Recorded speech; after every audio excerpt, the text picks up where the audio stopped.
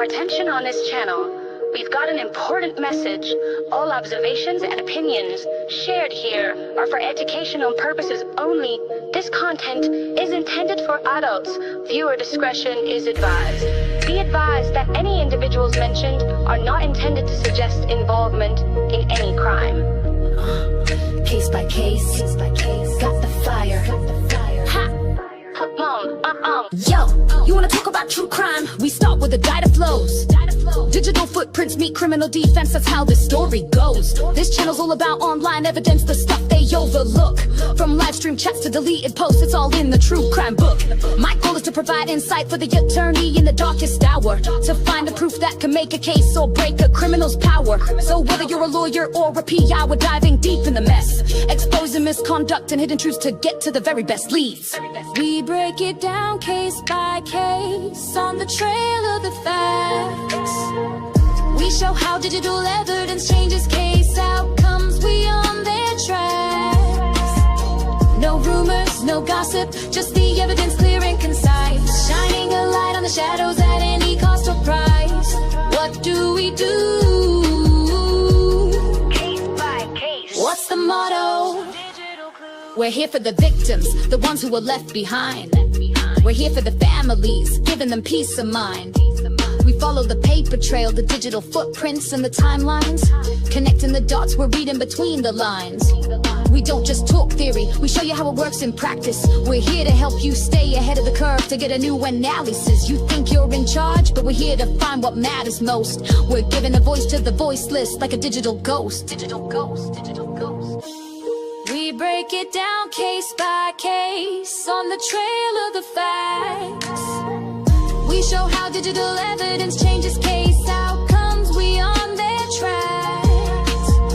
No rumors, no gossip, just the evidence clear and concise, shining a light on the shadows at any cost or price. What do we do? Case by case. What's the motto? From digital clues. The mystery, you wanna know the answers? We're dedicated to the chase, from the first look at the scene to the final resting place. We're here to find the answers, to give the victims their due. A true crime channel with a heart and a purpose too. We're here to build up, to expose the truth, and to shine a light on the darkest of deeds with all our might. We're here for the truth, we're here for the facts, and that's it. We don't chase the trends, we just chase the truth and never quit.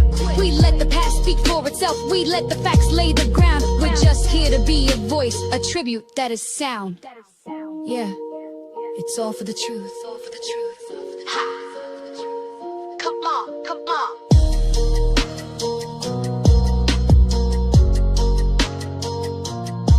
Let's go.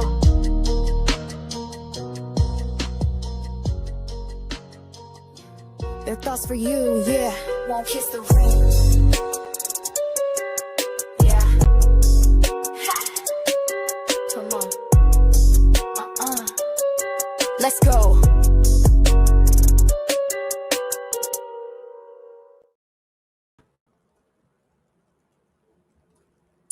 Hi, everybody. Welcome back to Case by Case. Happy Monday. Please do all of the wonderful YouTube things like, share, and subscribe. If you are new here, welcome. If you are a returning viewer, thank you, love you. And for all of the members that are a part of this great community who have been a membership on this channel for months and months and months, I truly appreciate you all. Today is going to be about the Delphi case. If you are new to the Delphi case, I recommend that you go back to the Delphi Vault episodes. This is episode 24 and some change, by the way, simply because we've had a couple of vaults that have gone into part 1 and part 2. So technically, we're roughly closer to 30 Delphi episodes of the vault. The vault started at the beginning of the case, and we've kind of worked our way through up to the trial, which we have not covered the trial on this channel so much. We've covered more so everything around the case, the rumors, the different, suspects in the case. And we haven't even covered all of those. Like, I don't think that the vault really includes a lot of information about Keegan Klein. So anyway, if you are new to all of you, to this whole community of the Delphi case, please go back and start at the beginning. If you did not get a chance to watch last week's episode, I recommend that you do that before you watch this one. So episode 23 is a prelude to this one. It's a continuation.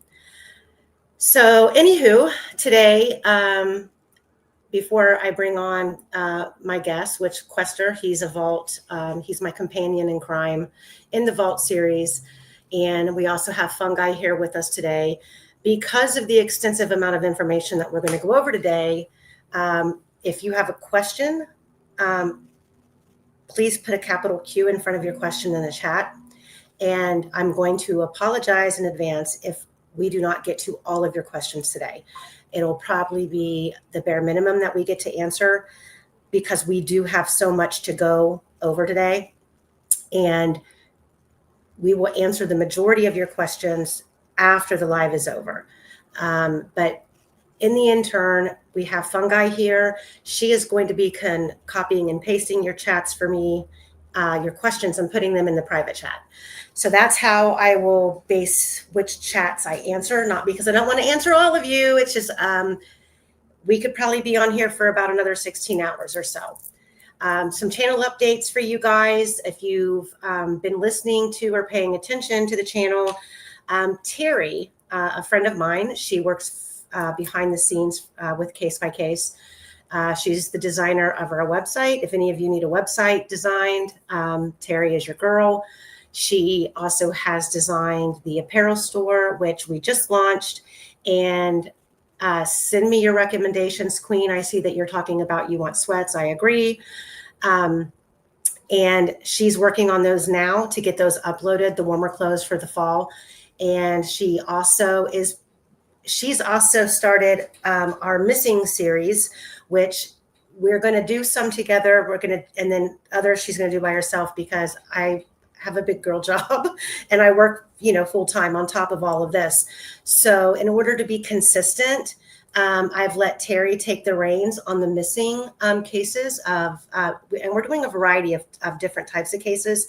And she's pre-recording those and posting them twice a week. So if you see those, and it's not my voice, it's Terry. She's a part of the group behind the scenes that helps with the channel. The channel is growing and it's going to grow more if you like, subscribe, and share. So welcome in, everybody. And I'm going to bring on Quester and Fungi. Let me see. Let me add him to the stage. We're going to do this. Hello, Quester. Hello, Amy. Hello, Fungi. How are you guys? You can't make me say anything. Huh? You can't make me say anything. I won't be forced. Don't say nothing. Just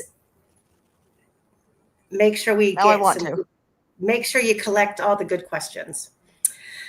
So Quester, before we get started, is there anything that you want to say up front about last week's live and the stuff that we've worked on up to this point with what we're going to talk about today? In general, nothing in detail, but your thoughts. Because I know that we talked about this, about our purpose and the reason we're doing all of this. So I was just going to kind of give you the podium for a minute to let you speak. Yeah, sure. Well, as you've said, our whole reason for being here is to try and dig out the truth, whatever it may be. We've spent an awful lot of time over the last couple of weeks, haven't we, tearing apart the data. Colossal amount of work. And the things we've found blow your socks off. It's incredible. Personally, I believe it's enough to blow the case apart. But obviously, that's going to be an individual opinion. We've got so much information, not only on the phones, we've also got about how Kelsey apparently arrived there, what was happening. So much to put in this week, haven't we? Yeah. Yeah. And so for me, you know, I've posted a couple of things, and I'm just going to say this up front, that obviously we're not phone forensic experts at all. We are looking at the phone data that was provided by the state. We have a combination of, here, I'm going to pull it up. Everything that we've worked on and looked at has come from the data sources of the Blocher report from February 13th of 2017, the Bunner report from October 12th, September 2017, September 15th of 2017, and June of 2019. The Cecil report from November 19th, and May 12th and 13th of 2024, the Cecil phone data PDF, and also the FBI report on the phones Knowledge C 1, 2, 3, and 4.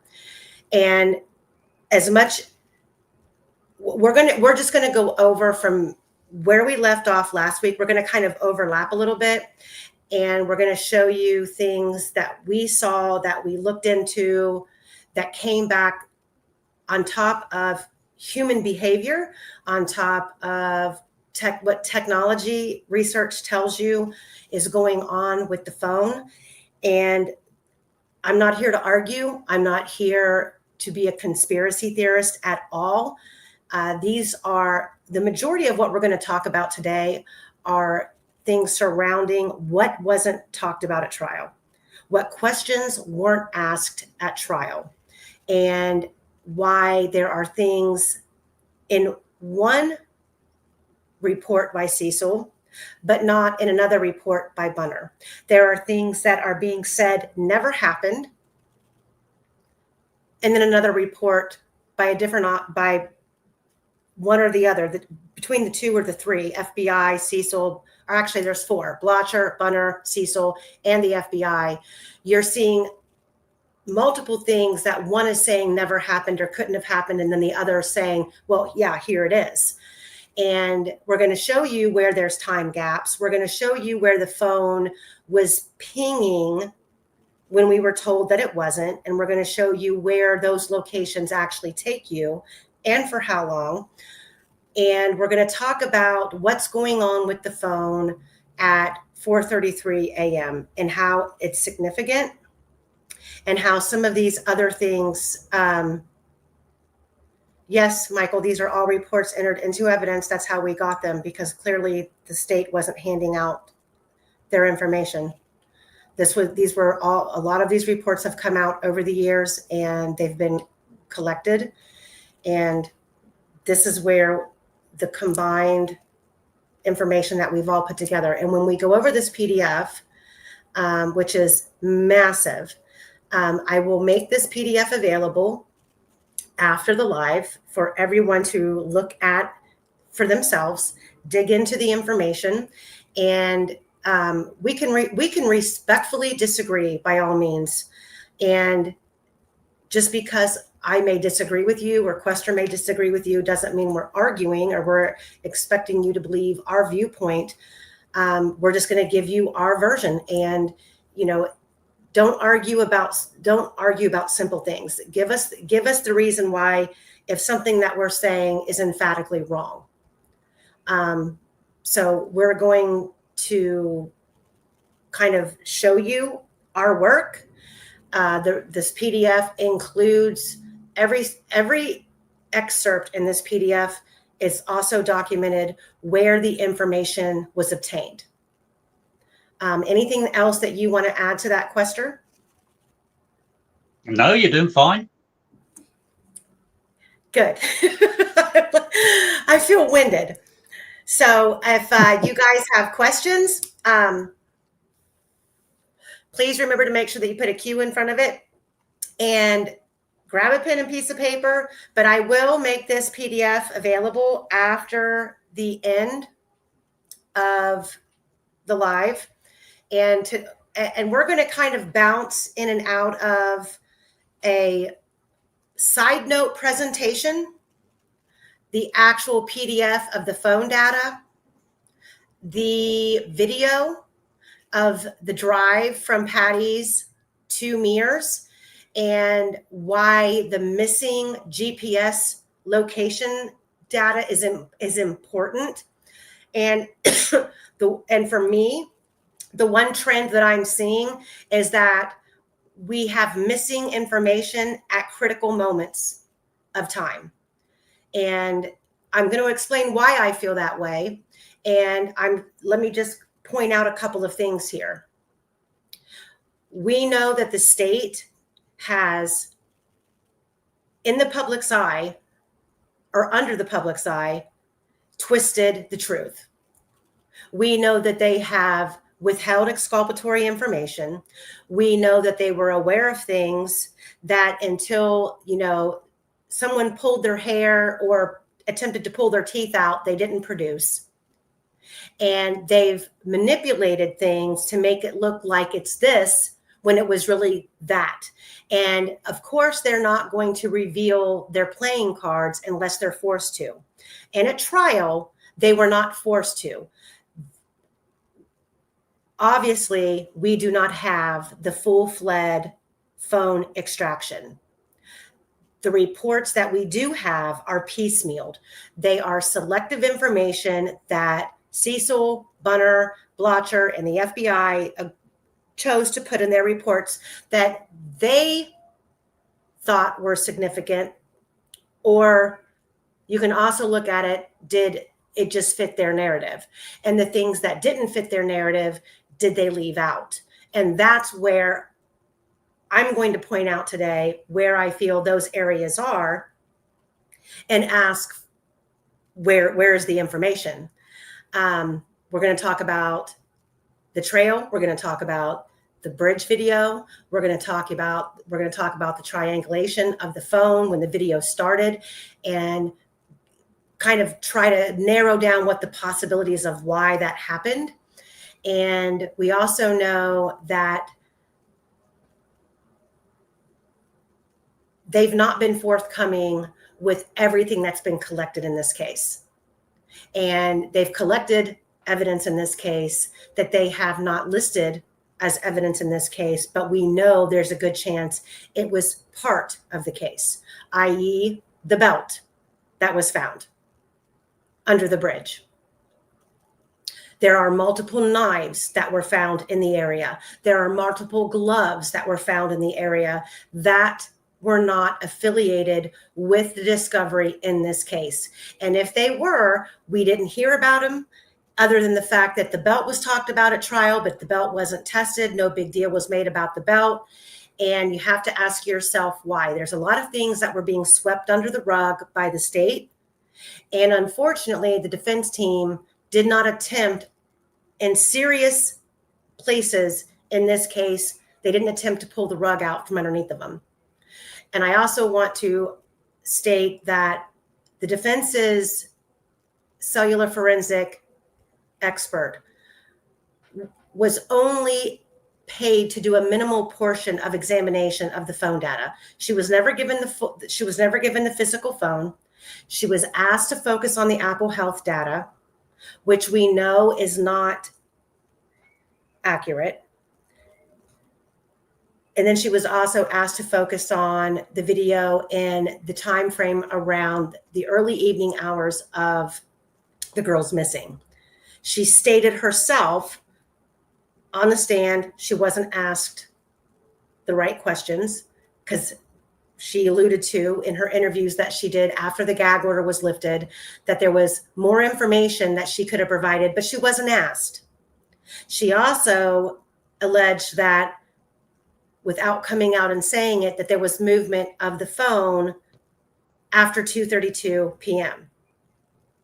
You can't fault her for what wasn't asked. That should have been something behind the scenes the defense team should have spoke with her about, that the defense team could have extracted from her while she was on the stand, yet that did not happen. So we're going to do our best to go over this portion of the case, and we're going to provide you with our thoughts, and we're going to attempt to show you the factual information that we have to back it up. If you disagree, fine, just show us why. And I'm just going to be forthcoming right now and let you know that if you're taking the stance that the state wouldn't lie or law enforcement did a great job, I am going to not agree with you or anything else after that, because that's not the case. I don't trust this county. I don't trust this law enforcement department. I don't trust ISP. I don't trust the judge. They've proven that they are not trustworthy, and the things that they have done since the arrest of Rick Allen has been atrocious. And if you disagree with me, then that's fine. Just, otherwise, if you're just here to troll and argue about irrelevant facts, I'm not in for that. So really quick before we get started, I have a couple of things up here that I'll be referring back to in regards to files, like the EXIF, the exchangeable image file format data. That's information that's embedded into a photo. It has the date and the time, the device details, make, model, lens, camera settings, the GPS coordinates, latitude, longitude, sometimes altitude, and the software used to edit or export the files. You're going to see EXIF in this data a lot. The next thing I want to make all of you aware of, and this is probably something that's not circulated a lot in this case, is, and we're going to get to it today, the FCC and the National Text to 911 guidelines. The federal, this is important for you guys to understand before we move forward, so we don't have to address it in the middle. I don't want it to interrupt us going over the data. The Federal Communications Commission, which is the FCC, sets the rules for the U.S. carriers' text to 911 systems. In the FCC's official consumer guide, Text to 911, What You Need to Know, the last update on that was in 2023. You are free to go pull that up on Google. You can do a Cecil on Google and pull that up. And there'll be more information there to explain what this Text to 911 guideline is, what it incorporates into the system.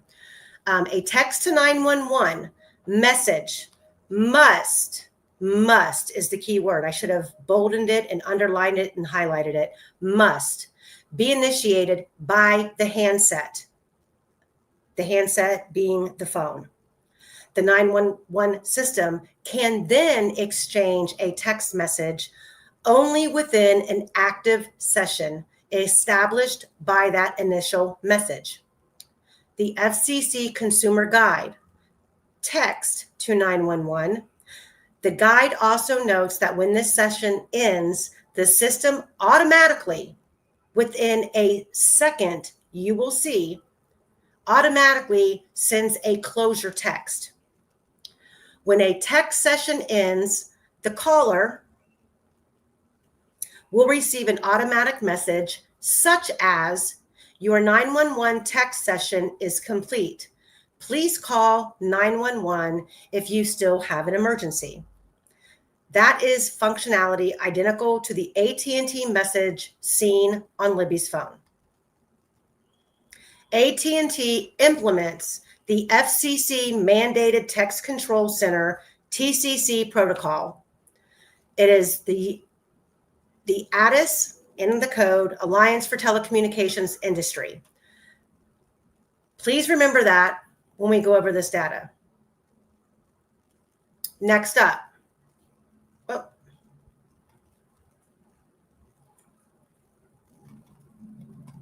Hold on.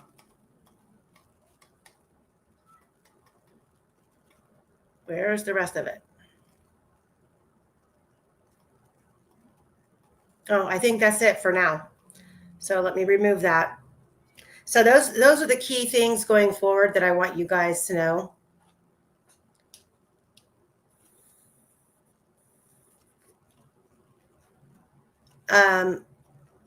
Quester?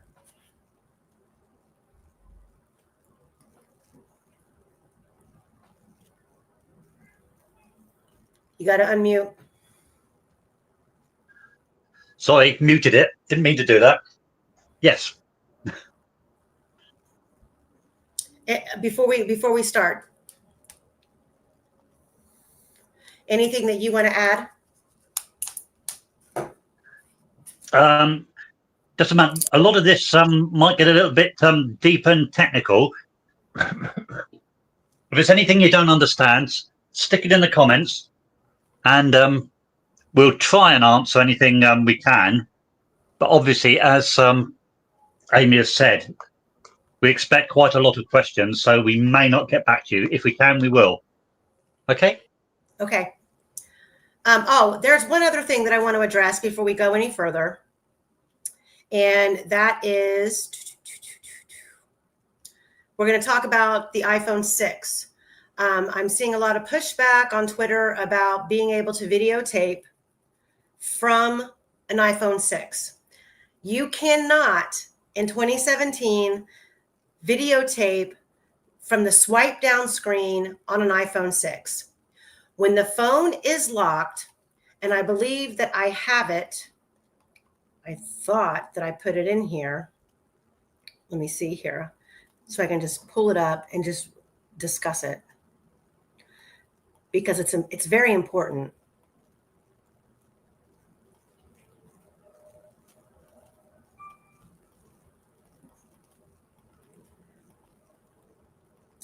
I guess I did not. What the hell? As prepared as I always think I am, I'm not. The audio in the recording device and the phone's capability of recording data when the phone is locked is a security measure that is implemented by Apple itself. It's in their architectural security document. I thought that I had that in here, but I will provide it if anyone wants it. You cannot upload to Snapchat when the phone is locked, i.e. the screen is locked. Those security measures did not change until Apple introduced the face identification on the phone. And then, even then, and I believe that was around the iPhone 11 when that first came out, and that security measure was different with different types of devices between the Apple iPhone 11 through 13. And anyone, it's the security level from Apple support, and all of the other resources that we've looked up. It's proven that you cannot record a video while the screen is locked. And that is important because we have the screen locking for the last time at 2:08 and some change. However, we're going to discuss further the fact that I know Quester has his theories and I have my theories. I think it's, come here. I think it's very possible. Well, I believe it's very possible Libby had two phones on her person. And I'll explain later why I think that. I am convinced Abby had a phone on her person. And if you think that the state is not capable of finding these devices and withholding them because of the information they contain, I will strongly disagree with you. And we also, I'm just going to leave it at that for now because we need to get started. We have so much to go on today. So I'm going to leave it at that.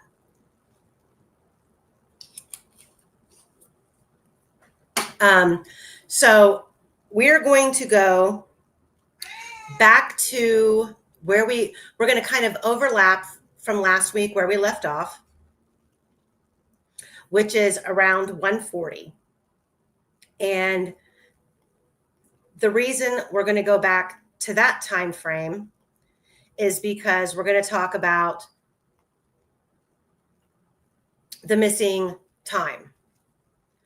So we have the three girls, Kelsey, Abby, and Libby, loading up in the car at the Patty's house, driving down the driveway and turning right for some odd reason.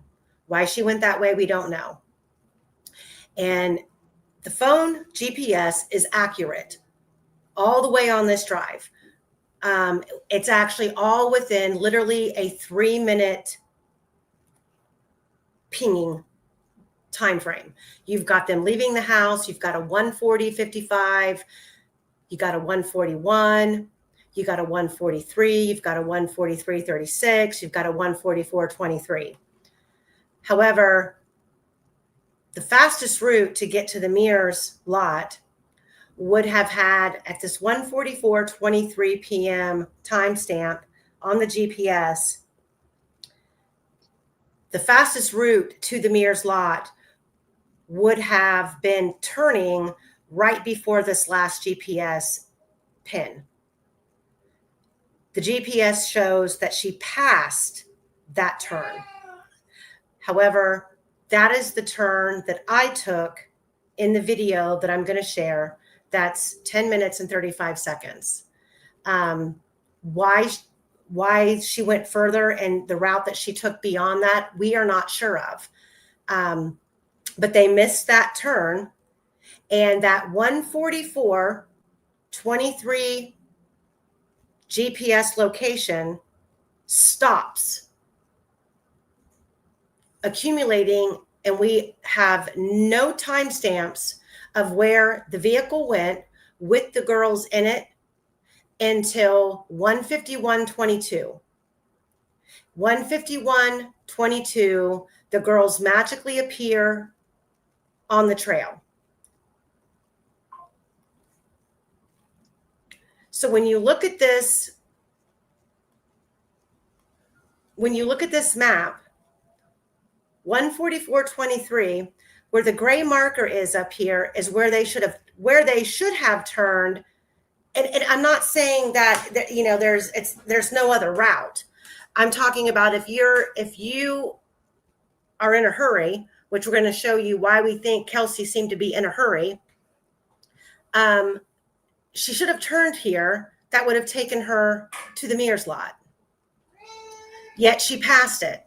And for some reason, 1:44:23 is the last known GPS that we have until the girls appear on the trail. Let me back up.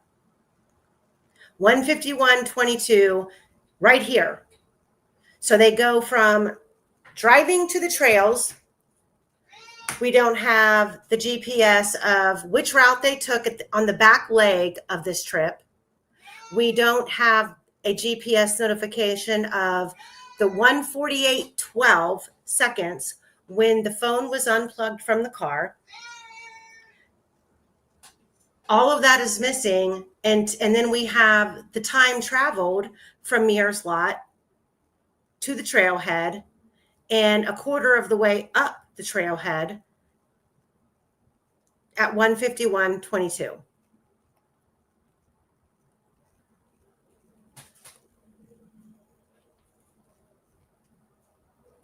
Quester?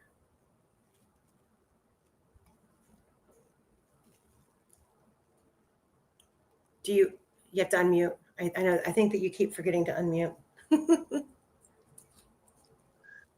I'm back. Sorry.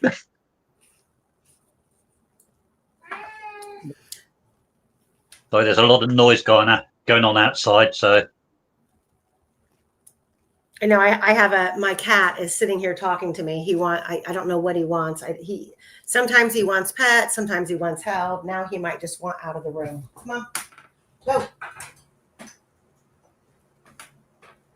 There are a couple questions if you want to check them out. Okay. Okay.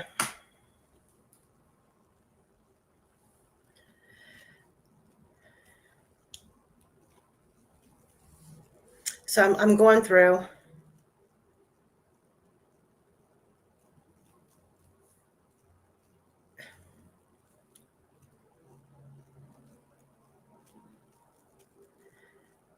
Okay. So some of these things we'll get to.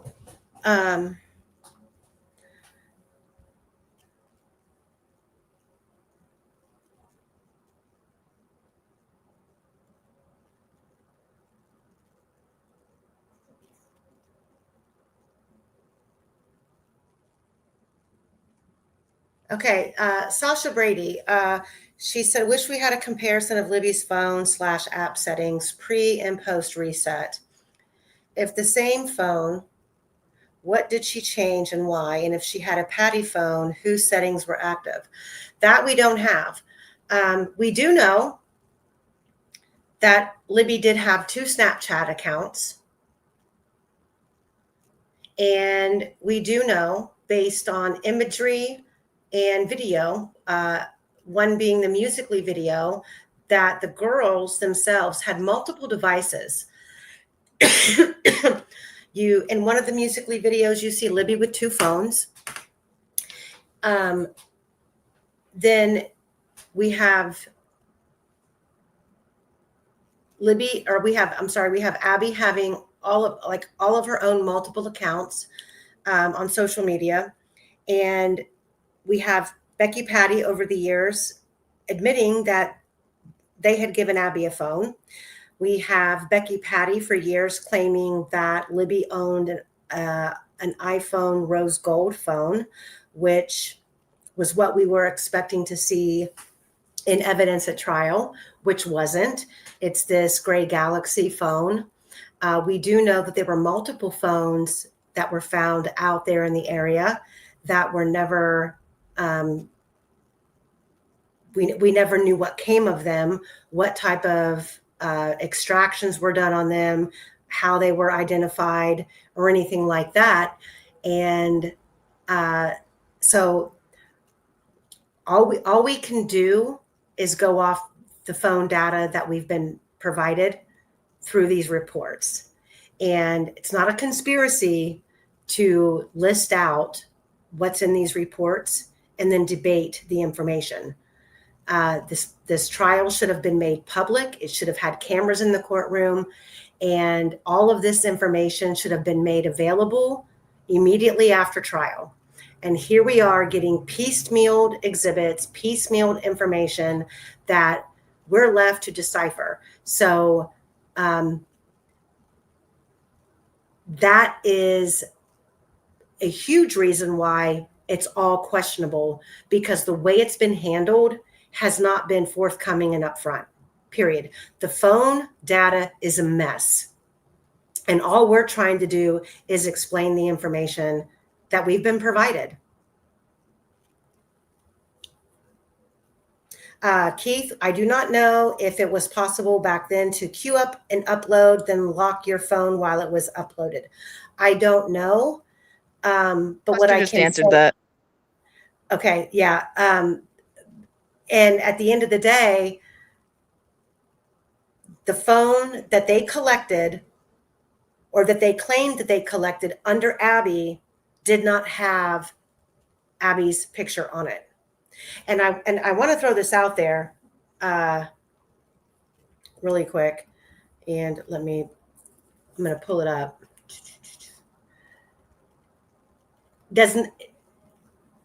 With the alarm bells ringing in this case, as early as about 3:45 in the afternoon on February 13th, does it not seem bizarre to anyone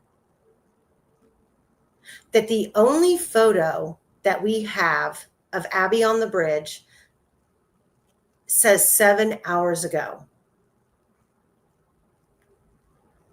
Not 5 hours ago, not 5:45, not 6 hours ago. You know, the alarm bells were ringing at about 3:45 p.m. in the afternoon. Something was terribly wrong. The girls couldn't be found. No one could reach them. People were being texted. Messages were going out. You know, you've got all of these kids on Snapchat, and this is the only single photo that we have with no other timestamp on it. And for the first, Also, go ahead. go on. 7 hours ago. That photo is supposed to be of Abby on the bridge at just past 2 o'clock. So if this was taken 7 hours ago, or was seen 7 ago, that means 9 o'clock in the evening. Who posted it? Certainly wasn't Libby or Abby, was it? No, 9 in the and evening. then it also depends on where this photograph came from based on the time zones, because 7 hours ago, depending on where you lived, could be different. And why is this the only photo with that 7 hours ago timestamp, the only photograph that we have? And mind you, for years before trial, before the Franks memo came out, this photo was highly scrutinized by the public. It was faked. It was it was made up. There were so many people screaming about this photo. And then when the truth came out that this photo didn't even exist in the camera roll, the phone cache, the Snapchat cache, nothing. This photo is highly, highly suspicious. And after going through all of this data with you, Quester, I'm not saying that I don't believe this photo was taken that day. What I am saying is I'm not believing what phone took this image.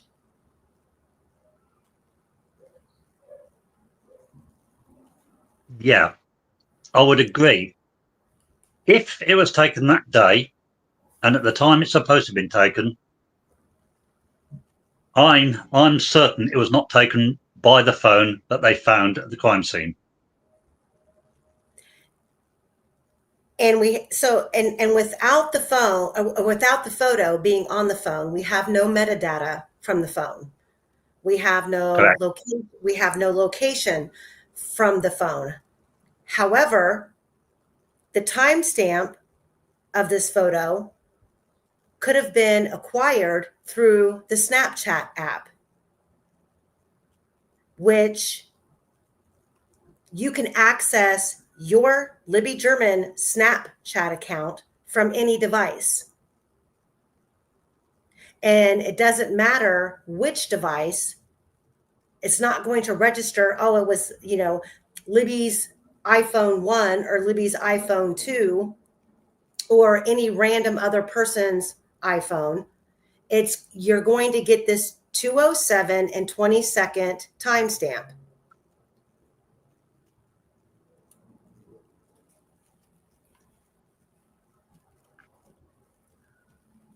So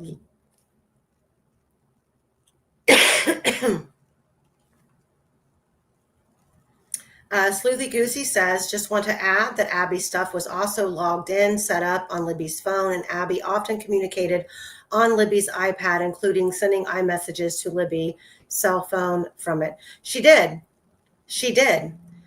And that's probably maybe early on. That's how this all started, with Abby communicating on social media. But when you have two teenage girls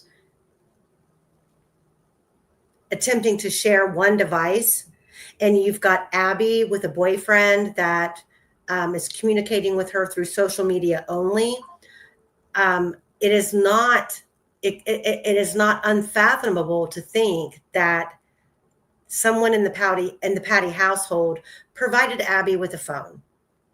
That's been stated years ago. It's been discussed throughout the years. You've got Anna herself in an interview saying they're not answering their phones. You've got documented reports where it's listed victim 1's phone, victim 2's phone. I mean, you can't make it up. It doesn't make it a conspiracy. what it makes it is they're trying to cram down our throats that when shit doesn't make sense, it's a fluke. Look away. It doesn't matter. But it does. And when you've got Cecil and Bunner writing reports and piecemealing information out of phone extractions, and their own reports don't always match up, you have to wonder what is going on and where is the information coming from? And did they actually collect more devices out there? And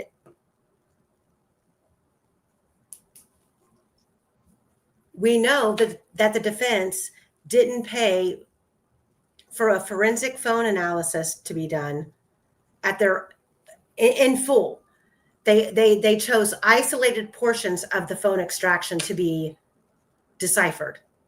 And even then, the information wasn't fully extracted at trial.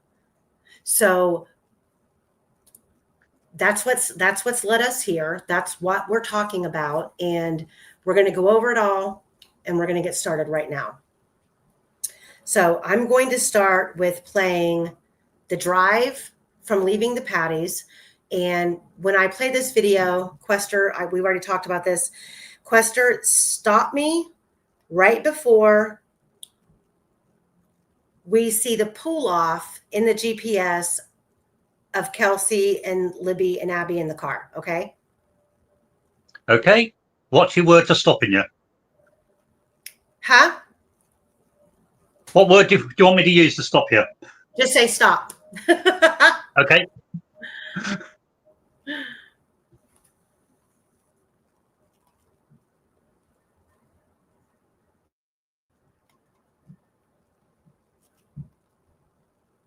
And when I started, let me know if you guys can see my screen. Can you see it? Yep. Can you guys? Okay. She drove. Do we know? Does your so it's 40? You're thinking she drove? Do we know? Does your so it's 40? Does it say what the speed limit is right here on your GPS? It tells me what I'm doing, but it doesn't say if I'm on. So you're going about 44 miles per hour right now. I haven't even seen one.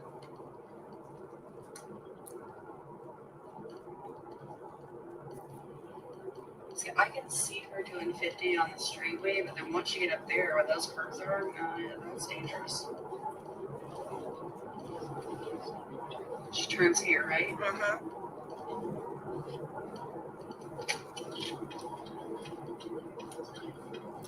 Right around here is where we get the first GPS location data.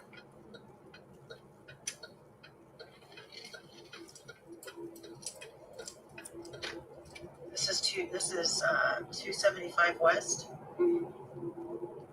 218 is up here. What road, Julie, is French's house on? The stepdad? 450 west.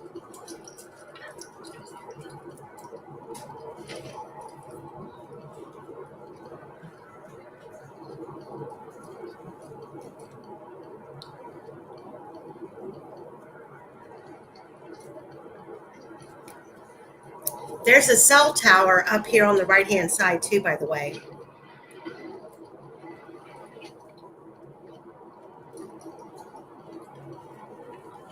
Right on 218, right? Mm-hmm. And then where after 218? Left on what? 450. You'll see it kind of like left along. You'll see the road, right? I don't know the roads. I just know where it is.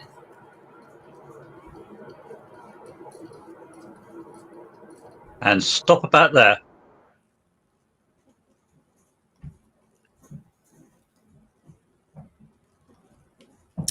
Okay, and now I'm gonna go to Google Earth. Let me share my screen again.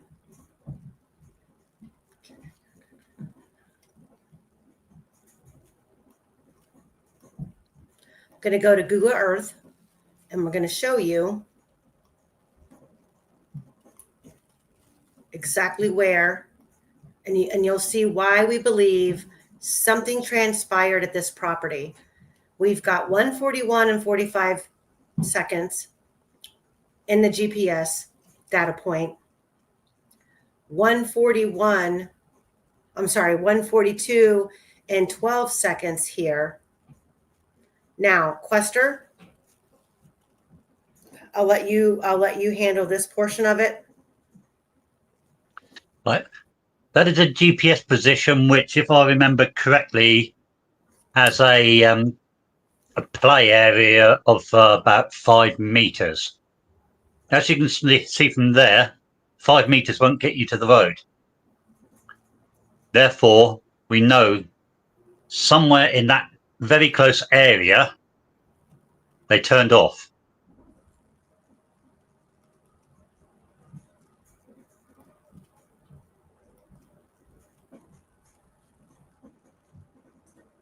Yeah?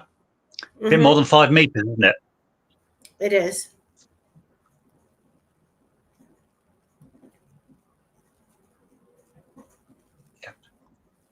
So for 5 meters, could only get you to that first building. It won't even get you to that one.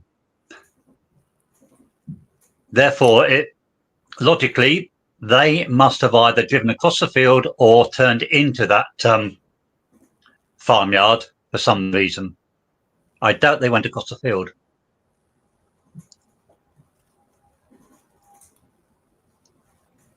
$331 feet is where that GPS location takes you into that property. It's way off the road, isn't it? It is. It's 108. It's 100.88 meters off the road. Yeah, and the GPS only gives you a 5 meter latitude. Okay, so now let me go back. And who owns that property? We don't know. I've tried to identify the owners of that property. On my other map, I have a list of the majority of the properties along that pathway. That property I cannot get a real address of through Beacon. I just can't get it to pull up. If somebody knows who lives there, please share it.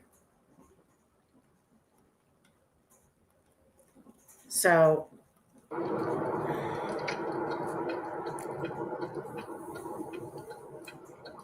And the amount of time that they spent at that in that farmyard, which suggests they didn't stop very long. It's only what, a minute and at the most, is it? So why drive in there, turn around, and come straight back out? Unless they're throwing something away, or I don't know. Answer on a postcard. And we know they weren't putting on sweatshirts. So we just That's true. I don't. Am I turning right at No, you're turning left. 450? What is this? It's 300 west. Keep going.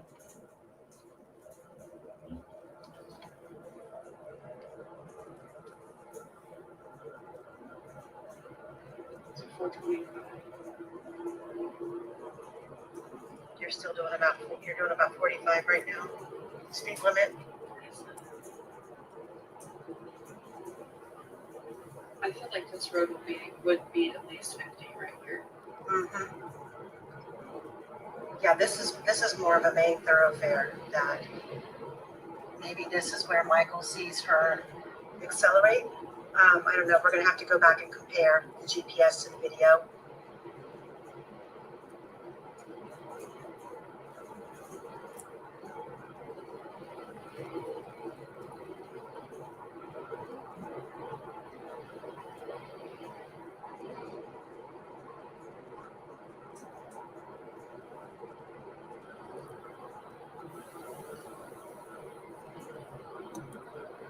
So we're getting close to where we crossed right here, right? Mm-hmm. So it should be after the ones.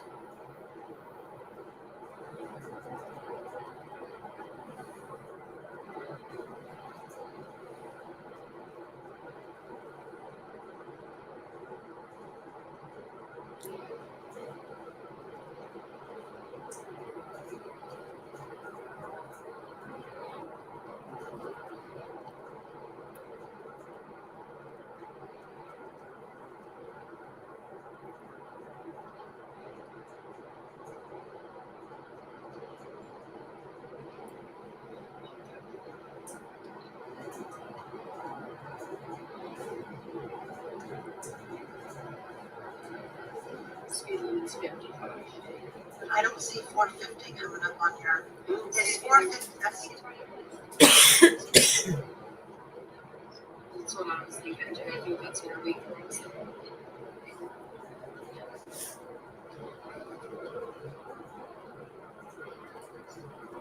Is this a road up here?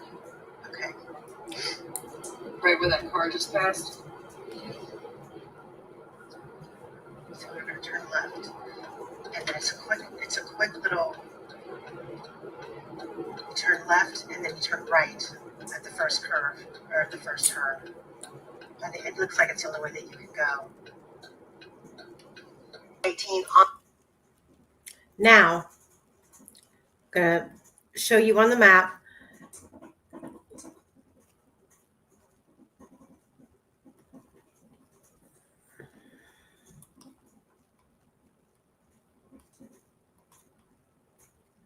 Oh, let me pull it up. I've got to share my screen. So the road that you see us driving down for a very long period of time is this road right here, which is 218. We have GPS locations at 1 p.m., 43 and 3 seconds. Everything lines up within, we're getting pins of their location within 3 minutes of each other. Perfect. It all lines up.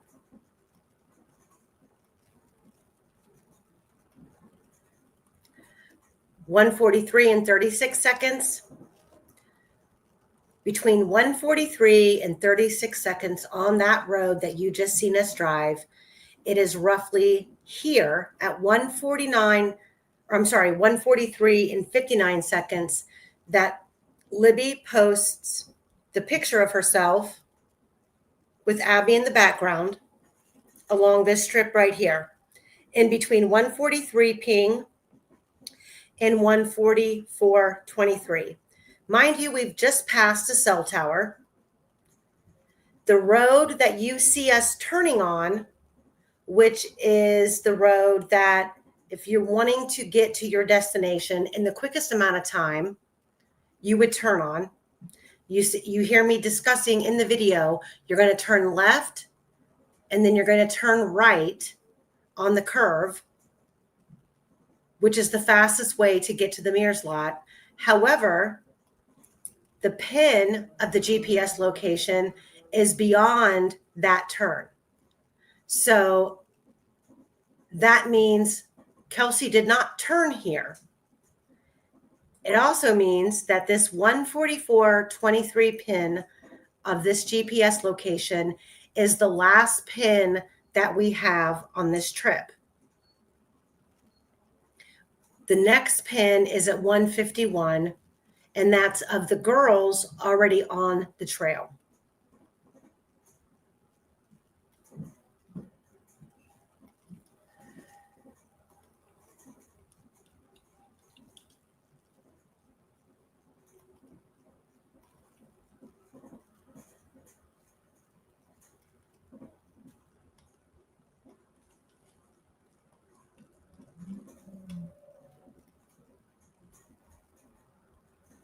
To 450 west.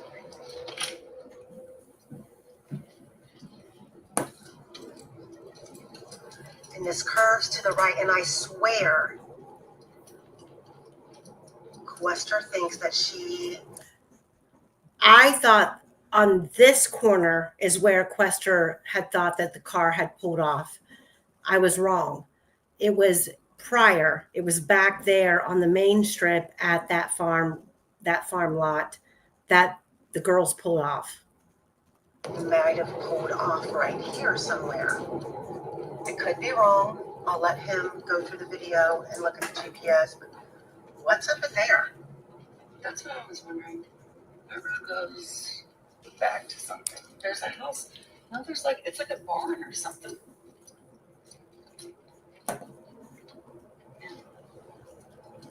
Okay, Julie. So now we should be on right now, 375? Yes. And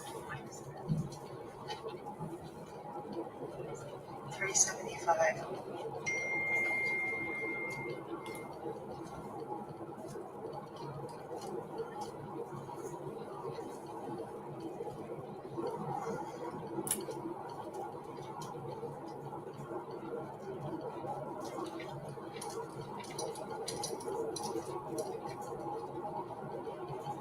And does this take you straight to the bridge? This, I'm trying to do both here. We're going to follow, this does follow, we are kind of going along the right route. And I think up here along on the left-hand side, we did find out there was another camera up here on the left.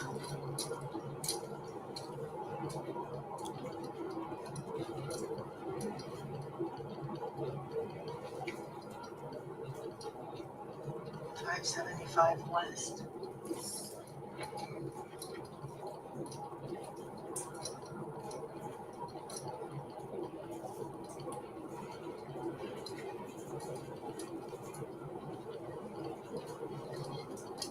This is where the road gets really narrow, and I don't know if you would want to do 50. Do you know where you are? Okay.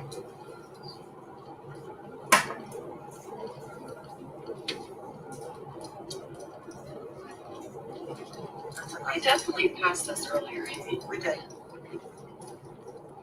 Where is French's property actually? Of course, oh, it's actually. Once you get to the river, if you want me to take a picture, you're going to go past You're gonna go where? Go past Ron Logan, and you're going to go straight to. Okay, we'll go. We're gonna go to Mears first. Whose property is that right there?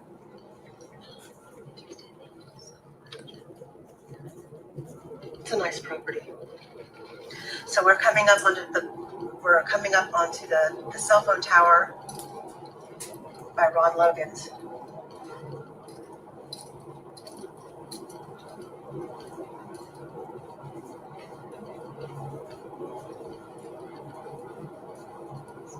I would really like to go explore behind that barn right there.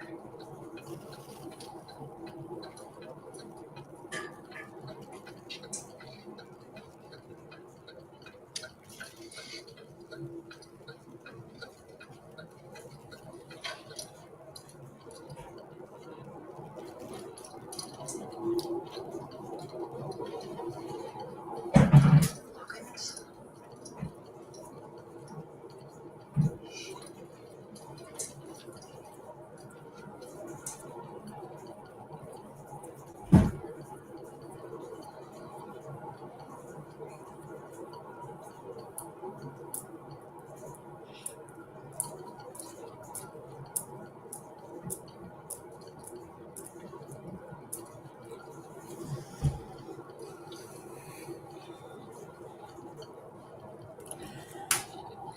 Notice there's no access points on the right-hand side. She didn't even turn into the Mears lot. She veered over to the left and stopped and let the girl. So if she didn't turn left back there, where we turned left, how did she get on this road? Because there's no road access here. Kelsey said she didn't even pull in. She pulled right here with the nose of her car still facing the road. Let the girls out. And the only timestamp of information that we have about this drop-off point is the 1:48, 12-second unplugging of the iPhone. And then the 1:49 image of what's reported to be Kelsey's car passing the Hoosier Harvest Store camera, which from this spot to the Hoosier Harvest Store camera is 33 seconds. This video, which goes from point A to point B, is 10 minutes and 35 seconds, or 10 minutes, 35 and 14 seconds. Add 33 seconds to that.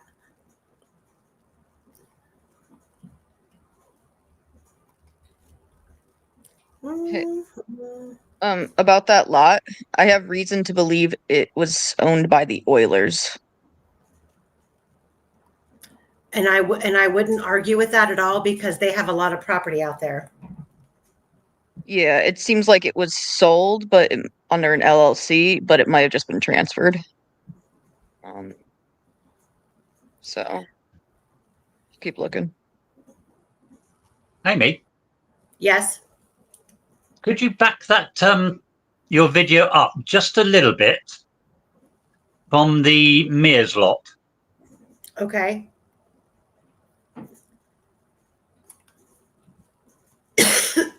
Hold on. Let me share my screen.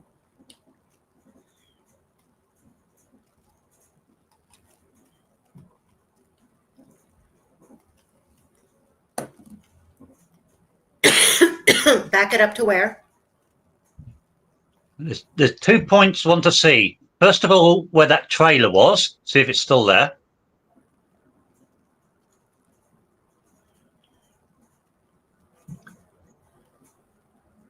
But before you get to that, just where the trees start, just before Mears lot.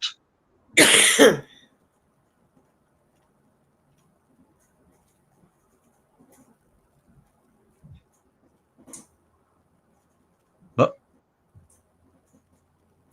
right. Can you see anything along those trees, like a drive or anything like that? Along the trees to the left? No, well, to the left is the cemetery, and there's a big open No, as you get near Mears, the line of trees.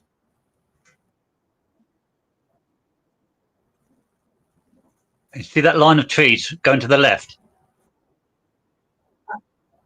Okay. And can you make the video bigger for the people? Does that help?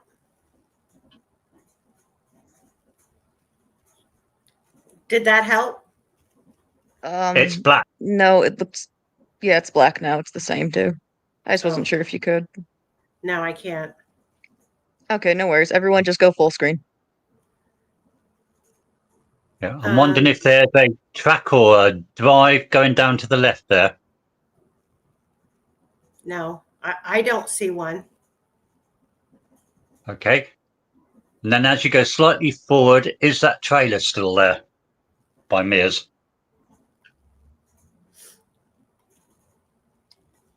Can you make the timeline shorter and the sidebars narrower?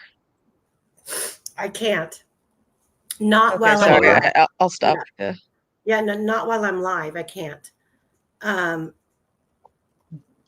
worry, I've got the information that I was looking for. Okay, well, if you need me to pull it up, I can pull it up. If you send it to me in Facebook.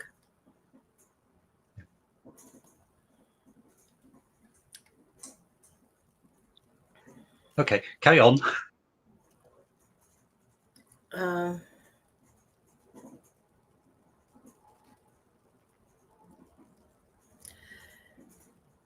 Okay, so we're going,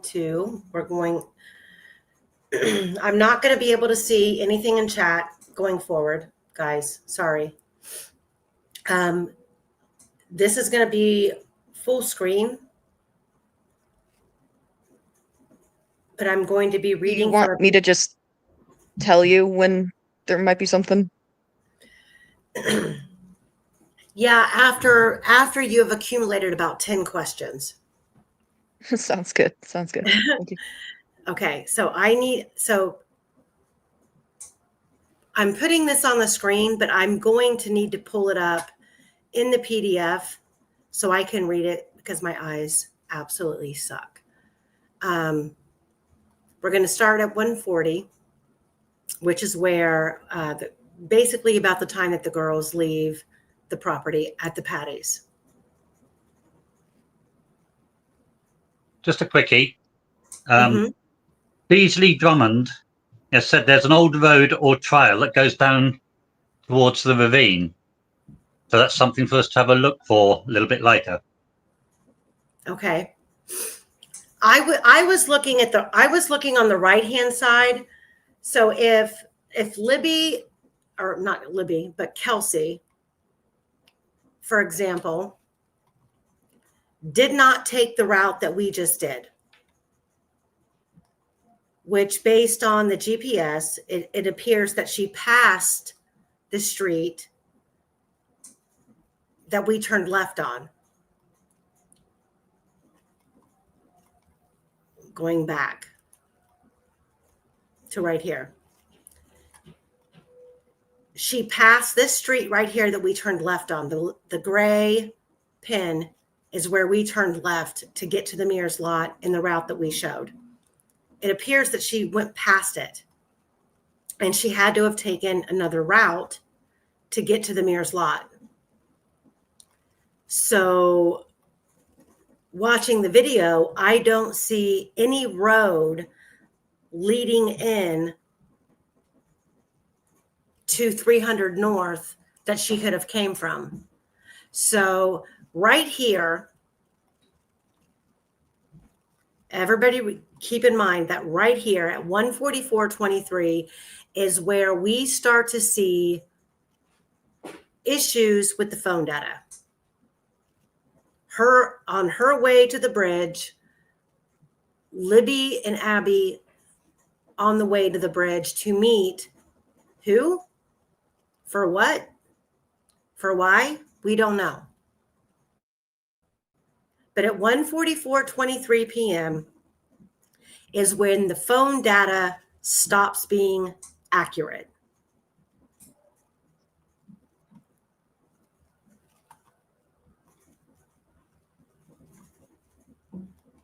Hold on. So let's go here.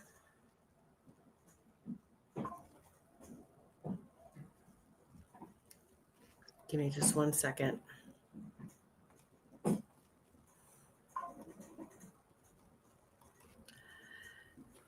Okay, so we're going to go to 140, and I'm just going to start going line by line in the phone data.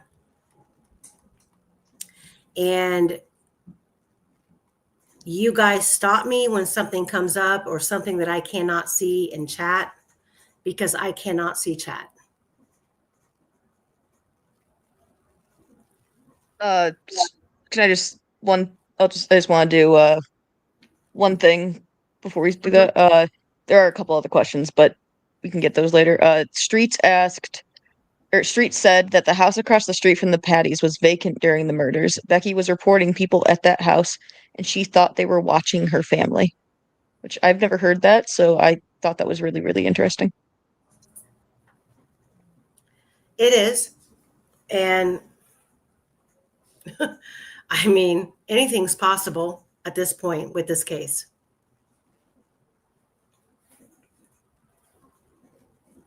Okay, so we are at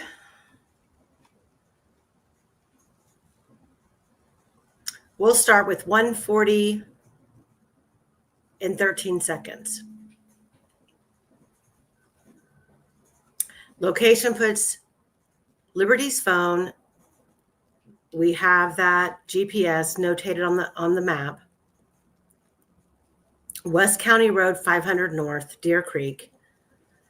The battery was at 18%. So despite being very phone savvy and supposedly going to photo everything, Liberty went with a low charge to the trails. At 1:40:40, movement starts. Did Elle get out of the car at the drive road junction? And that would be where the mailbox is. That's prior to the very first GPS ping that we see notated in the phone data. 1:40:55, the Snapchat app is not in the foreground. At 1:40:55, location data puts Elle at, we have the GPS coordinates, horizontal precision within 5 meters going east on 500 North, just north of the North 275 West turning, which is where that first turn took place. At 1:40 and 56 seconds, Liberty German posted to Snapchat an up-close pic of Elle in a tie-dyed t-shirt with a silkscreen print of surfers on the front. Abby is in the background over Elle's right shoulder in a burgundy shirt and gray hooded jacket.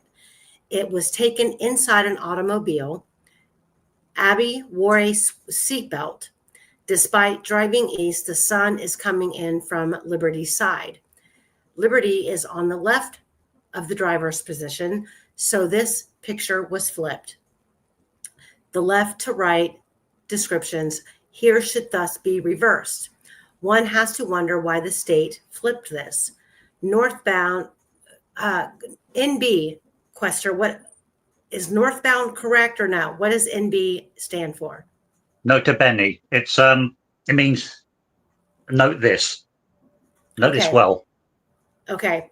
Snapchat wasn't opened at 1:40:56. It was only opened at 1:41. So this could not have been posted until 1:41:10. Why is this data wrong? At 1:40 and 56 Before you move on to the next thing, Amy, seconds. Abby is in the background over Libby's shoulder in a burgundy shirt and a grey hooded jacket.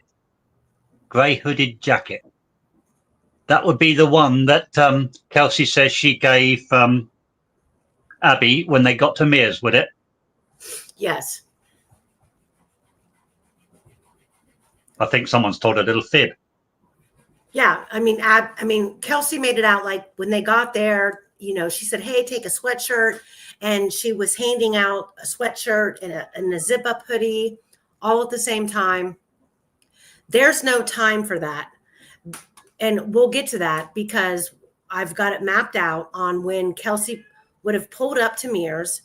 And we know that pulling up to Mears, now that the phone data is missing, we are not the phone data, but the GPS is missing for that last leg of their trip to Mears.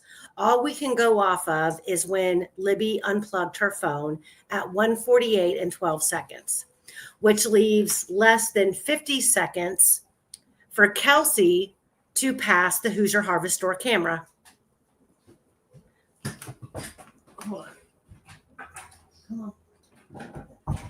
So I will, let me see. Let me pull that up just to clarify. Leave me alone. You're good. Okay, so right here. So right here with the state's exhibit with, let me hide these messages. So with the state's exhibit with Libby's or with Kelsey's car passing the Hoosier Harvest Store camera at 1:49:06. The phone was unplugged at 1:48:12, which leaves 54 seconds for Kelsey to pass Mears, giving the girls 21 seconds to hop out of the car. Kelsey would have pulled off at 1:48:33 seconds to pass the Hoosier Harvest Store camera at 1:49:06. Because it's a 33-second drive from Mears to the Hoosier Harvest Store camera. And that's give or take. 33 seconds is the locked in time. We're not accounting for a delay. We're not accounting for girls getting out and putting on sweatshirts. I am keeping this timeline as tight as possible based on the state's case because it matters, because the looser we get with speculation with when the girls were dropped off versus when Betsy Blair arrived, the looser we are, the closer the girls are to Betsy Blair and the arrival of Betsy Blair and Kelsey German. which right here it states there is the tightest it can get is there is 1 minute and 25 seconds between Betsy Blair arriving and Kelsey German arriving. So any room for error, anything that transpired outside of pull up, drop off, take off, anything else shortens that 1 minute and 25 second timeline, just to be clear.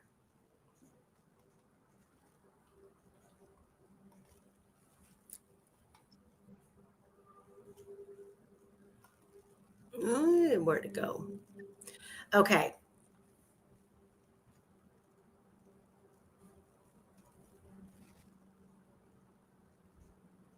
So at 140.32, the battery is at 18%. At 140.40, there's movement that starts. Did Liberty get out of the car at the drive road junction? This is out there at the Patty's house by the mailbox. At 140.55, the Snapchat app is not in the foreground. 140.55, the location data puts Liberty within a precision of 5 meters going east on 500 north. We've shown you that. We have the whole route that the girls did. Liberty German at 140.56 posted to Snapchat an up-close pic of Elle in a tie-dye t-shirt with a silkscreen print of surfers on the front. Abby is in the background over Liberty's right shoulder in a burgundy gray shirt, hooded jacket. It was taken inside an automobile. Abby wore a seatbelt. Despite driving east, the sun is coming in from Liberty's side. Liberty is on the left driver's position side, so this pic is flipped. We've already went over that. At 141, the Snapchat app is in the foreground. At 141, the phone is unlocked. At 141 and 10 seconds, the Snapchat app is not in the foreground. So it appears Libby is checking Snapchat for what? 141 and 12 seconds. The battery is now at 19%. At 141 and 12 seconds, the phone is locked. 141 and 16 seconds, the screen goes off. 141 and 20 seconds, Snapchat app in the foreground. 141 and 20 seconds, the phone is locked. She's literally checking Snapchat nonstop. 141 and 30 seconds, which is 10 seconds later, Snapchat app not in the foreground. 141.32, screen off. 141.32, screen locked. So it seems that Libby has a conscience routine of clicking the on button, and this would tell me as an iPhone owner that her notifications were on, and simply by clicking the right side of the phone button, she's wakening up her home screen to see if she has a notification. And then when she doesn't, she clicks it again to turn it off. She's checking to see if she has a Snapchat notification from who. And this goes on from 141 even to 141, 35 seconds. On, off, on, off, on, off. Snapchat in, Snapchat out, Snapchat in, Snapchat out. Then we have Apple Health data interjected here at 141 and 40 seconds. The movement starts at 23 and 84 meters, which is 33 steps. In 1 minute, did car stop by the side of the road and or Libby shuffle about in the car? So 141 and 40 seconds. Quester, where does that put them on the route on the way to the Mears lot?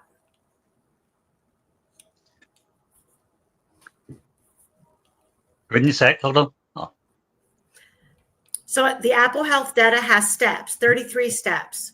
At 141.40, At 1:40, this would be on their way to the Mears lot. Where does that put them on the Google Earth map that we have? 1:41:45. They were halfway down the N275 west. So were these? You're only talking 5 seconds before that. So would that put them at that farm? It would put them just before it, coming up to it. Okay.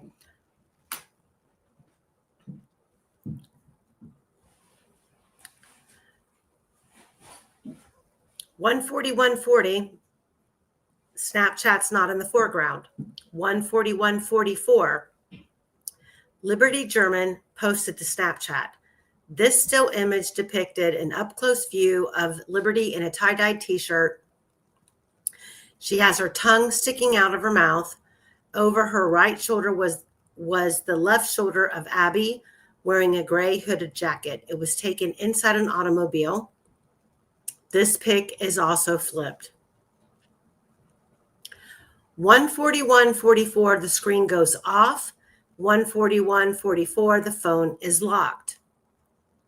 1:41:45, location data puts Liberty's phone at this coordinates, halfway down North 275 West, going south. At 1:41:52, the phone is unlocked. At 1:41:55, Snapchat is in the foreground. At 1:42:12, the location data puts Liberty German at, have the coordinates, apparently turned east off North 275 West, just north of the junction with West 400 North into a farm. 1:42:15, Snapchat is not in the foreground. The battery level is at 20%. It's funny how, well, no, her phone's plugged in, so it makes sense that the battery is going up. 1:42:16, screen off. 1:42:16, phone locked. 1:42:35, Snapchat in the foreground. 1:42:36, screen on. 1:42:36, the phone is unlocked. This is the last disclosed geolocation before on the trail 8 minutes later. It took 3 minutes to drive here from home. Here to Mears lot is a shorter distance, so should take less time, say 2 minutes. That would put the arrival at Mears at 1:45. Apple Health data says movement started at 1:44:23, which fits. Okay, so let's do the math, because the drive took approximately 10 minutes and 35 seconds. Then there's the last leg of the drive that's missing. We don't have the information for that. And if you take the information from the time that they leave the Patty's driveway to the time that that Libby unplugs her phone at 1:48, it's less than 9 minutes. But the drive itself took 10. So this is why we feel Kelsey had the pedal to the metal and was driving like a lunatic while on the phone with her boyfriend, according to her and according to Becky Patty. And you can see also in the phone data that there are text messages coming in and out to Libby about coupons being at the Dairy Queen for her to pick up. And we don't see any response from Libby to this person. This person is responding to Libby saying, your coupons are here. You can pick them up, blah, blah, blah, blah. Then she turns around and she says, never mind. Kelsey said she'll get them when she gets here. So Kelsey, being a new driver, has the pedal to the metal. She's talking on the phone and texting at the same time.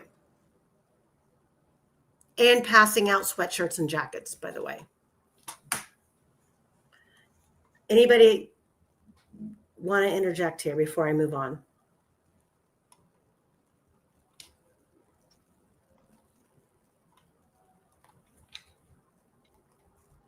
Gotta unmute yourself.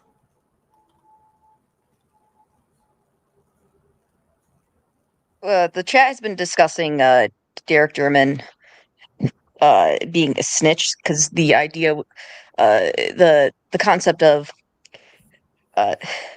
why didn't they investigate, the whole that angle, the investigators? Well, maybe, and so I posited maybe they did actually investigate that, but they kind of hit a brick wall because he was some sort of informant. And so if we, if we're to ask, I think we should be asking why would they have hit a brick wall? Like, because maybe those guys dropped the ball and let their informant's daughter get killed. I don't know. Just one of those ideas. Well, I mean, we have no proof of any of that other than the fact that everybody surrounding Derek German went to prison except Derek German. Yeah, and he gets a light slap on the wrist. Right. And the same things. And as far as the questions that were dropped about Libby having multiple phones and how would anyone know which one to contact, that's a no-brainer. If the household has multiple phones and enough sparingly to toss Abby a phone, and Libby, you all know as a mother, especially in the iPhone age, every year that a new iPhone comes out, your kids want the newest, the updated, the most current phone. I'm sitting here with 3 phones in front of myself just from the last 2 years alone. And all of the video that I took while I was on the trip to Delphi, I took on a phone that was completely wiped and empty. It doesn't have service to make phone calls. I only took it to where I had unlimited amount of storage, so I could record and not have to worry about bogging down the phone that I normally use on a day-to-day. Libby was doing a lot of, I hate to say it, but she was doing a lot of inappropriate things. She was accessing a lot of inappropriate apps. She was communicating with people that she didn't know. She was sharing images that she shouldn't have been. And the conversations that we know took place on February 13th in the early morning hours, we don't have in the phone data. I'm talking Snapchat communications. I'm talking about what we hear Detective Vito confront Keegan with, the arrangements of a meeting. The only way that any of this makes sense is if Liberty was using multiple devices. She was using one phone to communicate with her normal day-to-day life, communicate with her family, yada, yada, yada. Then and I'm saying possibly there was another phone that she was using to do things that she didn't want anyone to know that she was doing. And I think at some point, being in a location where she didn't have access to that other phone, she might have uploaded or communicated on an account that then she realized, oh shit, family's going to find out these things that I'm doing. I need to reset my phone and get this stuff off of there. That's a possibility. And it's a high possibility that when Libby went out there to the trails, she had 2 phones on her. If she didn't, that makes all of this a lot more difficult to explain. That falls on law enforcement. Why we're only getting a quarter of the story. And I'm going to keep going.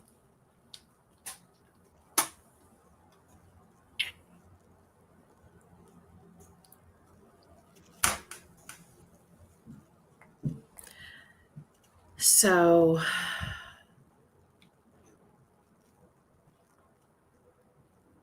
hold on.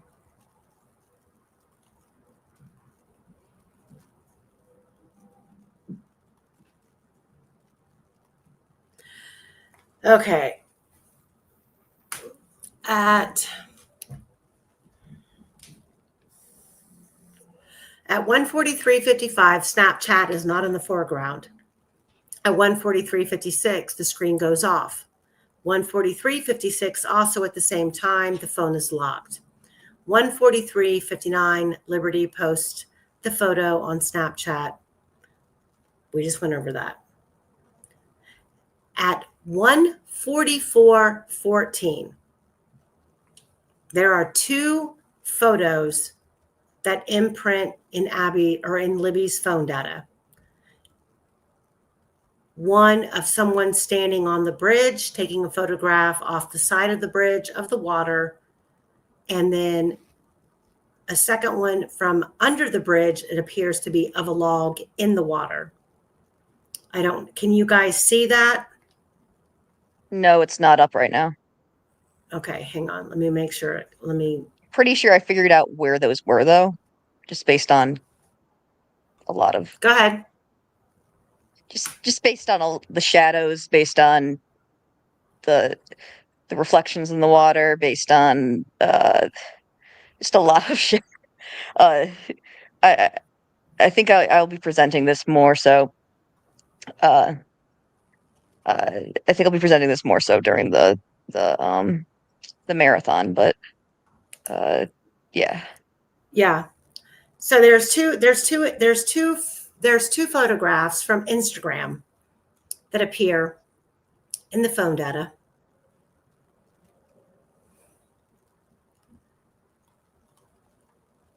At 1:44:23, and they are still west on 400 North going west, just past the 375 North turning point.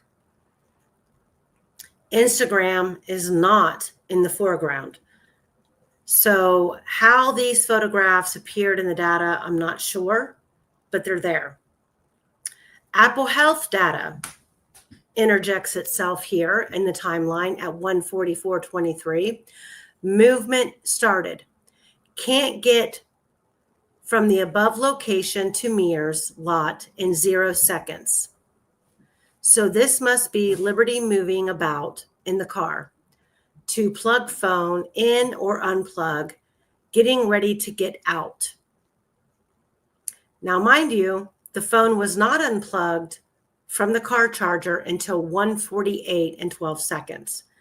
So whatever's being done with the phone at 1:44:23 is enough to register steps in the car.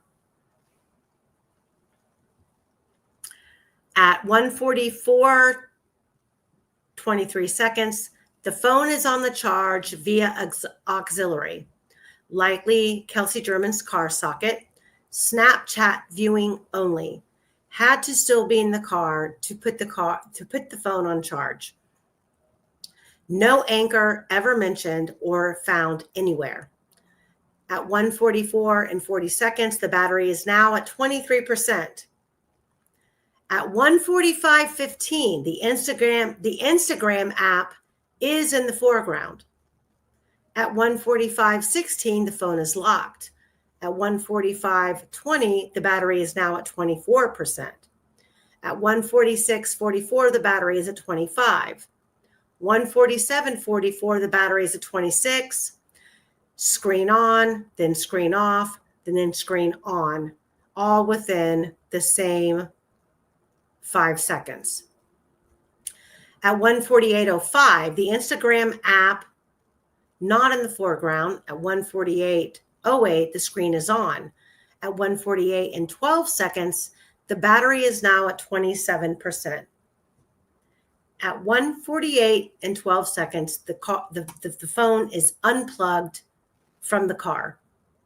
So that means when the phone was unplugged from the car and the venture started on the trails and to cross the Monon High Bridge, Libby left the car with her phone at 27% charge.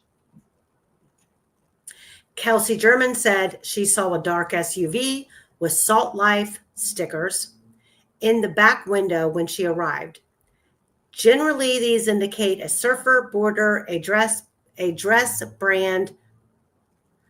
At 1:46, Hoosier Harvest Store captured Betsy Blair going east. So Betsy Blair arrived at Mears approximately 1 minute before Kelsey German. Betsy Blair's vehicle was a dark SUV, so it was the Salt Life SUV. This would put Betsy Blair 1 to 2 minutes ahead of Abby and Libby on the trail, fitting her claim to only seeing them when she was halfway back. However, all of this screen triggering suggests Liberty moving about before unplugging. So if KG got to Mears at 1:44:33, they stayed in the car for 4 minutes as the phone was not unplugged until 1:48. So Kelsey German should have still been at Mears after Betsy Blair arrived. Yet Betsy Blair said she saw no other cars. Did Kelsey German really park at the Mears lot?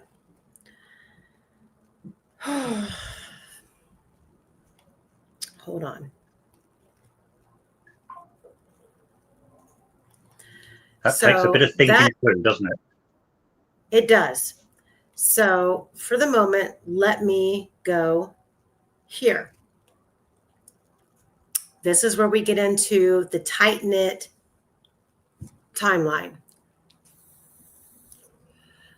I have it based on the timed routes and the exhibits that there was actually a 1 minute and 25-second interval between Betsy Blair arriving and KG arriving.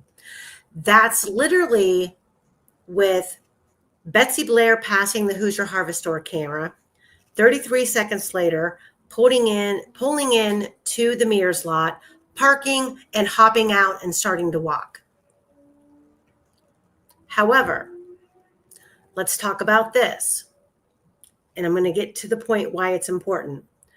So at the Mears lot, after the murders, we have, if you guys can see here in the right-hand picture, this gate is the gate that's now closed, stopping access to the Mears lot.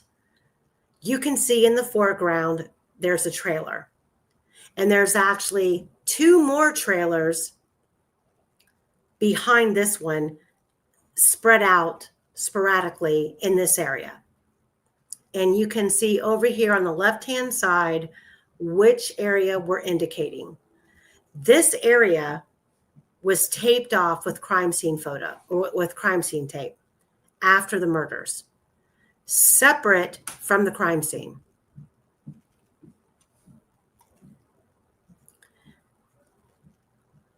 You see the crime scene tape here.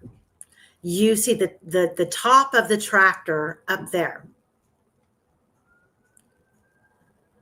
And then in the bottom left hand, I'm just reiterating the imagery of if Kelsey German pulled up alongside of this pathway where this area is that was taped off. Now, take a bigger look here. It's a red flag. All of it's a red flag. So we have the Mears lot, and then separately from the Mears lot, prior to pulling up to the exact drop-off point at the Mears Trail, there's also another access point. It's not me. Sorry. There's also another access point that if you were dropped off right before approaching the Mears lot, you could walk straight up to the brush right before you reach the trail. So over here on the right-hand side, you see where the Mears lot is. You see the taped off area, which is featured here in this upper right-hand corner photograph. And then you see down here in this middle photo, which just let me go ahead and hop here. So the last, just to point out, the last leg of Kelsey's trip is missing. Which route she took and where they went and her arrival time. For some odd reason, we have everything else, but her arrival time and the GPS, where she was and where she pulled up and dropped off the girls, is missing. So we have the last location out there right where she missed the turn. Hold on.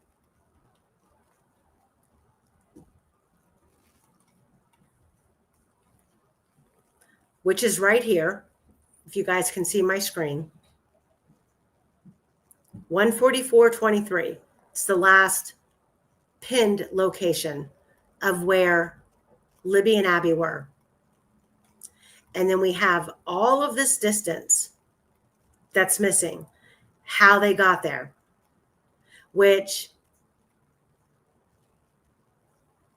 the turn right before the 144.23 pin would be the quickest route. After that, I don't really know which route she took. She could have went all the way up here and turned left and came down. But none of these access points take you to Mears. So we are left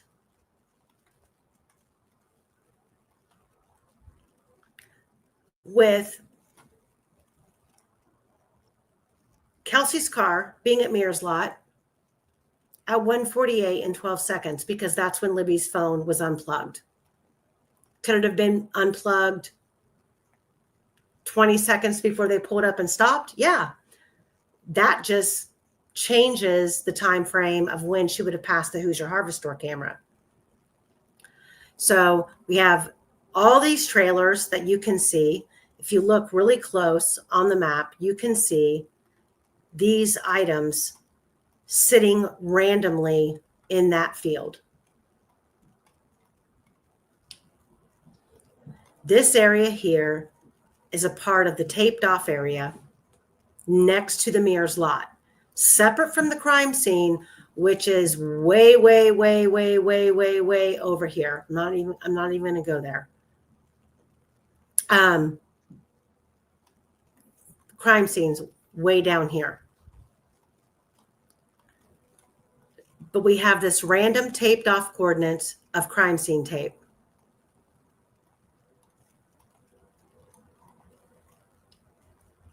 We don't know why. We don't know why or what. However,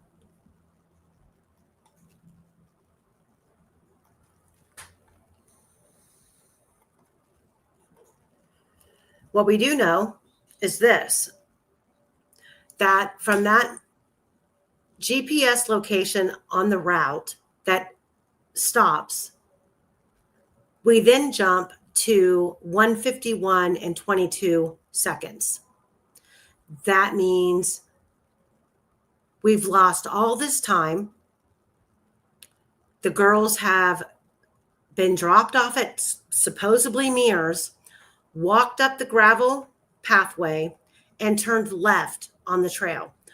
From Mears to this pathway is 78.26 meters. Then they turn left. Oh, sorry. Then they turn left. Then we have multiple GPS location pings. We have the 122, the 151 p.m. and 22-second ping. Then we have another one, which is 52 seconds later. Then we have another one at 2:06 and 8 seconds, which means if you do the math, the girls were on the trails and stood in this location for 13 minutes and 46 seconds based on the pings. Now, let's go back to the phone data. Just a quickie, the Apple Health data also ties in with those pings. But you'll probably be getting to that in a minute. So it reinforces what we're saying. Yes. Okay, hang on. I got to find my...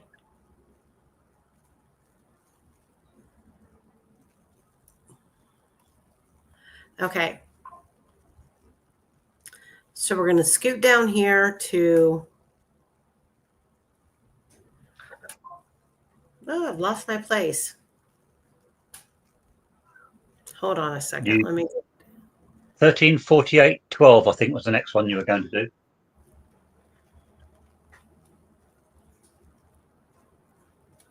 Hold on.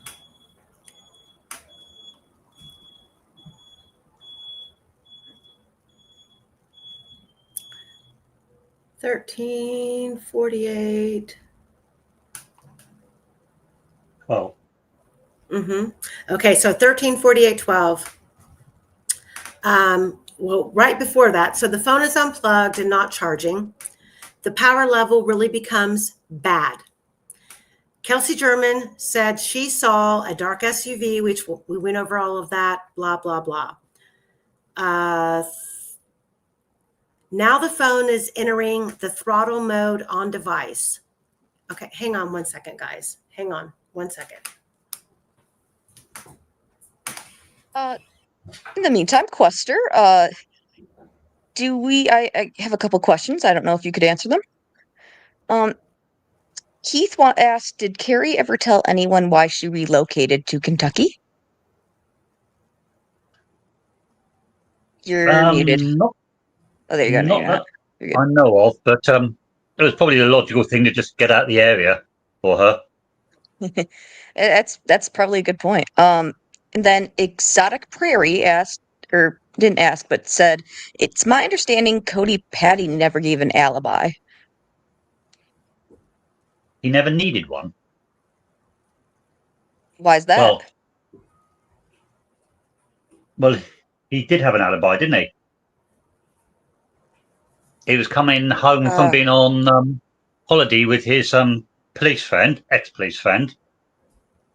Or, if you believe Kelsey and Becky, he was coming home from work. I wish I could have multiple alibis. That would... Maybe he can give one to Richard Allen, because he's got a spare. Yeah. He seems to have a few tucked up his sleeve, doesn't he?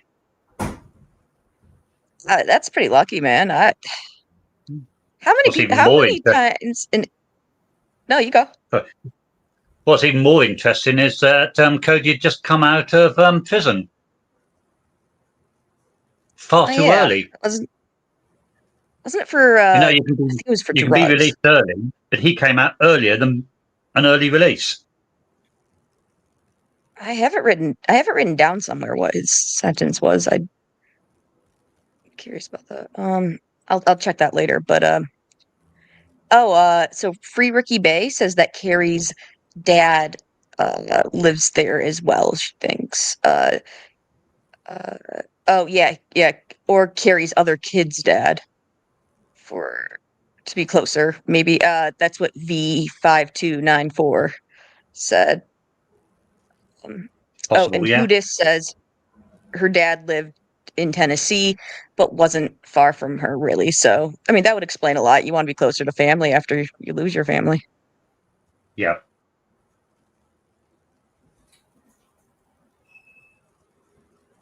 From the other, let's see if we have any other questions we can ask Quester.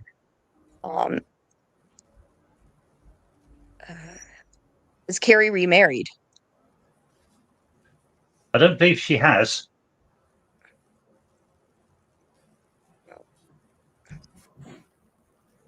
Uh,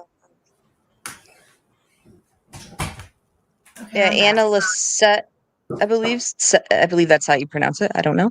Anna Lisette says a while back, if Abby had a phone, then we are back to which phone was on which was in Abby's shoe underneath it, etc.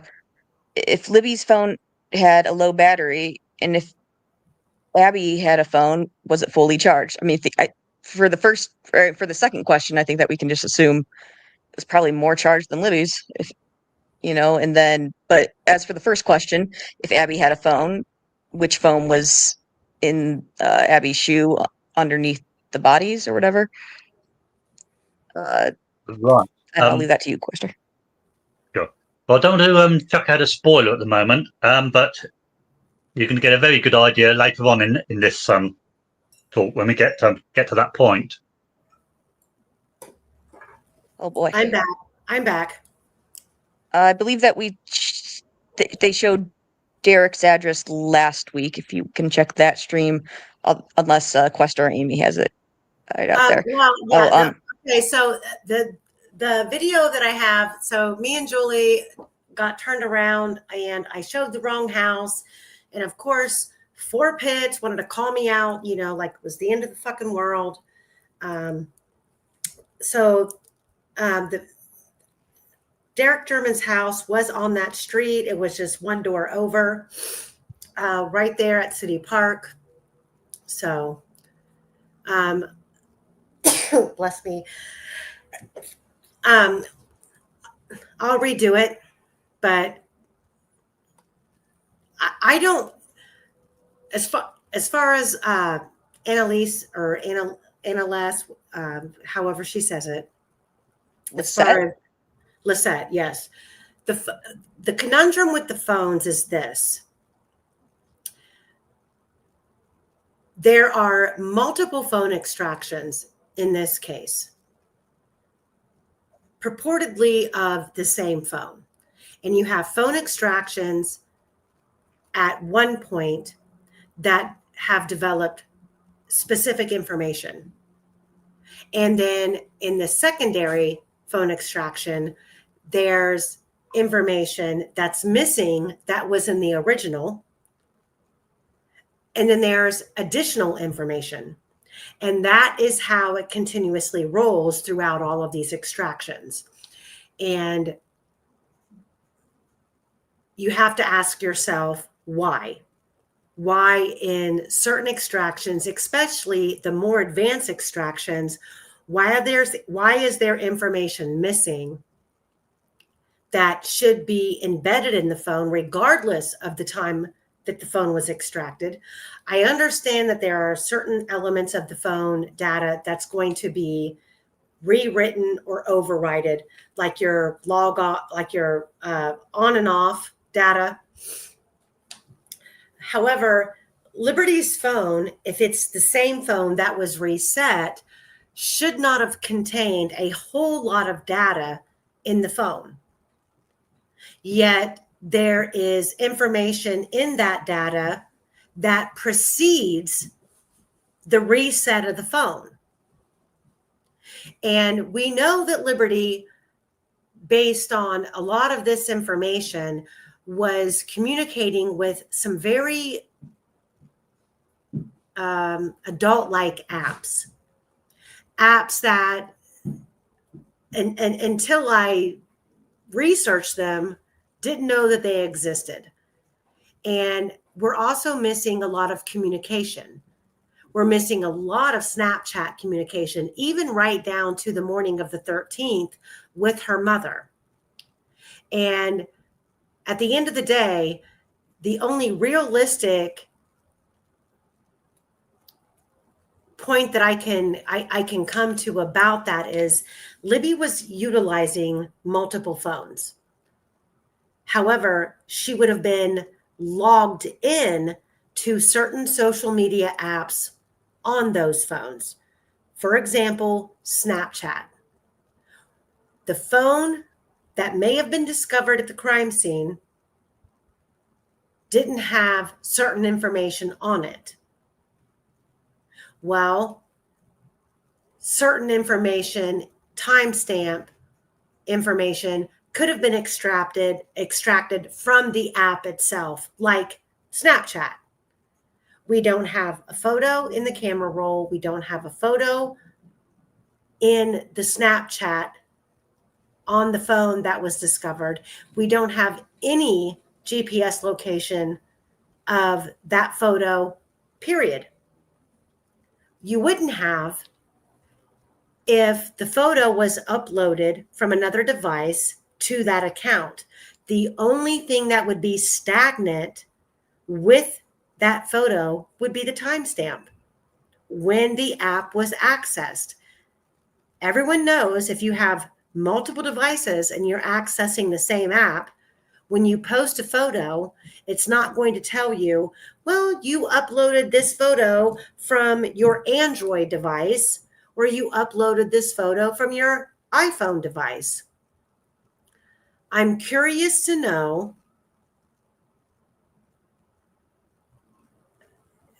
how many phones Libby had access to.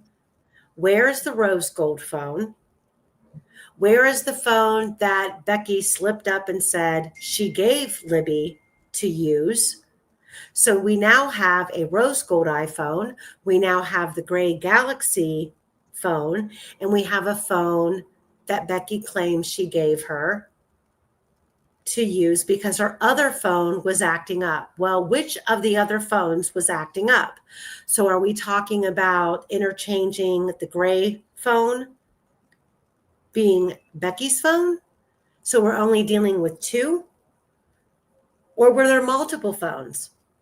And when they say, well, we knew Abby wasn't allowed to have a phone, but we gave Abby a phone. What phone did Abby have? Because you will never convince me that Abby did not have a phone in her pocket on that bridge. And I really have a hard time getting behind, the 2:07 20-second photo of Abby on the bridge.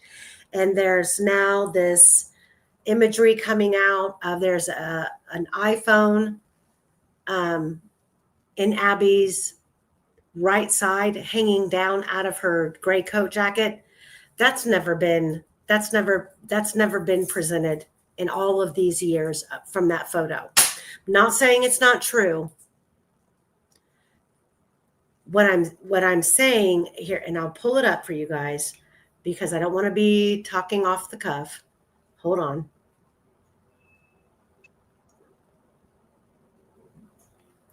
So let's start with this photo. This is the Liberty German 7 hours ago Snapchat photo that, for whatever reason, in that time frame, this is the only photo that was ever screenshotted and shared. Ridiculous to believe this is the only photo. Then let me add the ones that I'm talking about that are circulating now, that they're circulating now on X. And I'm not knocking anybody. This is an old photo. I think that's one of the biggest conundrums that everybody is lost on, is the fact that this is an iPhone 6. This is not modern day what we deal with technology. We are dealing with an older model phone that had security restrictions. So the photographs, the imagery is not going to be what you would expect it to be. And we can't pretend that all of the enhancements that we're doing on these imageries are going to make it make sense. But here, I'm going to pull them up. So now there's this picture circulating.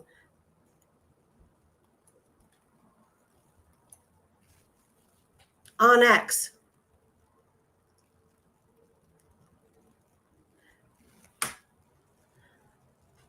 So you see clearly there is this pink imagery hanging down from Libby's. Mother of God. This pink imagery hanging down from Abby's coat pocket. And the only answer that I have is if this is real, was there a wristlet attached to this phone? So Abby's hand is in the pocket. The phone wristlet is attached to her wrist, and the phone is hanging out of the pocket. Richard says that it's photoshopped, but I'm not arguing that. I'm not arguing that. And like I just said, I hate to discredit people with good intentions.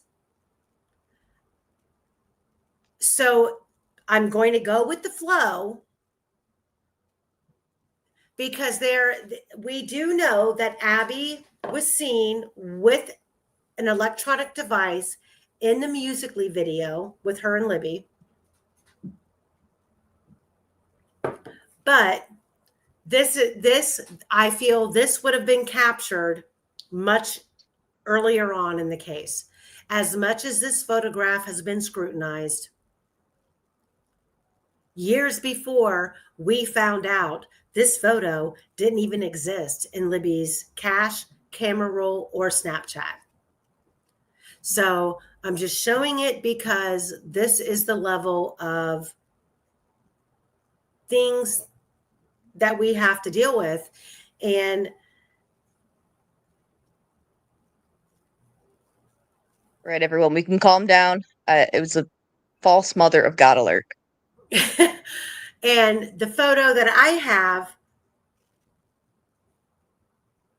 of a phone in Abby's pocket was taken from the actual BG video itself. And yeah, I can attest to that. I edited it. No one's gonna tell me otherwise that's not real. There's no way. Here, I just want to say edited is the wrong word to use. I cropped it, basically, better word. I did not modify the image in any way other than cropping it. I enhanced it color-wise and sharpness-wise to bring out the imagery, the imprint in the pocket. Anywho. Up the contrast. Okay, so let's get back to this stuff because we've got hours to go. So, 148. So Kelsey German should have still been at Mears after BB arrived, yet BB said she saw no other cars. Did Kelsey German really park at the Mears? That's the question of the year.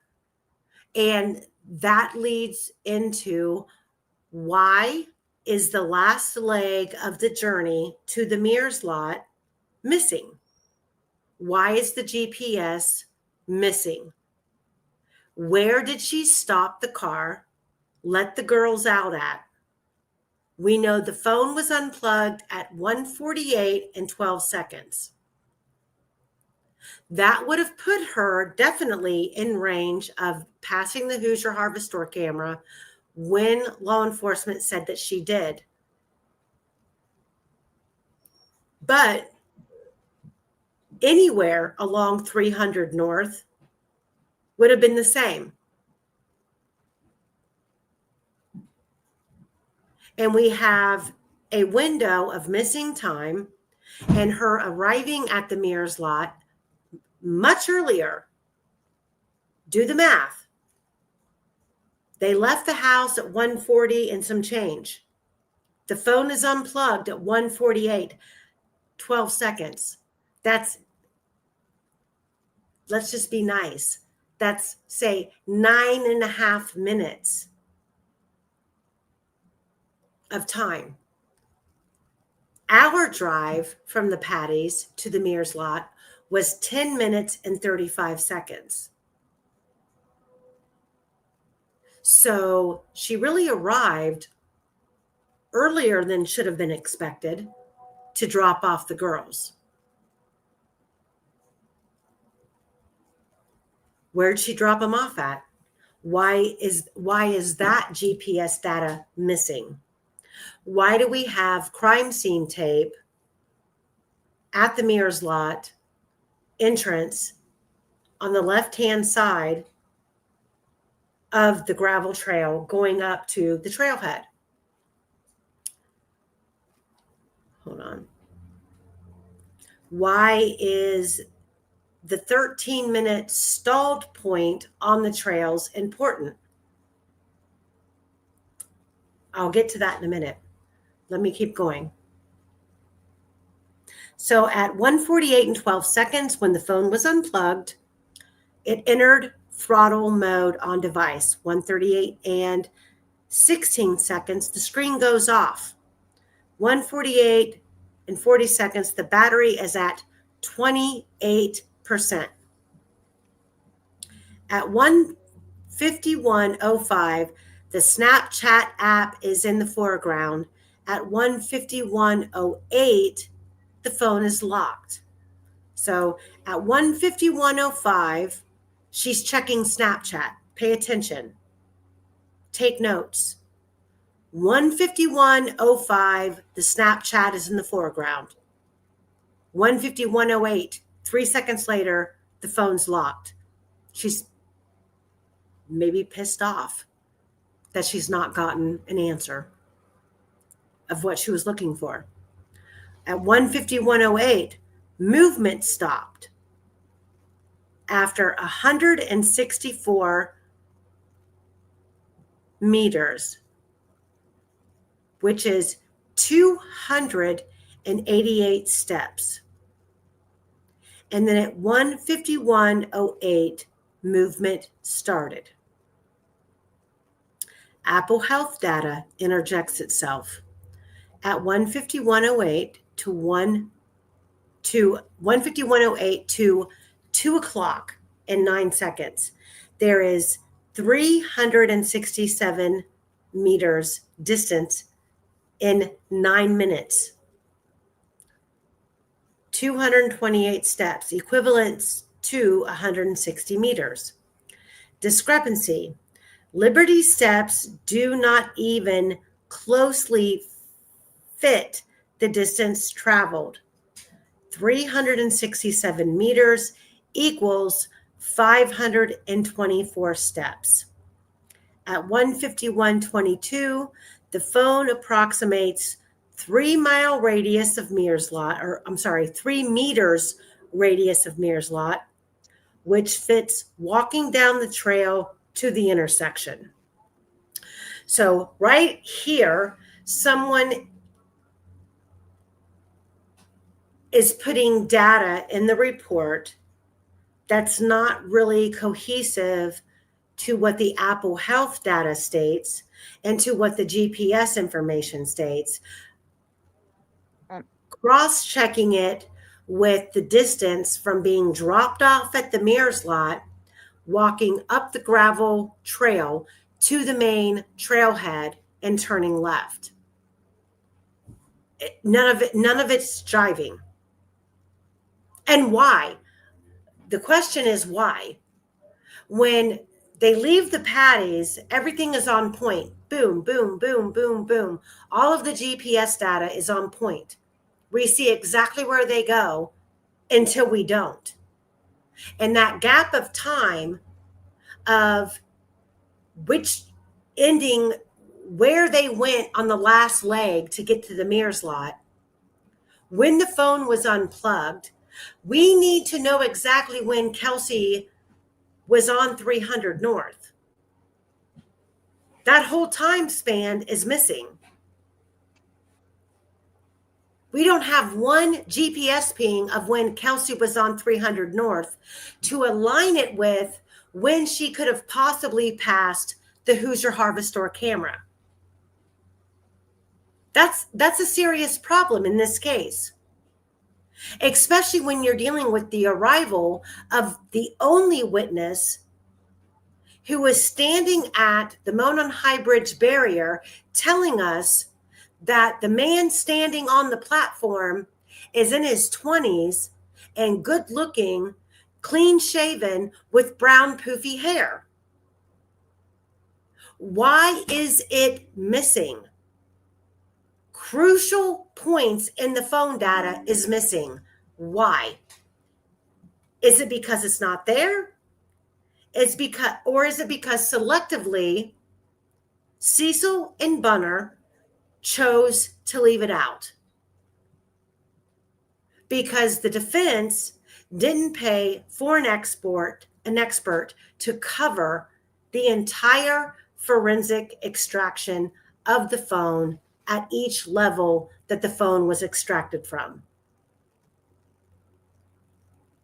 They banked on the inaccuracies of the defense. They banked on the defense not asking the right questions. And we're not even done. We've got pages still to go. So, Quester, do you have anything to add to what I just said, or should I just go on? Carry on. Okay. So, Oh, Amy, do we know who the Salt Life car belonged to? I thought it belonged to Betsy Blair. So that's what we're left with. I mean, behind the scenes, I've been given a whole bunch of names, but we have no documentation in supplemental. Well, first of all, Betsy Blair's initial interview is within the first 70 days of interviews and recordings that were nefariously lost. So those will never be retrieved. We have no questioning of Betsy Blair in her deposition as to whether or not she had a Salt Life sticker on her car in her deposition. So we don't know. All we know is what Kelsey claimed that she saw.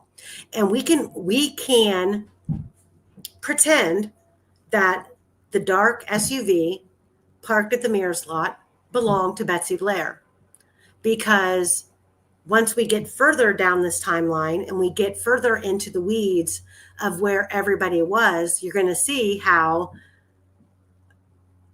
some of the information that Betsy Blair testified to doesn't make sense. There's something missing. So regarding that vehicle, the Salt Life one, very early on in the case in 2017, people were asking about it, and Ellie told them they were not going to say whose it was. They would just say that they know who it belonged to, and they weren't involved. And that's how it was left. Right. It's a very strange way to behave, isn't it? Mm-hmm. It's trust me, bro, is what it is. Everything that law enforcement says in this case is on a basis of trust me, bro.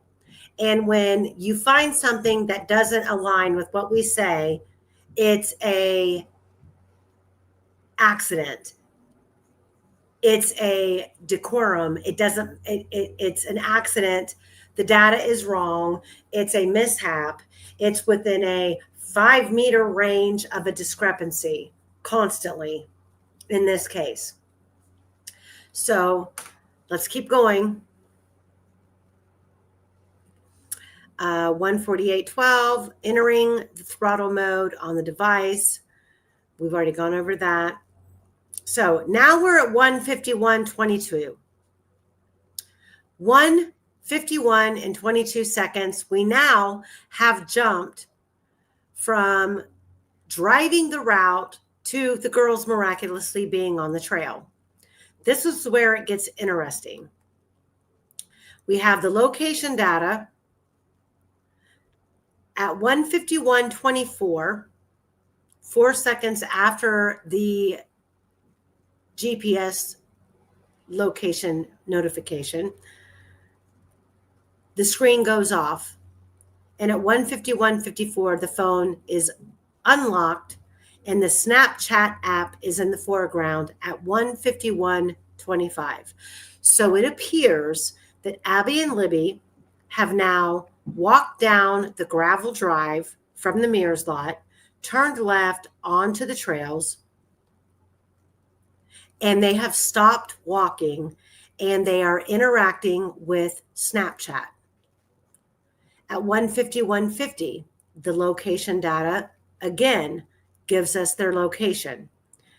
They have not moved since the last location. We have a screen off, or we have at 158.44, screen on. 158.44, screen off. 158.52, I'm sorry, 158.52, screen on. 158.56, screen off. 158, screen off. 158, screen on. Literally, screen on, screen on, screen on, screen off, screen off, screen on, screen off. That's what's happening. She is on that phone waiting for a notification to pop up. 159.04, screen off. At 2 o'clock, screen on. At 2 o'clock and 4 seconds, the battery is now at 36%. How is it still charging up? Remember, at 148 and 12 seconds, she unplugged her phone from a charger. Why is the phone now charging up? Think about this. And shit that should be so front and center, streamlined information, nothing is making sense about this particular phone that's in these reports. We just went from 28%, 27%. At 148.06, the phone was at 27%. At 148 and 12 seconds, the phone was unplugged. Now we are at 2 o'clock and 4 seconds, and the phone has gone up to 36%. How do you explain that? Or is someone manipulating the data in the phone extraction? Or is the data that's been made available in these reports being taken from multiple phones? Or are we supposed to be stupid enough to believe that when you unplug your phone from the charger, you can bank that within 10 minutes, your phone is going to see an increase in its battery life? I don't know the answer. I don't know why. But this is what law enforcement put in their report. It's not a conspiracy theory. It's not made up. It's in the report. So, Apple Health data. At 2 o'clock and 9 seconds, there's no movement.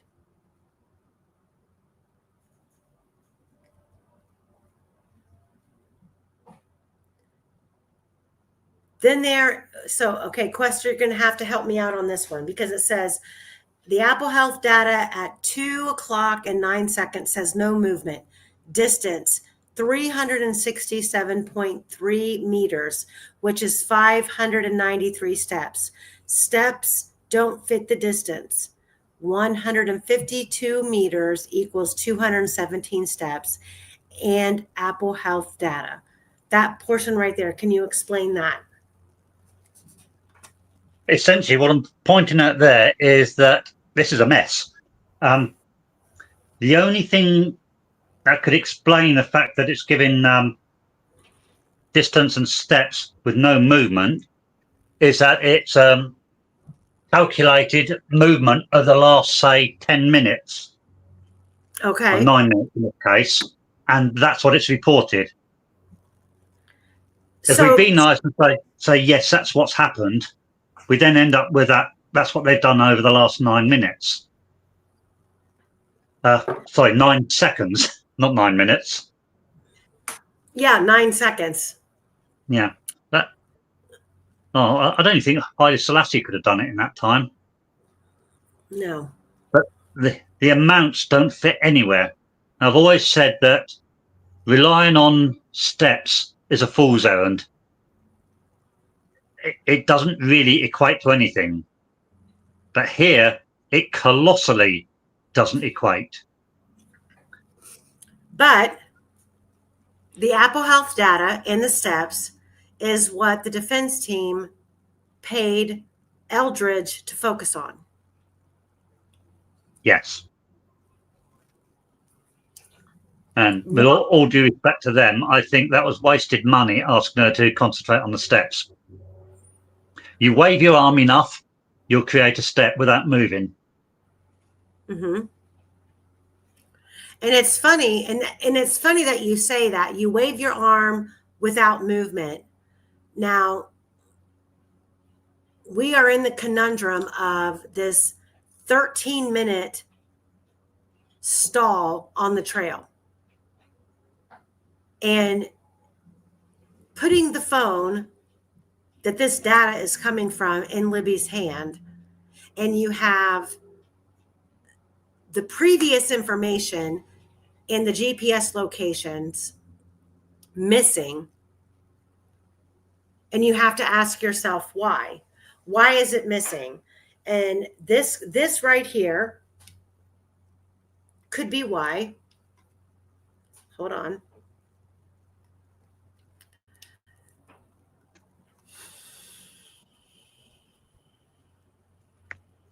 Give me a second. So we have this stalled timeline right here of 13 minutes and some change. This stalled area.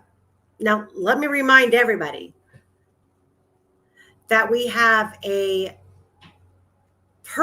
according to everyone, this GPS data is spot on. It's perfect. It aligns with where the girls were, minus the missing time.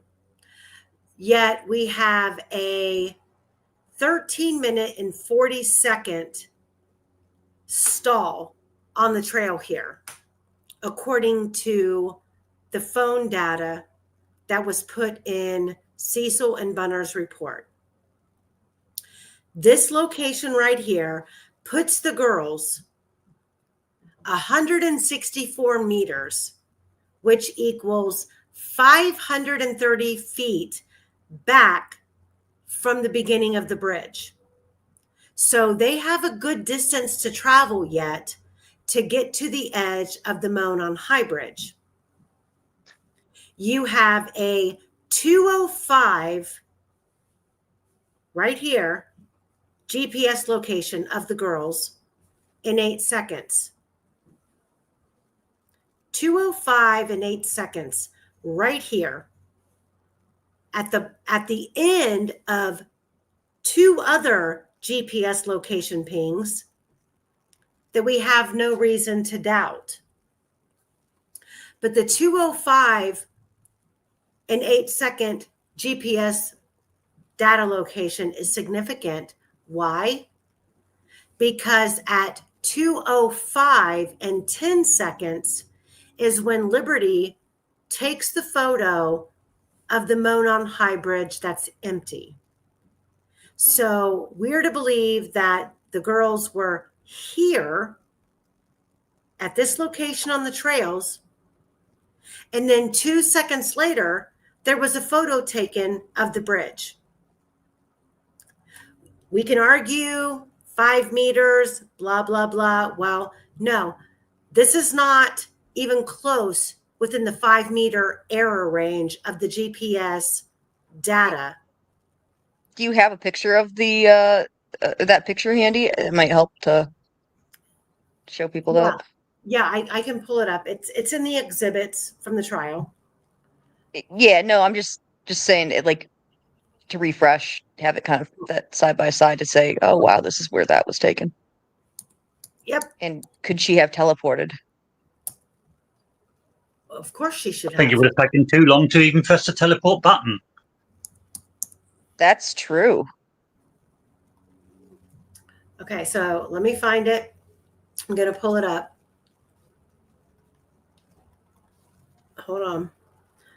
I will pull up Libby's photo of the empty bridge.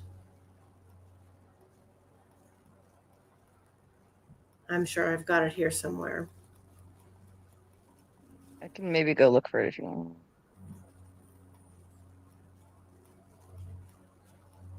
It's the monochrome one, if that helps. No, John Walton says. I just need to know the exact exhibit number. That'll help. You got me there. I have the exhibit. John says, well, no, you're good. I was just gonna make fun of what he said because it was funny. I just thought it was funny. I was gonna do it in a funny accent.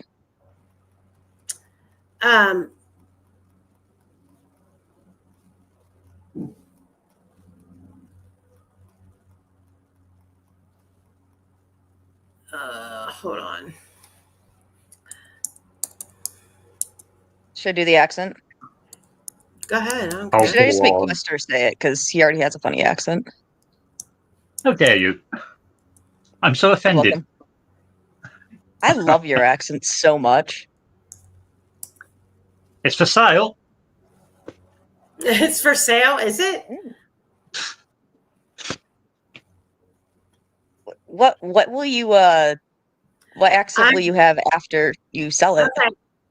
Anybody in the chat who has Libby's photo at 2:05 handy, drop the link. Don't know if they can drop it in chat unless they're got a wrench. But Okay, All Eyes says that empty bridge pick wasn't an exhibit, only Abby on the bridge. Oh, okay. Then If you hold on a sec, I'll dig it out for you. okay.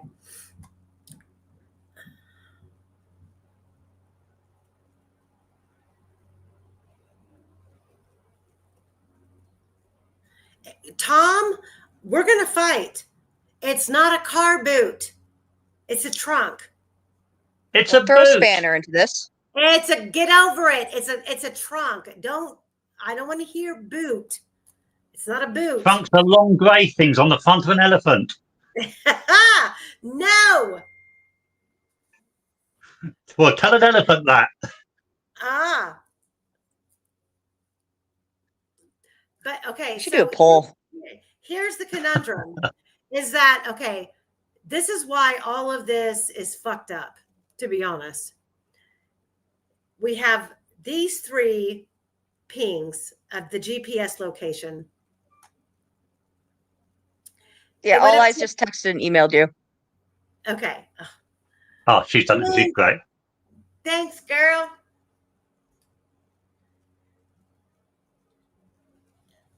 You got it? Sorry to interrupt. Yep. Hold on. Let me pull it in. Thank you, All Eyes.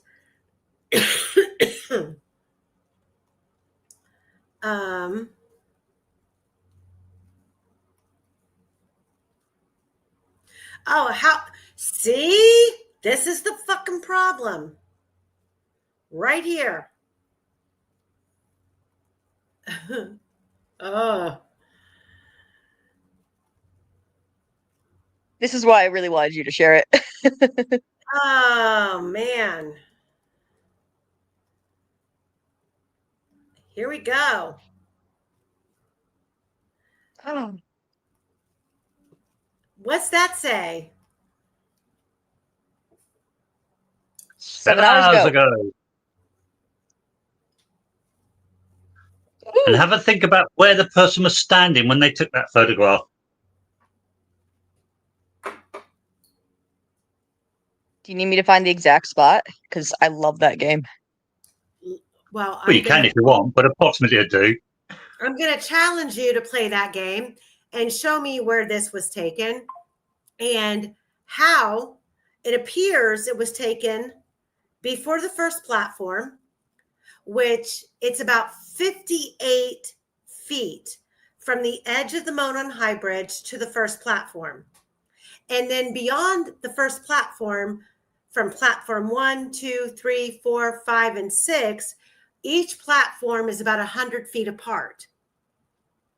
So if this picture was taken at 2:05 and 10 seconds, how is Abby's picture taken at 2:07 and 20 seconds? Still at we're still at the 7 hour mark. Teleportation. Sorry? The person had to be standing just short of platform 2 on the left. Say it again. Which means the person had to be standing just short of platform 2 on the left, which means they'd walked about 200 foot across the bridge before they took this. So you think this was taken at platform 2? Just before it, yeah. Okay. So All Eyes on Delphi says it's halfway down the bridge, and she also says that the screenshot was taken by Kelsey at the sheriff's office around 9 p.m., which is interesting because the other one. The other one that was supposedly provided by Kyle Smith was also had the 7 hours ago thing. So I just wait a minute. This photo, okay, she needs to explain that. Not because I doubt her, because why do we have a 2:05 10-second timestamp of an empty bridge photo that Liberty's supposed to have taken, and now she's saying it's a screenshot that Kelsey provided at the police station? And she took it at precisely the same time that Kyle Smith took a shot of the other one. Well, we don't know if it's precisely the same time, right? Because here's the 7 hours. Here's the problem with the Kyle Smith photo. Kyle Smith posted the photo at close to 11 p.m. at night, saying that they canceled the search, and he posted the photograph of the empty bridge. He posted the photograph of Abby on the bridge that says 7 hours ago. He said they called off the search. We're going to be back out there bright and early in the morning. And Kelsey responded on that thread and said, I will be out there with you in the morning. And every time I turn around, I'm being told that depending on where you live and you screenshot something, the timestamp can be changed. But if we have these are the pictures that law enforcement asked for to give the media per All Eyes. Okay. That doesn't change the time that law enforcement claimed the photo was taken. And the photo, according to law enforcement, was taken at 2:05 and 10 seconds. Yet we have Abby and Libby or at least Libby, if you believe that there's only one phone that this data is reporting on, Libby is on the trail at 2:05 8 seconds here, which is 538 feet back from the bridge. But at 2:05 and 10 seconds,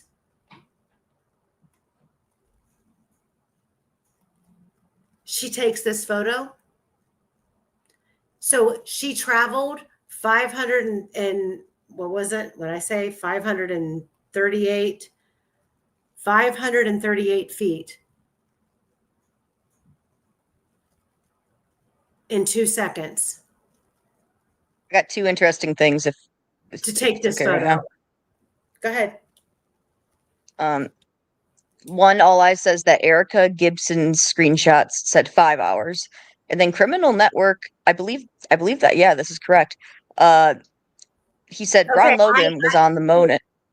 I have not. Okay, so All Eyes, I've never seen Erica Gibson screenshot that said 5 hours.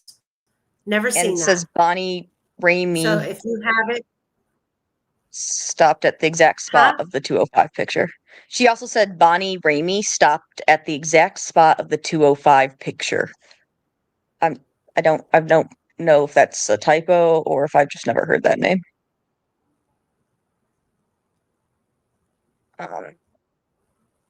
But I have no idea what that means. yeah, you might. All Eyes, you might want to message her. But the Criminal Network, and I believe this is correct because I think I remember this as well. He said that Ron Logan was on the Mona and High Bridge, or at least around of it, is what I remember, at 2:09 p.m. Mm-hmm. His phone was. The phone, yes, the phone. That's a good point. That's a very good point. The phone was, right. But Notable. And apparently that phone was phoning a phone at Ron Logan's property. And make of that what you will. With Rika on Barbara McDonald's podcast. Okay, well, I've not heard that or seen it, and I've never seen a screenshot that says 5 hours. This photo of Abby on the bridge is the only photo that I've been aware of that circulated. So if there's another one that says 5 hours, please send it to me. And the fact of the matter is that we have this stalled out time of 13 minutes and 46 seconds attributes to this tip right here, which is on February 17th, which is 3 days after the girls were found, at approximately 1600 hours. While at the Delphi command post, I was advised by dispatch that a female called regarding that she located hair on the walking trail near the Monon High Bridge. I went to the trail, and as I was walking towards the bridge, I encountered a female and two small children walking the opposite way. I inquired if she was the person that located the hair. She said she was, and that she placed a cup next to it. She described it as a blonde clump of hair under a tree just prior to the bridge. Since we were not close enough to the area, I could not see the hair. I inquired if she had provided her name and other identification to dispatch. She said she had. I continued towards where she said the hair was, and she left. As I approached the barrier to the bridge, I observed a cup under a tree on the right hand side of the trail. There was blonde hair also under the tree. I took pictures of the hair in place. I put on Leighton gloves and placed the hair into a brown paper evidence bag. The evidence was sealed and stored in temporary storage at the command center. Nothing further at this time. Then he gives his identification number. So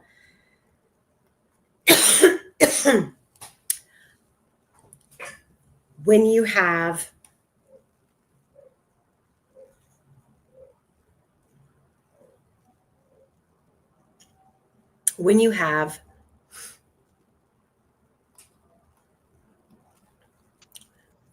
all of this crime scene taped off around the Mears lot, you have unaccountable time of the drive to the Mears, at least the last leg of it. You have reports from Matt Hoffman claiming there was an altercation at the Mears lot between Libby and Kelsey that there were witnesses to, which we have no confirmation of at all. Why would the girls enter the trail, walk up the gravel path, turn left, and then stand here for 13 minutes and 46 seconds? Let me remind you that Betsy Blair was at least a minute and a half ahead of them. Or was she? We will never know because we don't have the coordinates of the last leg of Kelsey's drive and where she pulled up and dropped the girls off. All we know is when the phone was disconnected from the charger, which gave her 51 seconds to drop the girls off and be seen on camera, which from the Mears lot to the camera is 33 seconds, which kind of aligns up, pulls up, girls, get the fuck out, go, bye, I'm going to my boyfriend's house. They're gone. They walk up the gravel drive, and then for whatever reason, they get to this point on the trail and they stop. They're on Snapchat, phone on, phone off, Snapchat in the foreground, Snapchat not in the foreground. 13 minutes and 47 or 46 seconds is Betsy Blair arrival time. Let's go back here.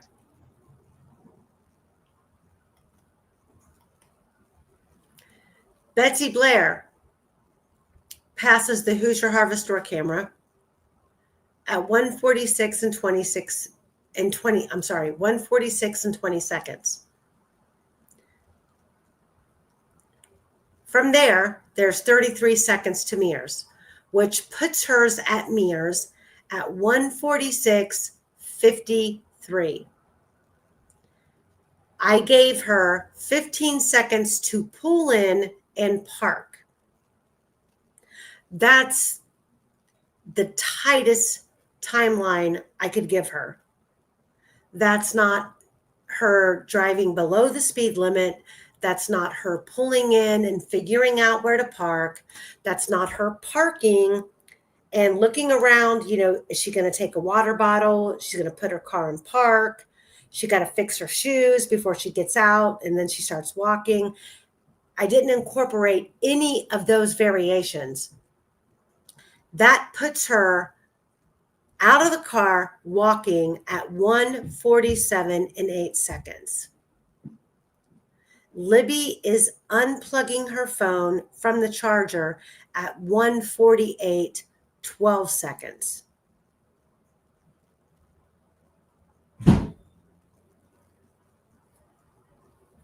So we have Betsy Blair on the trail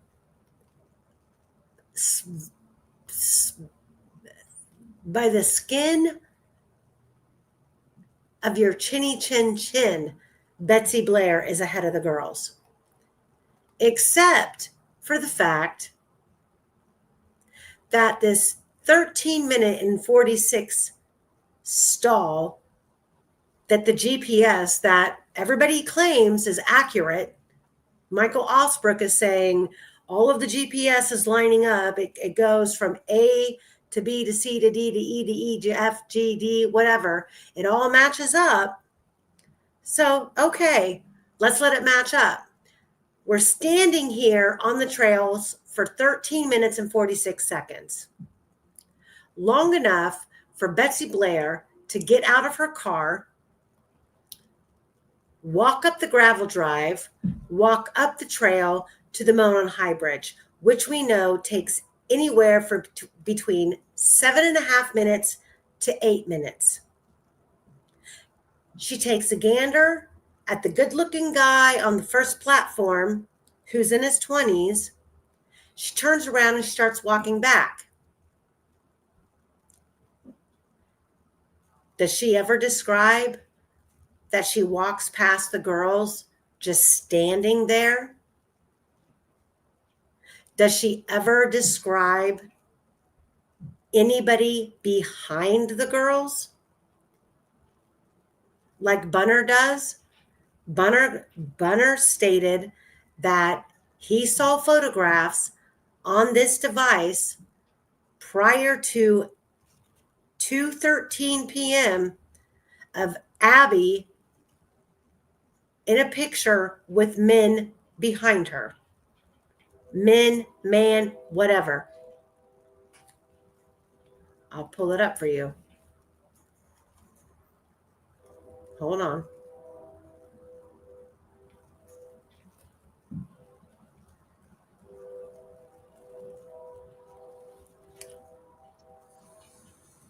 I'll be right back. I have to make sure the siding didn't just blow off my house.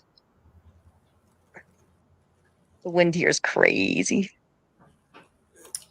Quester, Yes. can you resend? Sorry. In our message group, can you resend the excerpt from Bunner's report? From Bunner's report, where he states that he saw photographs of a man behind Abby prior to 2:13. It's on the phone list, data list. Okay.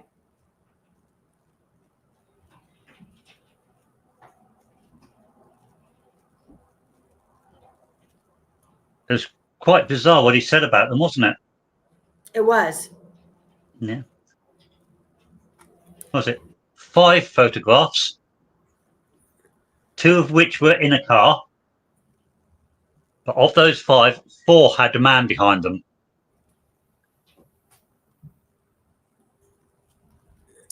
So Everyone doing their math? Hold on. Look at the Betsy car pic and zoom in on the truck and look at the people there. I don't know what you're talking about. I would love to be able to zoom in on Betsy Blair's car. I don't have any imagery of that. Only what the phone data is saying. And the phone data is saying that the girls were here, and 2 seconds later,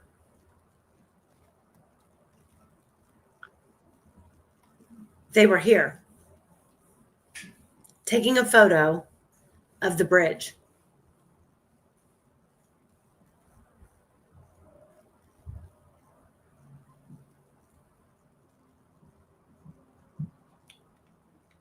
So I'm going to go back to the phone data because we are really far behind.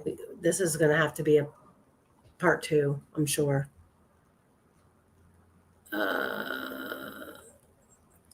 So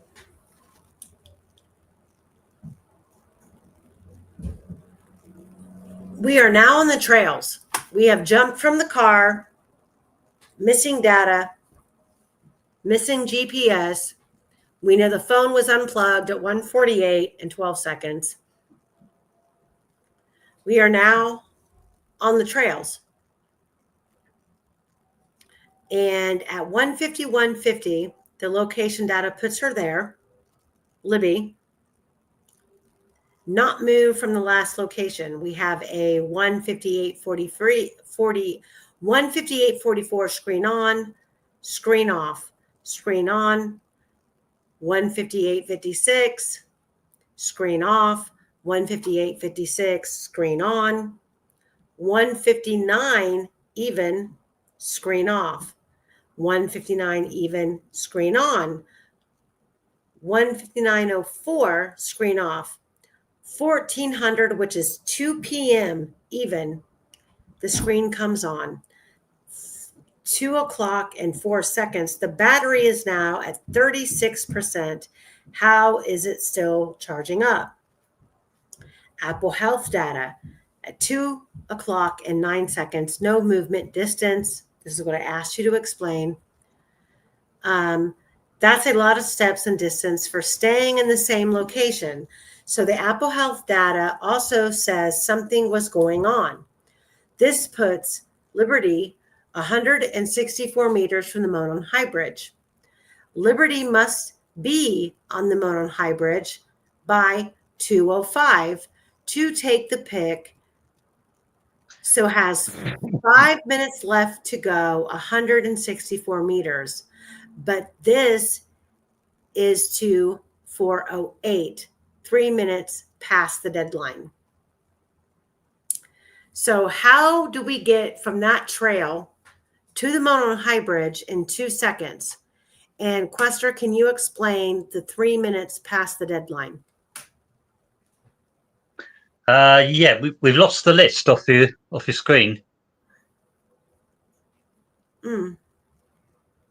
I think it was explained on that. Hold on. Sorry.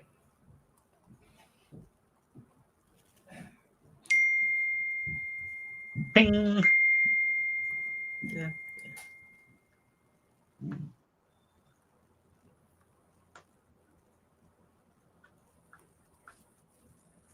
I think it's in here.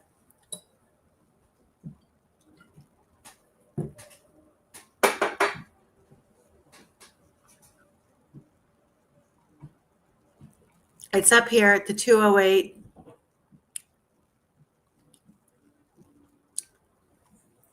Can you see it?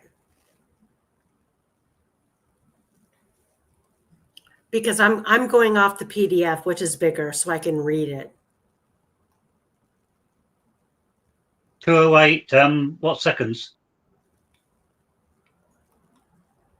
Hold on. We have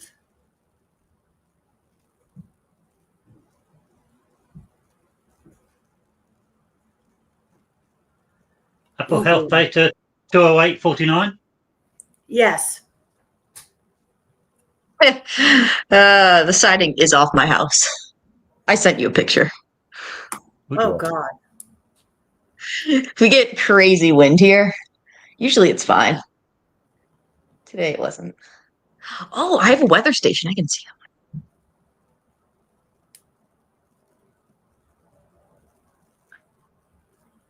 Go ahead, Quester. But before we actually hit that, there was a comment in the chat. Amig was saying that she thought Bunner was referring to photographs on the bridge about these 5 more photos. But just to draw attention to above the Apple Health data 14:08:49, the part in red. Would you like to read that out, Amy? What's the timestamp on it? It's just above the Apple Health data 14:08:49. There's a paragraph there in red. Okay. So it says, let me see. The 5 more photos one. Hold on. I'm looking.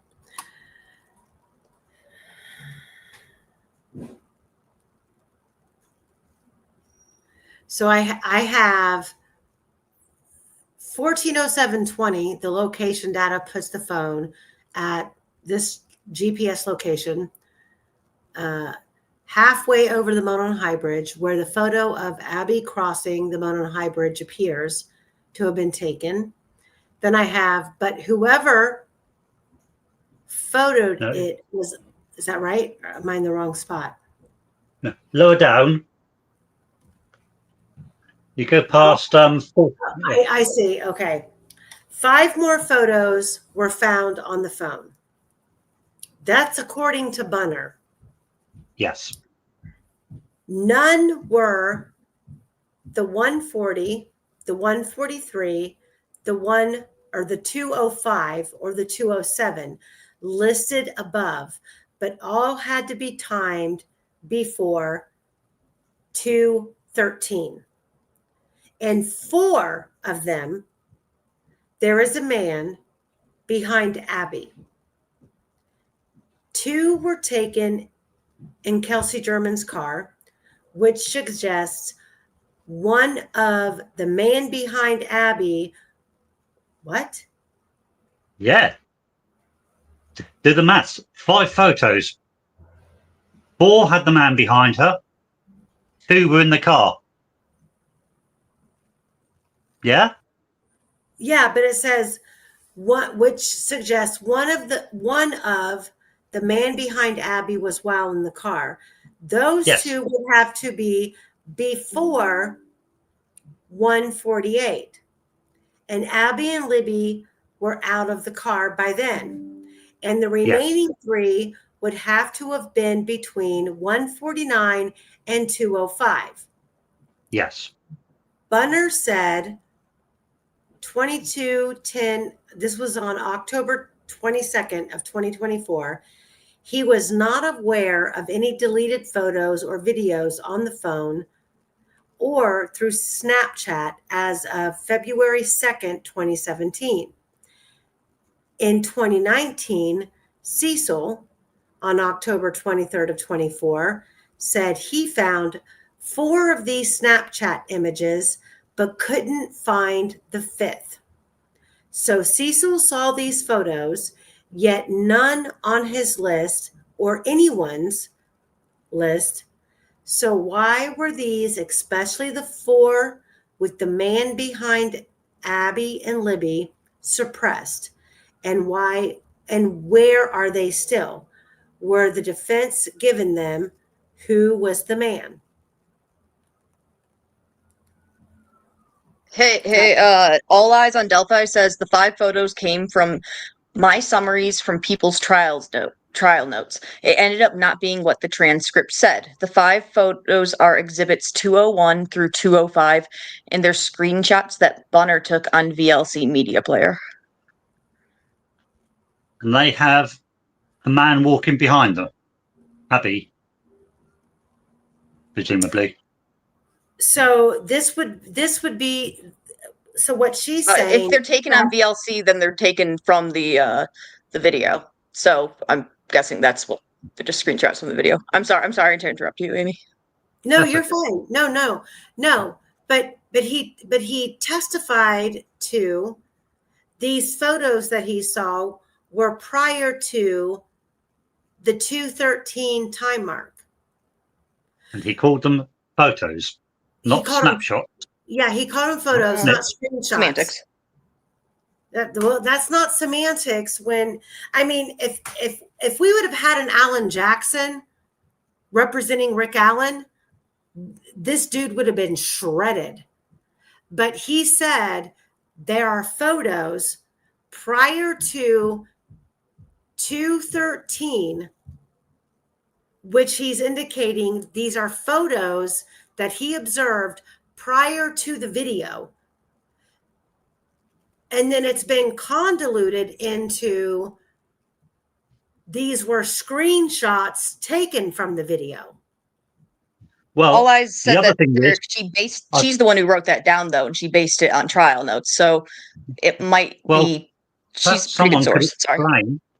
But perhaps someone can explain how, if they were taken from that video on the bridge, 2 of them were in Kelsey's car.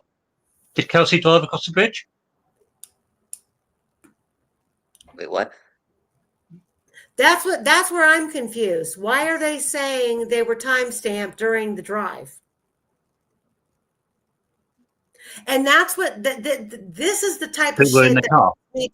this is the type of shit that leads me to believe that Cecil and Bunner both were careless in their reports, and they were pulling data and putting it in the reports thinking it was all going to make sense, and they made mistakes. And it's no good, as Amik says, saying they're confusing the photos for Snapchat 5 screenshots. Well, that's just an opinion. It's not evidence, and it's not what they said. And if we go around changing what people said in trial, where are we going to end up?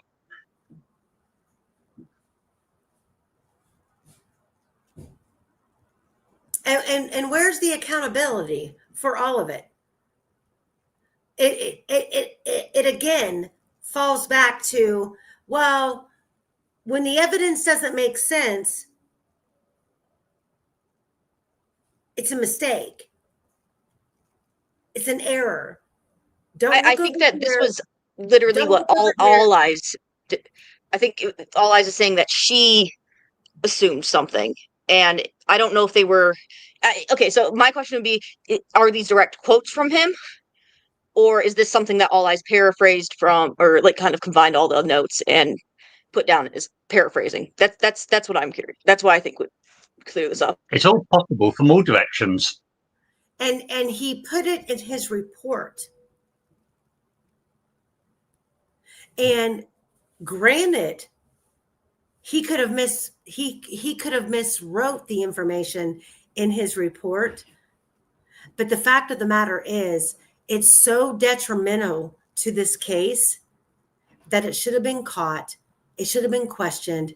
It should have been explained, which is why we're here. This phone data is not a conspiracy. This phone data is based off what these individuals put in their report. And if you compare the two, there's massive discrepancies between the two. Well, let's just assume that the reports are all what people think he said. But it still falls back on, it was said that 2 were taken in the car. There was no car on the bridge. That is very definitive. Right. Which goes to the question of his credibility. Does he even know what the fuck he's talking about? Because there's sorry. So like, but we know that there were 2. We know that there were 2 photos taken inside of the car. So perhaps it was just written down, like it was just interpreted incorrectly, is what I'm saying, and those were the pictures that we have of them in the car, is all I'm saying. Like I don't, because there's a lot of people in chat saying like that, how could that be what you thought All Eyes on Delphi was saying? Or like All Eyes said. Okay, first of all, let me be clear. That is not what we're saying. All Eyes is saying. We're talking about what Bunner said. These were taken straight from, but the notes that you have, I think, from Bunner are they quotes? Is it a quote, is what I'm trying to ask, or is it from All Eyes' summary? No, it's on a written report. So that's different. Sorry, I'm sorry. I just want. We're not incorporating All Eyes' report into any of this. All of this is from Bunner and Cecil's report. Like we explained at the very beginning, the sources in this data. We're not discrediting her information either. What we're saying is that all of the photos that are being talked about especially the ones that are missing, don't make sense. And according to Bunner, the photos that are missing, he saw were prior to 213, which mean they could not be screenshots from the video at 213. I don't know why people are continuing to argue what is being put in front of you from law enforcement in this case when we know the information that we have doesn't add up. We're not here because everything perfectly makes sense. We are here because shit doesn't add up. I don't think people are like yelling at you or anything. No, I just no, but and I don't think that they take it as you yelling at all eyes either. I think it was just like, no, how are we getting from A to B? we're getting from A to B based on the words that are put in the documents. And we're going back and we're trying to simple fact check. mentioning of the car is enough. Do what? The simple mention of the car is enough to say not on the bridge. But all I'm saying is that we do know that there were 2 photos inside the car, taken inside the car. So maybe it was those photos that he was talking about, and he's just a really fucking shitty communicator. Because I mean, that's not the first time it would have happened. And yeah, so how maybe many the other are we thing I'm going to thinking give is it them? would really help to maybe see Bunner's report that says this. Depends on how many times we're going to excuse them for saying things that are wrong. In Do we court. have Bunner's report? I just want to see it though. Yeah, we've got them all. I'll dig it out for you and send it over to you after. All right, maybe next time we can go over it if it's just to clarify things. So sorry, I just didn't want to kind of leave chat behind here. Sorry. All right, I'm done. Guys, chill out in the chat. Yeah, they're being we're cool. not They're being attacking cool. anybody. We're not. I'm mischaracterizing it. I think it was me. They're DB. Everybody in the chat, chill out. And I knew this was going to be controversy when we started talking about all this, and everybody has different opinions. But the purpose of this is we're trying to dissect the phone data as it was presented to us in a document. And everybody, I just feel like some people have a hard time passing the threshold of what's reasonable when it comes to I don't think that was the case here.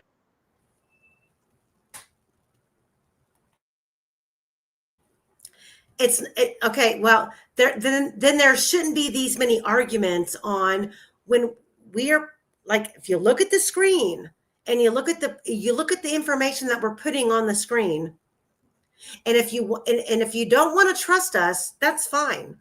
You have the complete access to go out and look up Cecil's report and Bunner's report, the FBI report, and Blotcher's, and compare them all and combine them. You can do all of this work yourself. And I'm sorry that you don't like the results that we're putting together, combining all of these reports in one area and deciphering them. I know it doesn't always make sense, but there are things in this report that we can clearly show you that do make sense. But then 10 minutes later, we're hit with a, what the F? This doesn't make sense.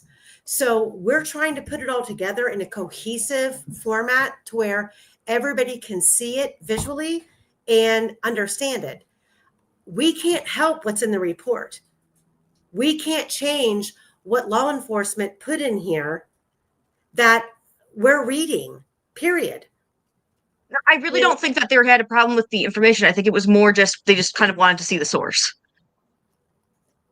We gave you guys the source at the very beginning of this. At the very beginning of this live, we gave you the sources. I showed you where all of this information was pulled from, and it goes back to the very beginning, where the data source says. I mean, I hope that answers chat questions. I kind of want to stick up a little bit for what I saw in chat, but sorry. Blotter report from February 2017 and February 15th. They're right here. They're in the presentation. We gave you the source.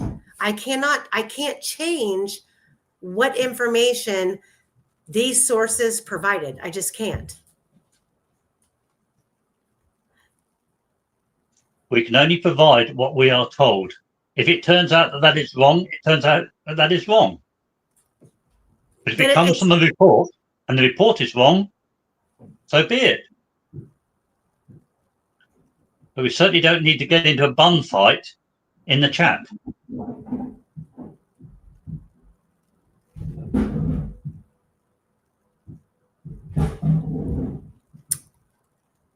So all I says, Amy, I only have reconstructed reports from the filings and transcripts, not the actual reports. Each reconstructed report has the filings, transcripts, the info came from.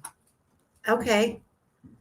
I think all of the reports are, to use that word, reconstructed, because none of them look like how you'd expect, shall I say. Every single report that we have, just to make it clear, we are not working off phone extractions.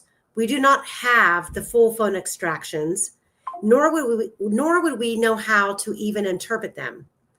What we have are reports that were provided by Cecil and Bunner, which are the main two, which are piecemealed together. So basically, the two of them looked at the full phone extractions and decided on their own accord what was important.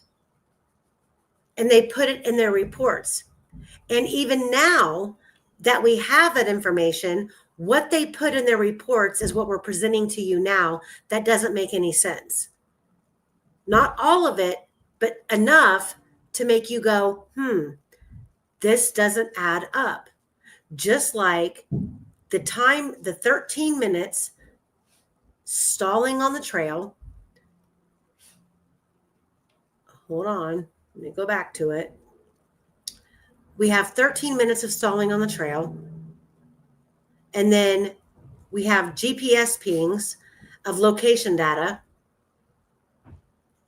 And then all of a sudden, 2 seconds later, we have this photo that we're being told that Libby took of the bridge. How did they get from point A to point B in 2 seconds?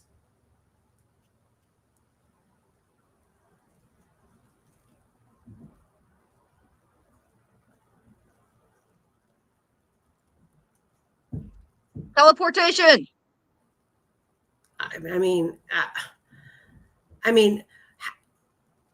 I guess we're just supposed to sit here and assume that there was some sort of location data error and that we have this timestamp of them on the trail.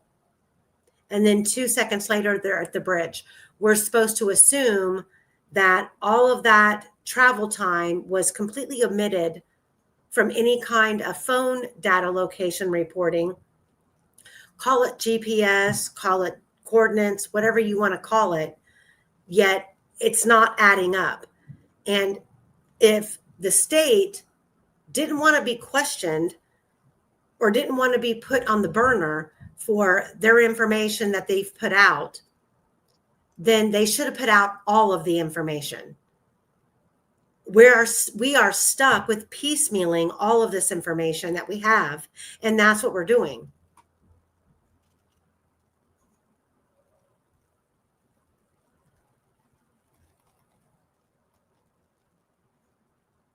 So we have this clump of hair that's found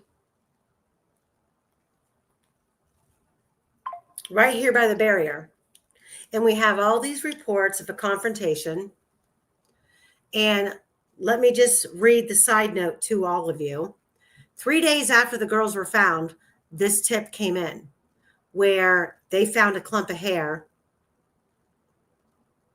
right before you get to the barrier on the bridge.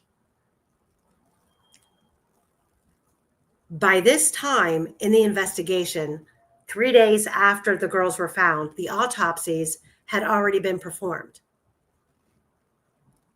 Hair on Abby's finger had already been collected and logged into evidence.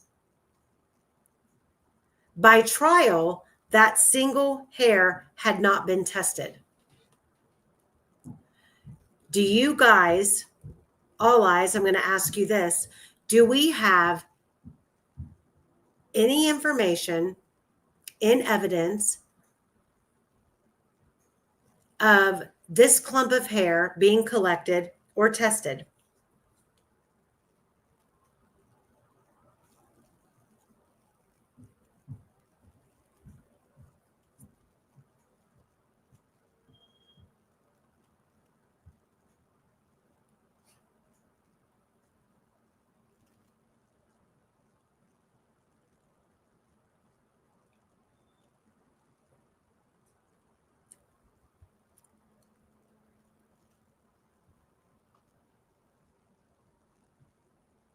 I'm waiting to see what all eyes.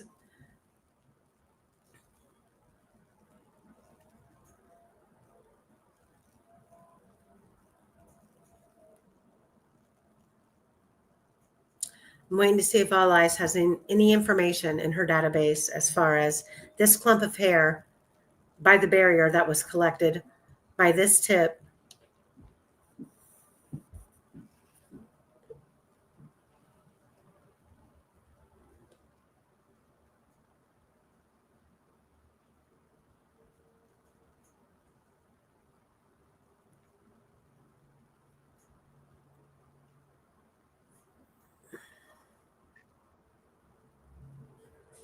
So if you have All Eyes, if you have to check T's DNA spreadsheet, that tells me that this was not discussed in court, that this clump of hair was never brought up in court. Yet we have 3 days later a tip reported by Carroll County Sheriff's Office that this clump of hair was collected. It shouldn't just be in T's reports on this should have been documented at trial. This should have been questioned at trial, where this clump of hair was found and was it tested. And when you combine that with the delay on the trail right here, the 13 minutes and 46 seconds, and the fact that we have all of this taped off crime scene area by Mears Lot, separate from the actual crime scene of where the bodies were found, is there not enough information here to go, what's going on? You see the crime scene tape here. You see the area here. It's right there by the Mears barrier where the gate is now closed, that you can't park there. Why is the GPS cut off in the route to the Mears Lot so we can't see where the car went, where the car dropped the girls off?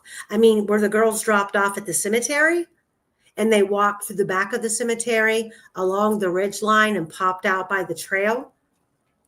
I mean, there's so many options here that don't lead up to, well, we just didn't feel the need to continue to provide you with the GPS of where the car went that Kelsey was driving, but yet we have the phone being unplugged at 1:48 and 12 seconds. So we're having to piecemeal all of this together.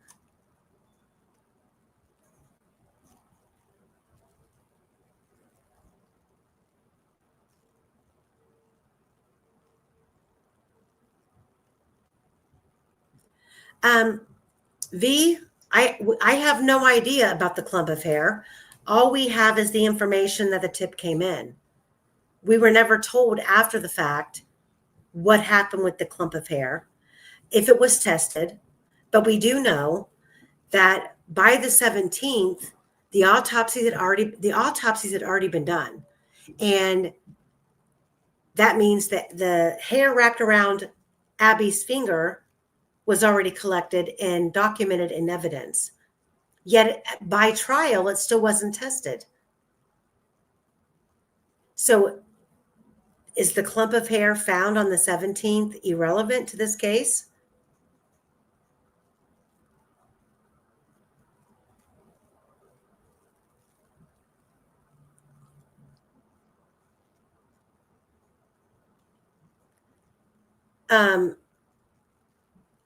If I remember correctly, at trial, there was a lot of talk about a lot of hairs being collected. And if I remember correctly, it was like 70 hairs, but only 3 of them I have to go back and look. But I know that this information right here, this tip right here, was never brought forth at trial, that somebody actually found a clump of hair by the barrier. Did the clump not have roots? We don't know. V I says recall there. something about hair having roots and being No, torn out. V says there was a bunch of hair they decided to not test because if they did, it would be consumed by testing. So they decided to save it and wait for later. Better science, despite RA being on trial. Well, and I agree with you that I if I remember correctly, that's what they did. But I mean, you could take, I mean, if there was a bunch of hair, like 70 or 80 pieces of hair, you could take 20 of them and take your chances on. They did none of that.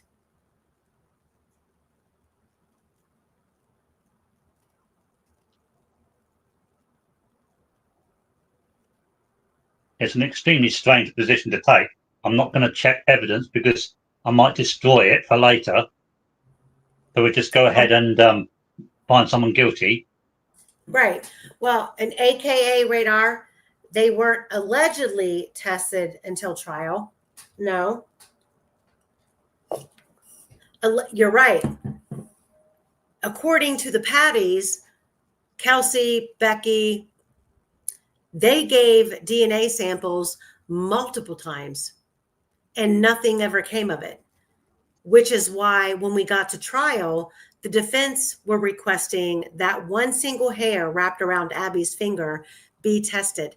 And if I remember correctly, there was nobody ever put on the stand to definitively say, here's the analysis of that hair. It was just said it was a family member's hair. Yes, it was Kelsey's. There was no one ever put on the stand to affirm the result of the DNA test of the hair, and there was no cross examination about the hair. When you read the transcripts of this trial, and at the defining moments of importance in this trial, it's literally a cloud of smoke. Things are not confronted, questions are not asked, and right down to this phone data.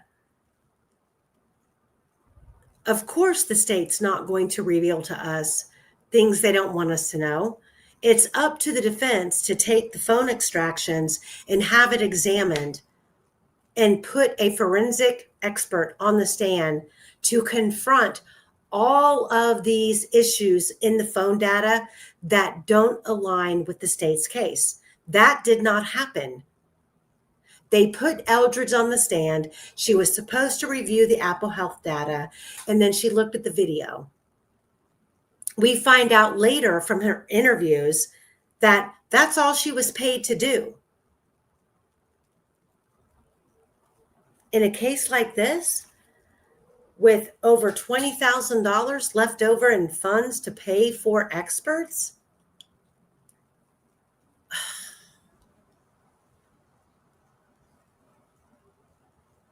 it's frustrating.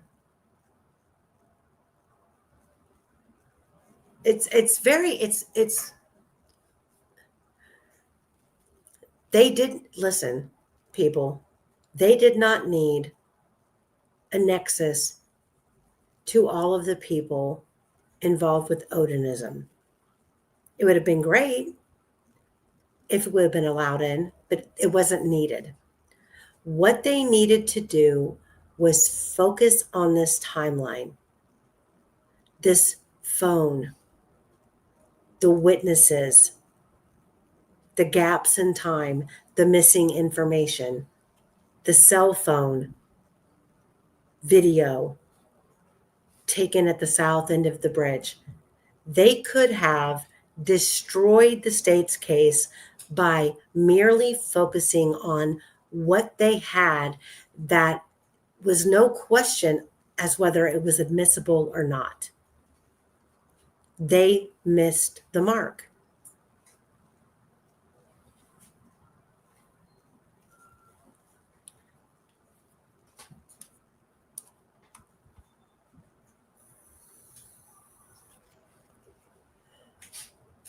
So let's go back to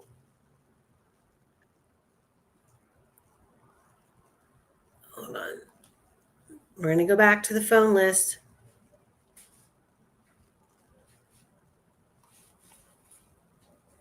And I'm sorry if I get really passionate about this case, but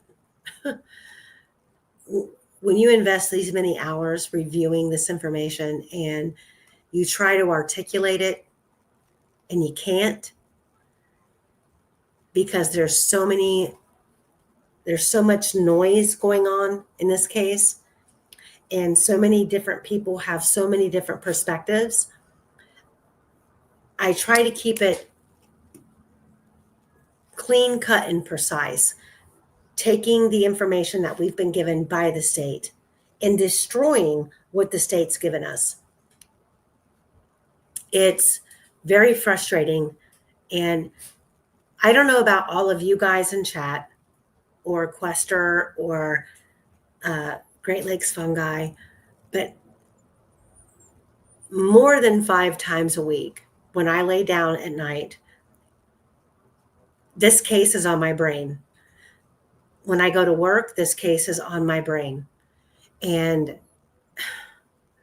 when I lay down at night, I pray to God that give me an epiphany of a dream or something and reenact what really happened to these girls. And it's never happened. I wake up with this case on my brain thinking, okay, what should I focus on today? Because I feel like I'm not breaking through. I'm not hitting the mark. I've not stumbled across that one solid piece of evidence that blows this case apart. That's really how I roll. I really, truly feel like there is so much noise in this case and so much misinformation that I'm at a loss on how to break through. So I focus on what we have. And instead of speculating or making up shit, I'm taking what we have and I'm trying to put it visually in a presentation for you to see. We are breaking it down line by line by line, and we're incorporating information and research that we have done based on the information that we have. And I don't know what else we can do. But this case is still, to me, unsolved. Rick Allen did not commit this crime. The man on the bridge is still a mystery. Is the video even real? I don't know.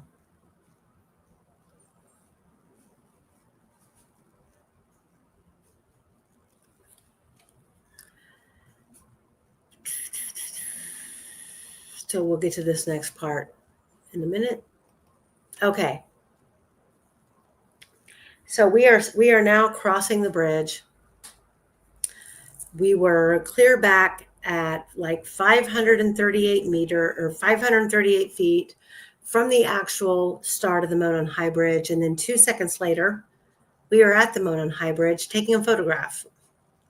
How that happens, I guess, the state gets their way. It's fuckery, and you're just going to believe it.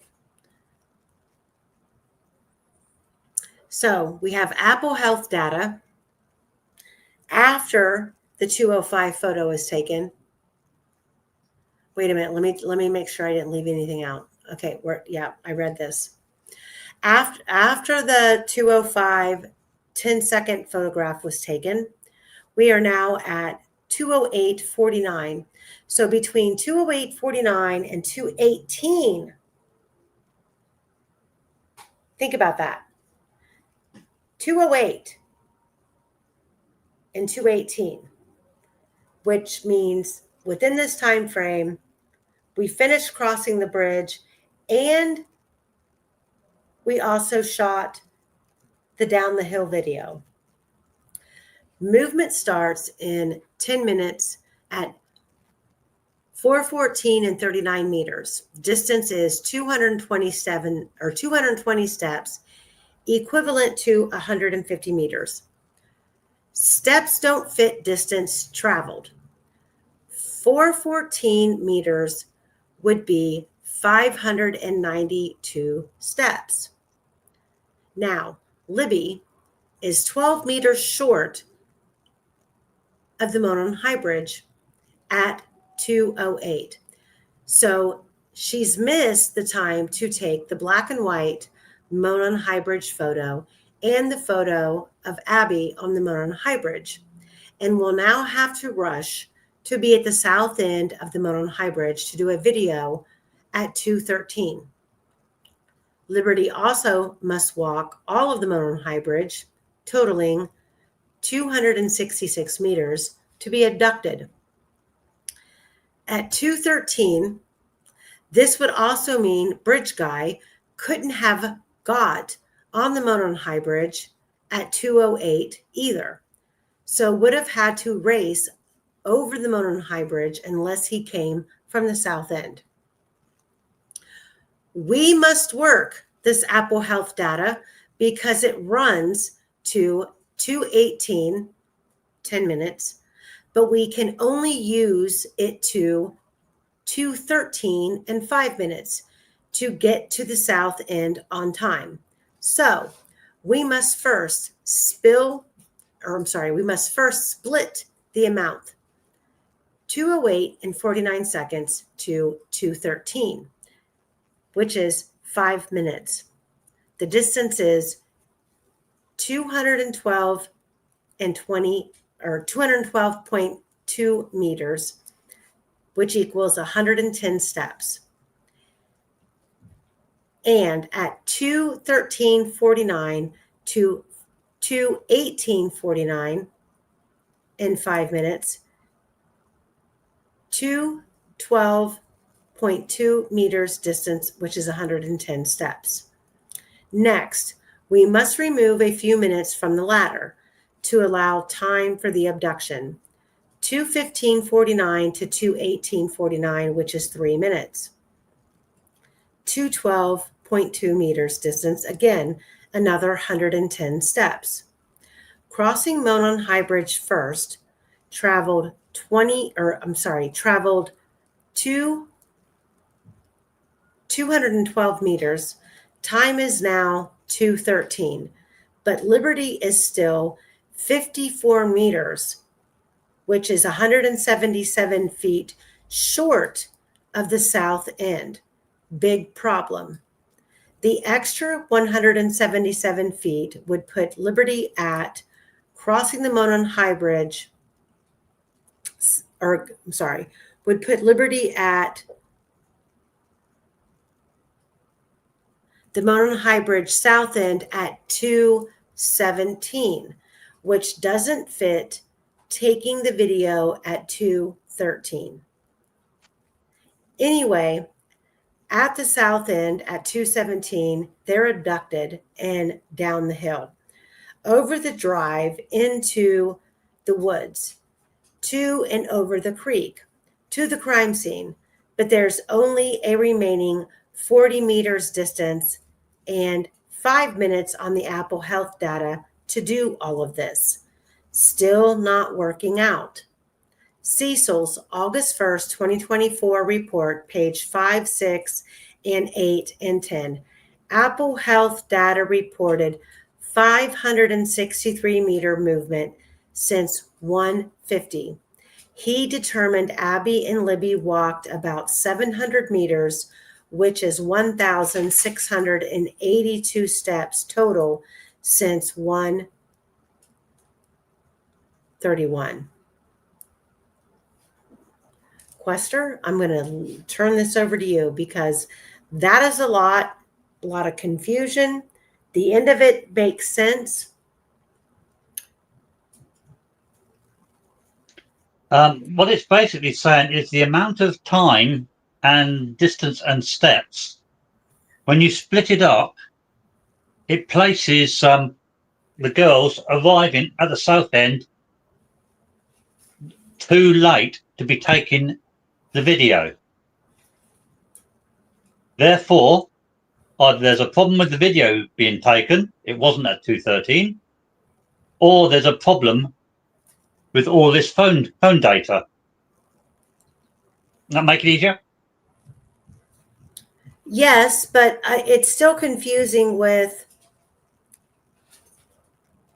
I'm confused with the information as far as we know there's a problem with the video, especially with the triangulation data points and the fact that we have all of these pings showing the girls on the trail, the photo taken at 2:05, then we have the photo taken at 2:07.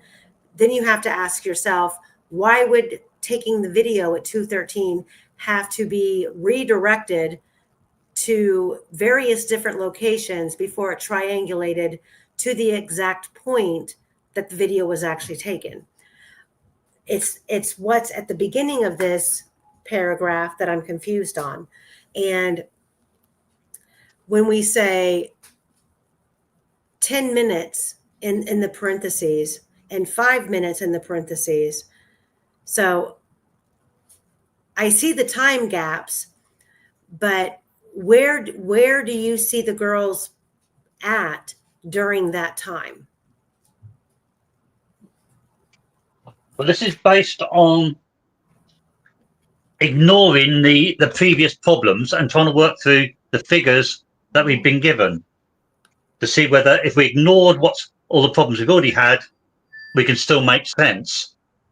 Okay. And unfortunately, it doesn't. Even if we ignored every single problem we've had up to this time, we then hit another problem. And all of these problems started with the last GPS location point with Kelsey driving them to Mears Lot. That's when the first problem arose, and it just got worse and worse after that. It dominoed. But we've now here got an issue of what time was this video really taken? Was it 2:13? Was it 2:18? Was it 2:15? We're playing about. I know it's in a small amount in a 5-minute section, but these 5 minutes tend to escalate the next thing. As you know, with the domino factor, it just builds and builds. Mm-hmm. And with something like a video recorded on a phone, you should have a precise time. Yeah? And the precise time don't fit with the precise data.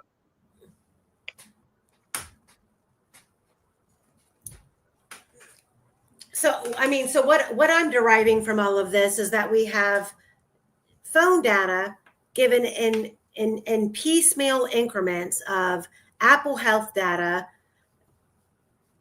phone GPS, and then the inner and outer actions of the phone, and none of the three line up. Agree. Yeah. Okay.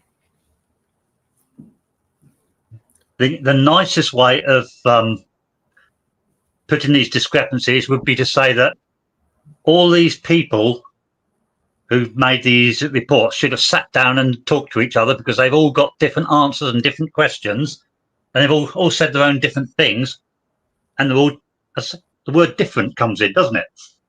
Yeah. They haven't got their act together. Right. I mean, like we have information that the phone supposedly powered down, and we don't have any proof of that. We have the phone didn't ping, and then we have proof that it did. There's a lot of contradictions just between the state's experts alone. There's, Cecil is saying one thing, Bunner is saying another thing, and then you compile that with the FBI reports. None of it adds up to where they're all on the same page. And what we're left with is all of these questions that we're trying to, weed through. The big question is, how can they be different if they're all from the same source, the phone? Right. So just remember, we have the girls on the trail for 13 minutes and 46 seconds, which means me and Julie walked it at a fast pace, a brisk walk, like Betsy Blair would walk it, from Mears to the Monon High Bridge, and it took 7.5 minutes. So 7.5 minutes from Mears to the Monon High Bridge. You stand there for a moment. You take in the man on the bridge. You turn around and you walk back. So that puts you at about 11 minutes from Betsy Blair getting out of her car, walking to the Monon High Bridge, and turning around. Betsy Blair never describes passing Abby and Libby standing on the trail. According to her, they were walking and talking. Yet for some reason, the phone data is implicating that they stood in the same spot for 13 minutes and 46 seconds. Can we believe that? Or do we believe Betsy Blair? Well, the Betsy Blair thing is odd as well, because obviously she didn't see them when they were standing still. No. But she couldn't have seen them when they started moving, because they were using the transporter at the time, weren't they? Well, yeah, they would have had to teleport from the 205 08 second position to the 205 10-second position. I mean, they literally jumped from one location to the next. Okay. So when exactly and where exactly did she see them? If she did. And I'm sure there's going to be people who are going to say, oh, well, it's a glitch, or, the data information, you've got the girls, 5-meter error discrepancy. No, that doesn't apply in this situation. And if there's that big of a discrepancy here, why can't we agree that there's a discrepancy everywhere else? Because the discrepancies are all over the place. Starting with the 13 minutes and 46 seconds of the stalled time on the trail, to the 205 and 10-second photograph of the bridge, to the 207 and 20-second photo of Abby on the bridge that no one can seem to provide any proof exists other than these screenshots from online. I've never seen, and then I know that All Eyes just said that there's another one that has it at a different amount of, how many hours later. I've never seen it. All we've ever seen is this screenshot of Liberty German's Snapchat photo 7 hours ago. And we all know that the alarm bells were ringing at about 3:45. People were being called. People were being texted about the girls missing, and nobody screenshotted that photo of Abby posted on Libby's Snapchat until 7 hours later, I'm just not buying it.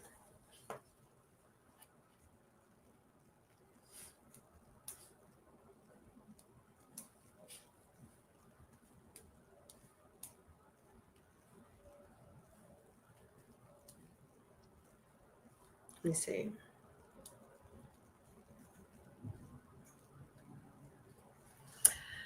Okay, so we are now.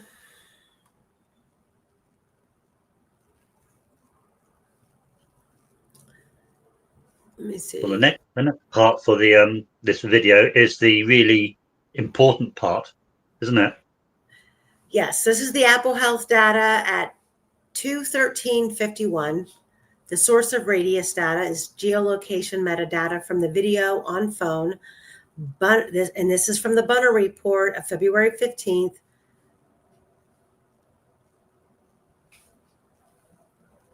Phone, Libby's phone, screen on, 1:13:48. At 1:13:51, there's a image 009 MOV recording started. This video shows Liberty filming herself and Abby on the Monon High Bridge. There is a man walking behind Abby. Abby had a hood cap. Oh, I'm sorry. There is a man walking behind Abby. A had Abby? a hood cap. What do you mean by that? Like a sweatshirt with a hood on it? Abby had a burgundy shirt. Okay. Yeah. Yeah. And it said a hood cap. Then there's audio of sniffling, and then a girl says, "There's no path." Bunner, October 23rd, 2024, took screenshots and sent them to investigators. Eldridge focused mostly on the Apple Health data, but did review the video. She agreed with the timestamp and the GPS location, but didn't examine it enough to know the location. It moved to and from. So how could she agree with the GPS location? The phone geolocation can begin with a in the region of, then tighten up. How? The phone was still locked at 2:07:02. The quick take feature has only been available since the iPhone 11 in September 2019. The phone law enforcement found was an iPhone 6 in 2017. So this phone could not take a video while locked. Did Cecil and supposed expert, how didn't Cecil and the supposed expert know that? How did this phone have a video on it that it couldn't have taken and provide 2 location data points via featured it did not have? And why did nobody, defense attorneys included, ask this? The question was patently justified because the case relied heavily on the said impossibilities. The location data put the phone at geolocation XYZ just off of Prince William Road.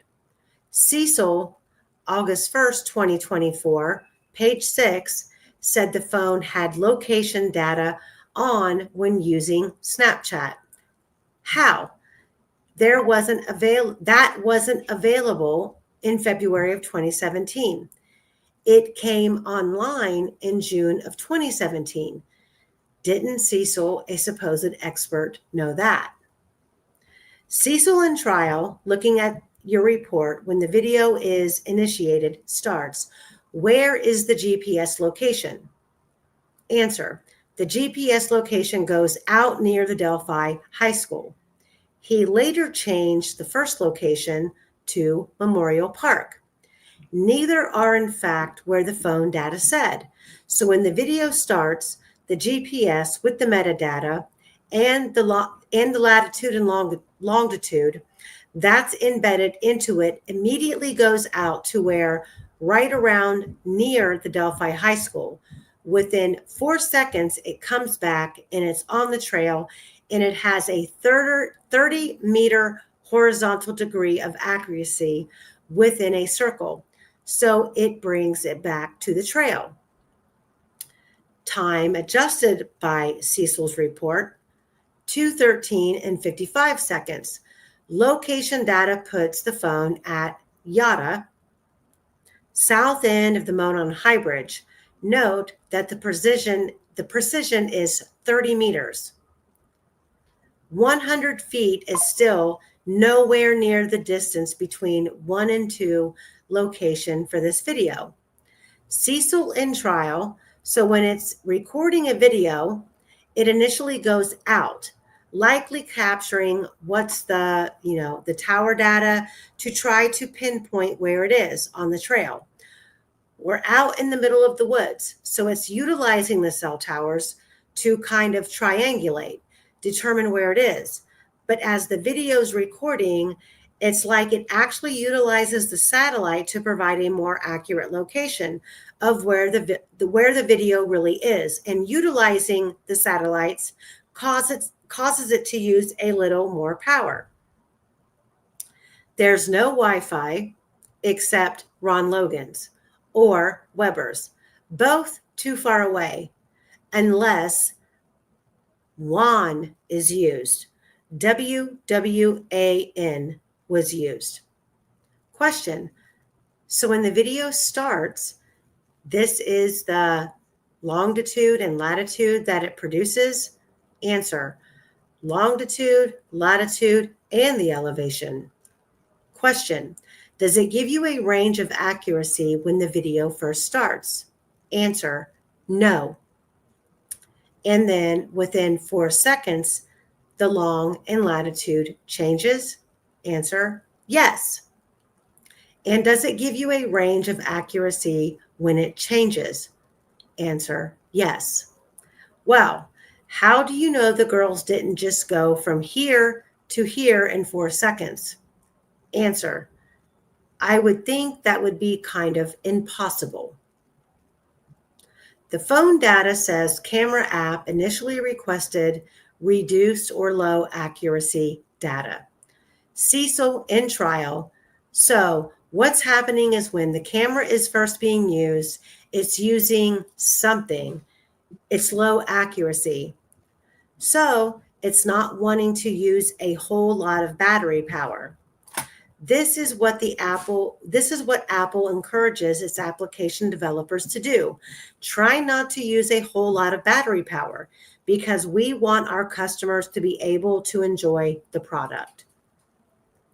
The fact that Cecil admitted in court that after the jury raised a question, he sneaked off and Googled for an answer and imply shows he was not an expert. He was just an internet troller. But that is no excuse. False evidence prevailed, which is tantamount to a miscarriage of justice. So before I go on, Quester, do you want to add anything to that? Yeah, this is absolutely bizarre, this video. As you know, both you and I have checked with Apple, we've checked with absolutely every single source, and every single one confirms that it was totally impossible for an iPhone 6 excuse me. They're not on the right screen. Hi, I'm alive. Apparently it didn't change, someone said. It's been the same for ages. We haven't got the right thing up. title screen. Sorry, I just got in. Sorry. I'm alive. There we go. That's it. Right. Sorry, but I read the whole thing out loud, and I'll make this PDF available after the live. So if you've not been able, if I didn't have the right screen on, I couldn't see it because I was reading off the PDF. Same PDF that I have here on the screen. I'll make it available after the live. So I'm reading the comments or the questions in the chat, but go ahead, Quester, finish your thought. Every single source that we have checked with, including Apple themselves, have confirmed that the iPhone 6 was not capable of taking a video whilst locked. It could take a photograph, but that is all. If you tried to take a video, you would just get a series of photographs at best. And we know that this phone was locked. It was, I'll just skid up a bit. It was locked at 14:07:20. And it was not unlocked again before this video was taken. Therefore, we are talking about a locked phone doing the impossible. We're also talking about a locked phone that did the impossible by skidding across from Delphi across to the bridge. We're also talking about a video that did the impossible by being taken at 2:13, when it looks like the girl wasn't even there until 2:18. So all round, this is an impossibility. So what on earth is this video? How did it get on the phone? When was it taken, and how? And I think that I think that the information that we're going to get to at 4:33 a.m. is going to be revealing as to somebody somebody was rewriting the information on the phone. Correct. Tom, guys, I'm sorry. I didn't realize that the screen wasn't updating as I was reading. Amy, it's on me. It's my fault. Oh, it's okay. I said I'd read the chat. We'll blame Fongy and her. Thank you. I just want to feel included. But someone said, oh wait, never mind. Is that a hardware specific limitation, or was it not allowed on the iOS? Sorry, can you say it again? Was it a hardware specific limitation, or was it not allowed on the iOS? I'd have to check, but have you got it in front of you, Amy, what the Apple said? As far as what? Oh, I got the versions. Oh, but yeah. The i6, was it the hardware that prevented it taking the video, or was it the iOS?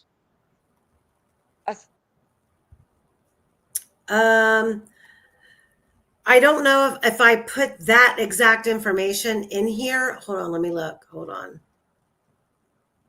on. As far as the video goes? Yes.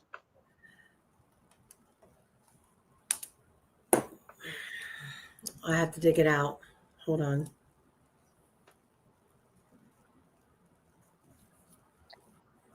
Yeah, so I'm fine for anyone saying that.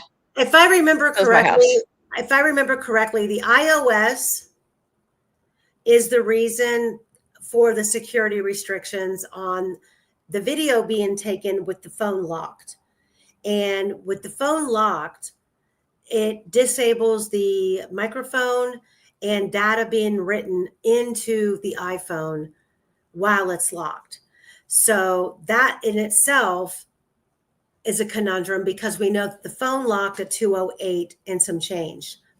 Then this video automatically appears in the phone data, and we don't really know where or what device it came in on, other than that it appeared on the phone.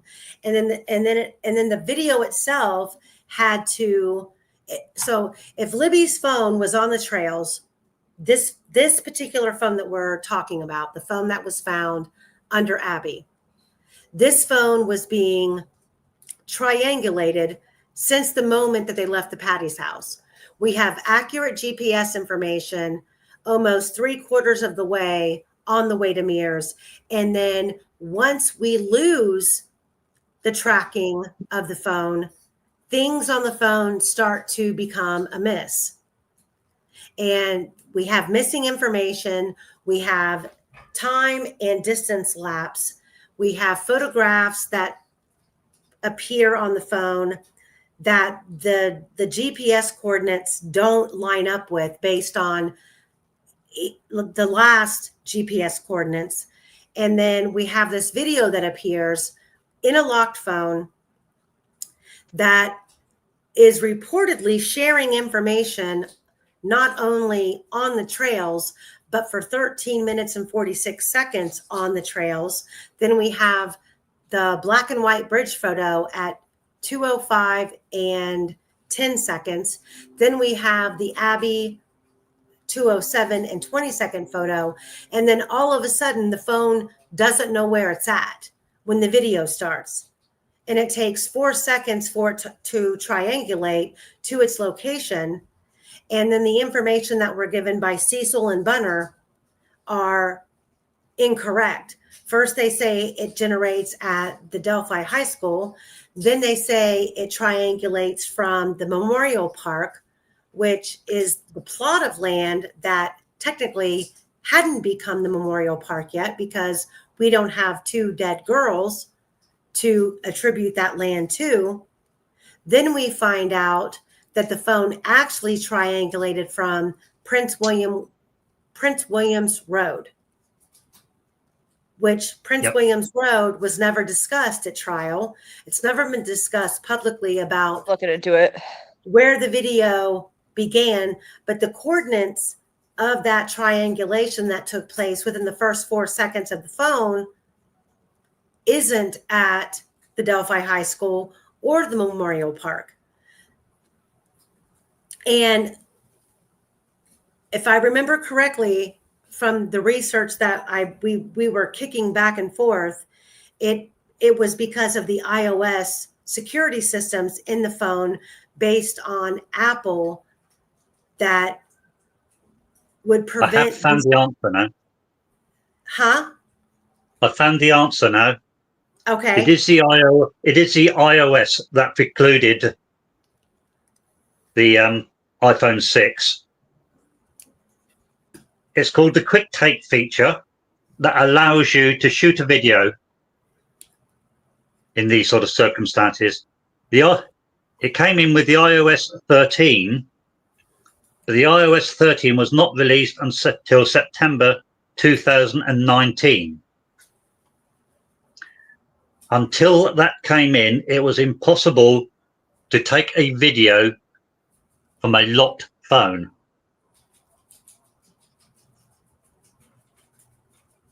The quick take feature did not exist for it until 2019. So that's the answer then, Fungi. iOS. Okay. Yep. Okay, so this time I'm going to share my screen to the PDF so everybody can follow along so we can get through this. Hold on.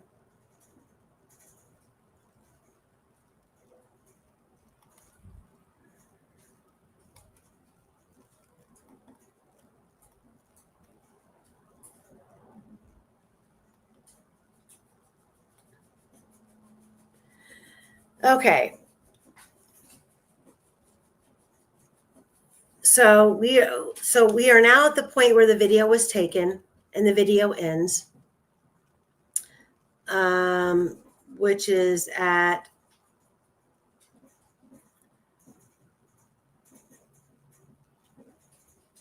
the video ends at 2:14 and 34 seconds. So it was a 43-second video.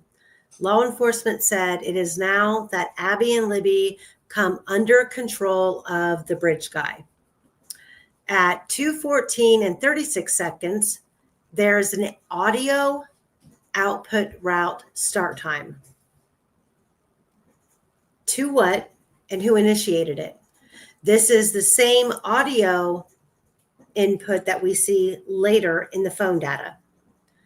This starts 2 seconds after the bridge guy video ends. And at 2:14:36, screen off.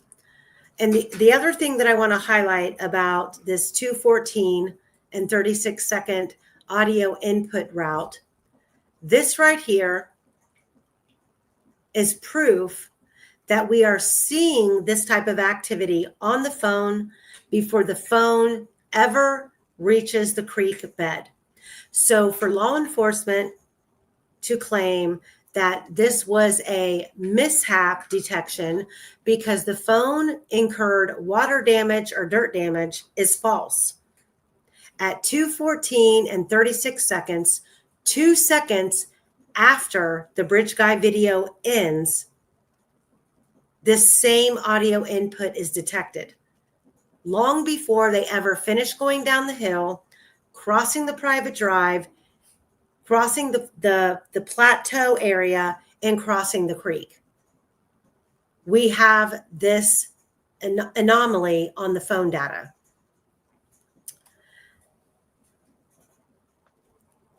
At 2:14:41, an unsuccessful attempt to unlock Liberty's phone using Touch ID.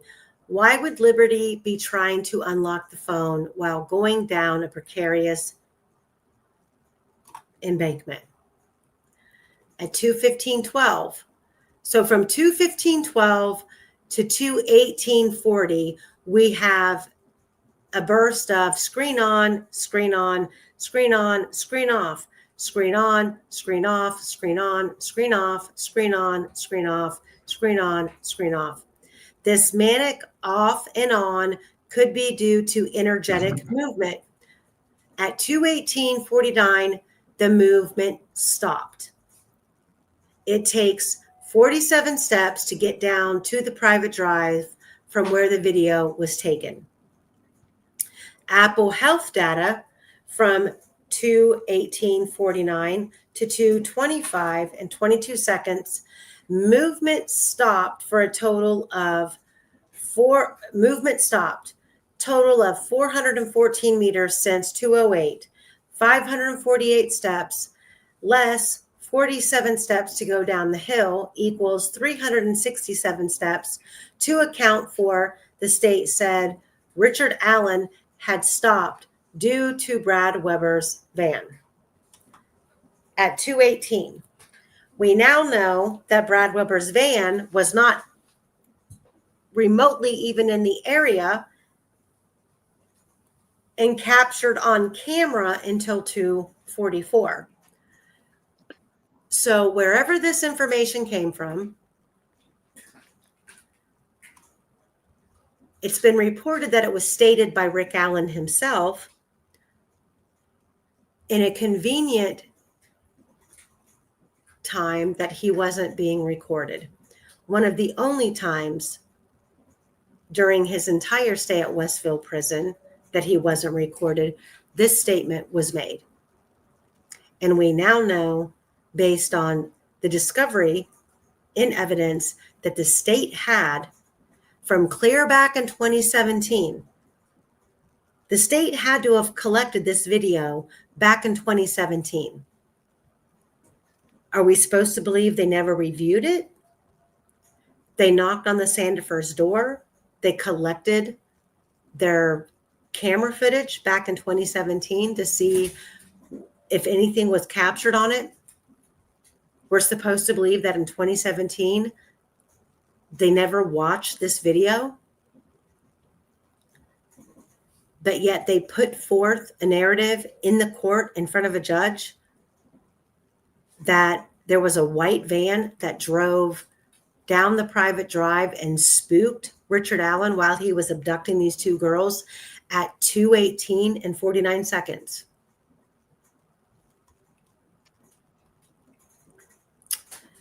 Moving on to the phone at 2:19:32, the battery is now at 24%, so lost only 4% in 44 minutes. 2:19:32, screen on. 2:19:36, screen off. 2:19:36, screen on. 2:19:36, screen off. At 2:19:56, the battery has now dropped to 23%. At 2:20:04, audio output route end time. So outputting for 6 minutes while locked and hidden and while Abby and Libby were under duress. At 2:22 and 40 seconds, the battery is now at 21%. At 2:24 and 52 seconds, the battery drops to 16%. At 2:24:52, screen on. 2:25:04, screen off. That might be a typo. Battery only dropped 4% in 44 minutes, but now dropped 8% in 5 minutes. Audio at most took 3%, so what took the other 5%? Apple Health data at 2:25. No distance or steps, then movement started, presumably when law enforcement say they crossed the creek. The phone, Liberty's phone at 2:25 and 22 seconds, movement started. At 2:25:22 to 2:32 and 39 seconds, which is 7 minutes, 50.64 meters distance traveled, which is 548 steps, but Apple Health data said none. Now, at 2:28 and 48 seconds, the battery is now at 10%. At 2:31 and 4 seconds, the battery now drops to 4%. Apple Health data inserts itself at 2:30. Movement stops after a total of 5 meters since 2:25. At 2:31, 2 flights of stairs, or approximately 20 feet, which equals 66 steps. I'm here to tell you right now that the embankment going up to the crime scene is not 2 flights of stairs. And if you give me a second, I'm going to show you.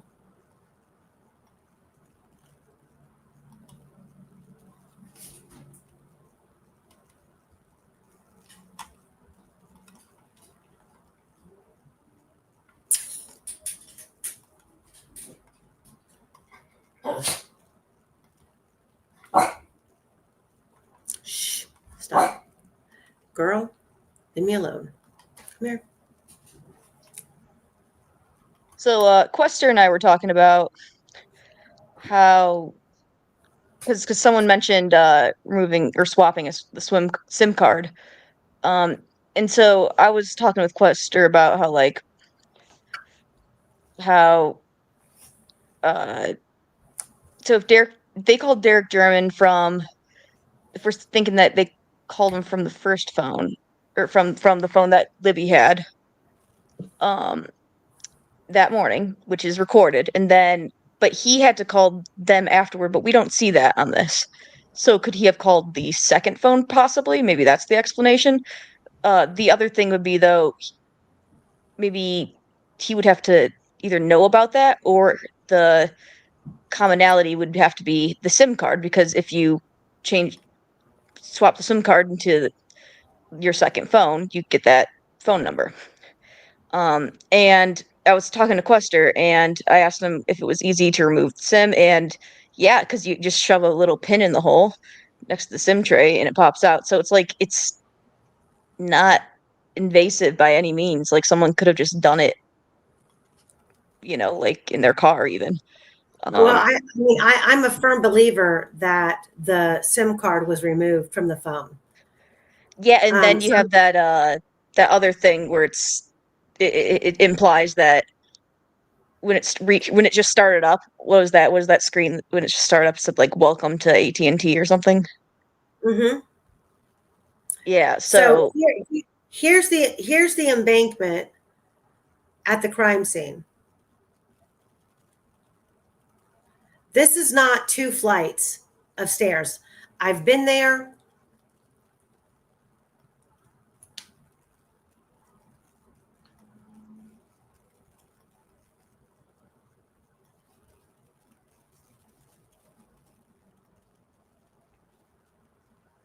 Oh, hold on.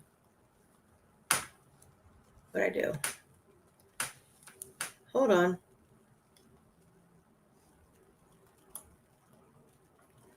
The embankment there is not to mention where the girls were located at the crime scene is literally right off the water's edge. And it might be 50 feet, but if you're walking, I would say 3 feet of this embankment right here is ledge. So you wouldn't be walking in the water at the bottom of this creek line. You would be walking above the bank's edge, which would put you closer to the crime scene, walking that edge line. And this is not 2 stories at all. Versus, now let's turn this around. I also want to just point out that that ledge that you were talking about, that there's like 3 feet, that would have likely been underwater in the spring. That the ledge is devoid of foliage, it's and stuff like that because of the overflooding that would be seasonal there. So that's a sign that you can look for to tell where the water line was most likely. Which would make the crime scene even closer to the water's edge. Exactly. And then on the other side, where we go down the hill, this is where the BG video starts, here at the end of the bridge. They had to travel down this hill to the private drive, then down this embankment. And just to remind everybody, this graph that I'm working off of in Google Earth is from, I want to say it's from April of 2017. So this is very close to what the terrain looked like back in 2017. So you can see the drop off here, how crazy steep it is to get down. And of course, like Julie said, you had to maneuver over the private drive over here to the left from coming down the hill to get down to this plateau of flatland before you reach the water's edge. And if you What go, part did you say was the steepest? oh, this part right here for sure. The second hill. The part that's after the second part. Okay, and then the other thing I wanted to know is, so did you just say that this Jeep or the image that you're working with is from 2017, or is it like historically that you're the picture is from? It's from 2017. Okay, so what that tells me is, because see that road is like halfway off, like the down the hill, like that road right there. Yeah. That tells me that there was erosion between then and now. Mm-hmm. That road is like right at that specific spot where it looks like the road is literally like going all the way down. That's what that tells me. So Yeah, right around. Yeah, or yeah, a little closer to the bridge, but yeah, exactly. There is a drop on the side to- of the drive of about 6 foot, 8 foot maybe. It's greater than that, ain't it? Or is it like, you mean just like a straight drop? It's pretty steep, but it's not a straight drop. Okay, so I think that's probably more than 6 feet, though, is what I'm saying. So it looks like. No, it's way more than, it's way more than 6 feet. So if you do the math, or you convert it from meters to feet, it's 314 feet, according to this map, just from the private drive down to the creek's edge. That doesn't incorporate crossing the creek. I can go across the creek to here. Hold on, let me restart this because it has to all be connected. So from the private drive,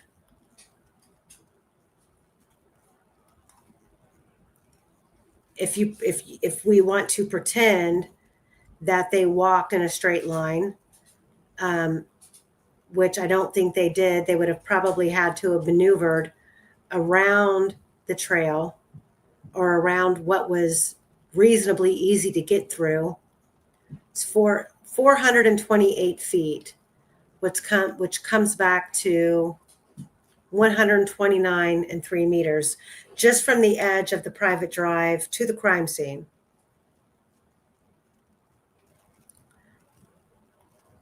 And that's just, huh?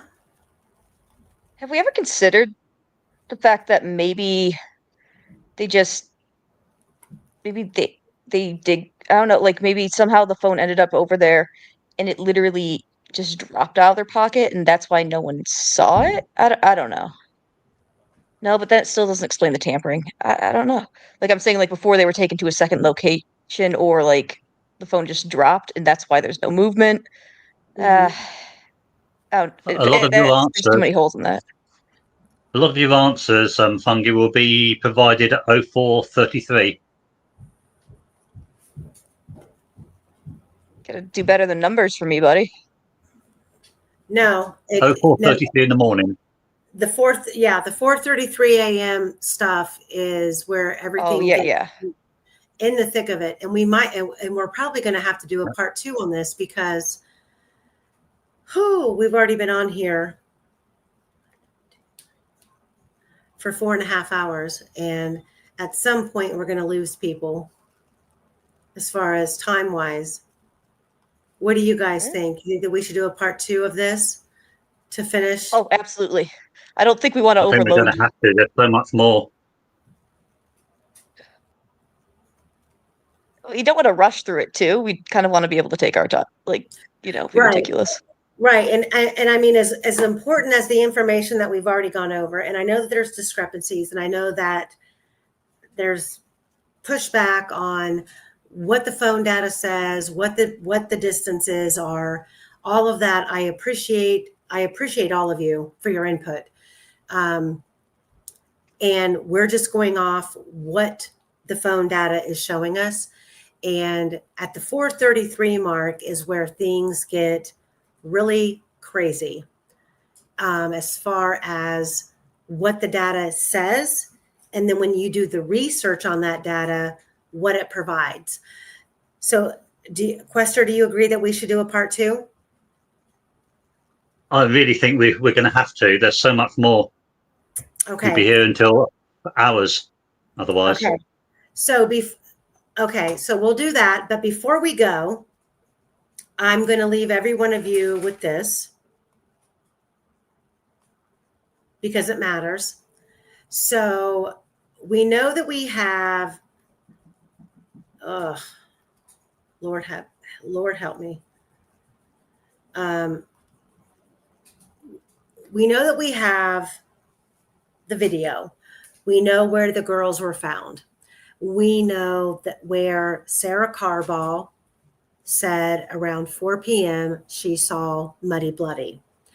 But what a lot of people don't know are there were tips that were called in contrary to Sarah Carball and what the state wanted to argue at trial about where supposedly Muddy Bloody guy was, when we know through depositions, especially Jerry Holman's deposition, that they know that Richard Allen was home. I can't give you a time, but Jerry Holman said, yeah, we knew he was home. So while all of this is going on, the search is underway. You've got the entire Patty family out there. You've got people walking around everywhere. One of the things that the state and the defense failed to reveal to everybody is the tip that came in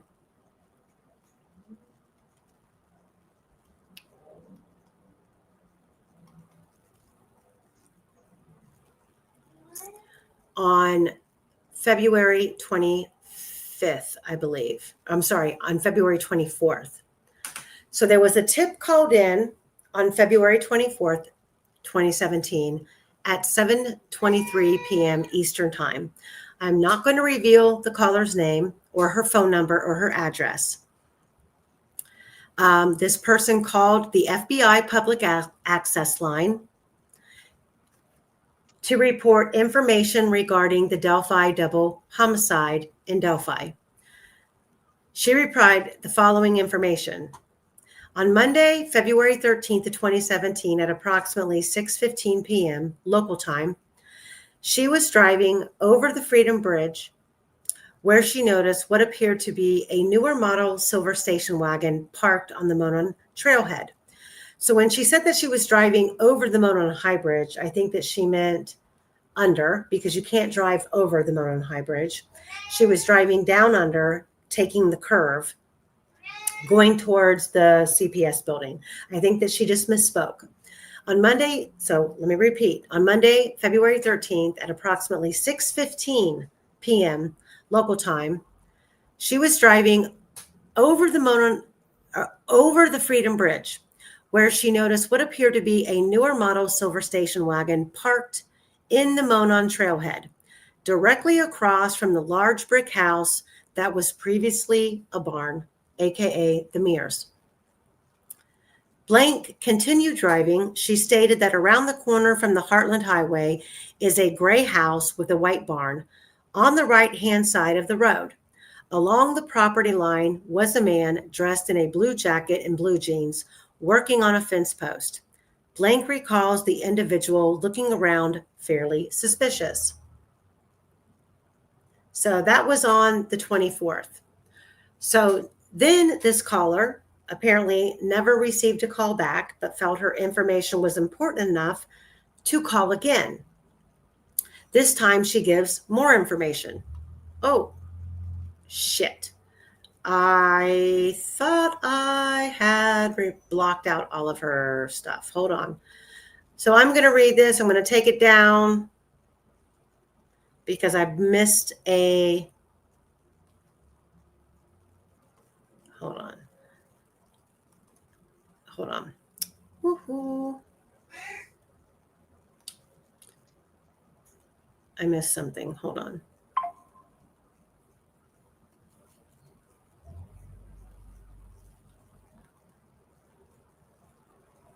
How do I do this? Hold on.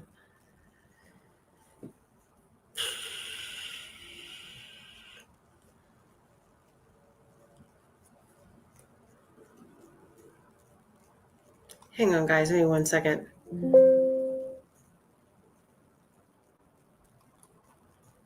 I'm just going to read it. Right. Or we can talk about chickens while you edit it. No, I'm not going to edit it. I don't have time. She doesn't like chickens, guys. Get her. I love her. I love chickens. Okay. So Don't let Roxy she hear calls back. Yeah. So she calls back on February 28th, 3 days later, to reiterate what she saw, and she gives more detail. So the caller called in the tip line advising that she believes she had observed the suspect in this case on 2/13/2017 at about 1800 hours.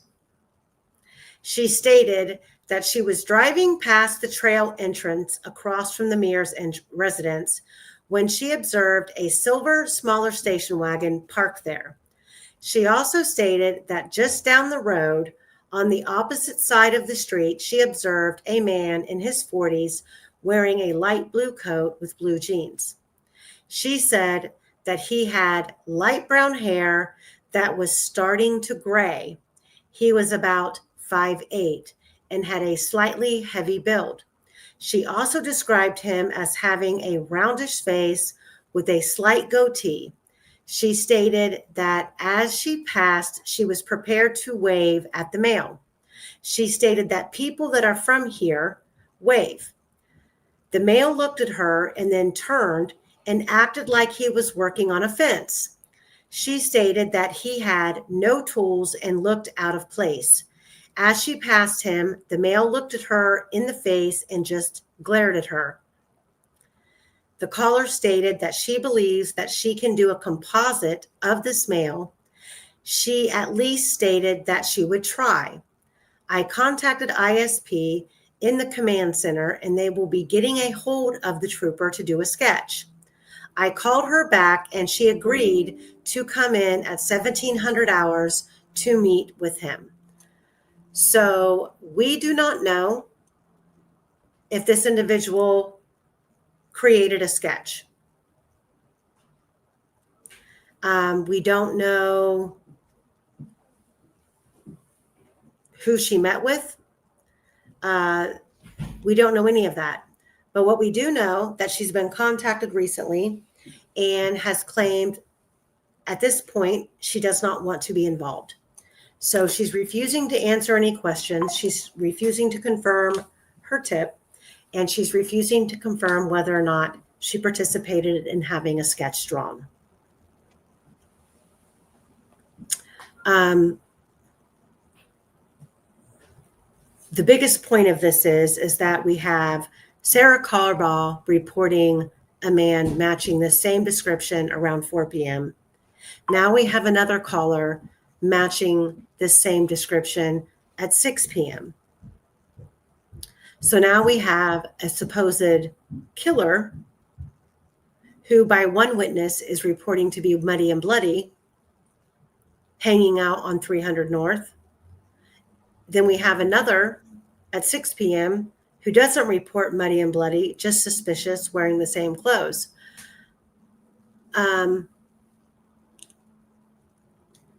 So it's not up to me to decide how relevant or irrelevant this person is.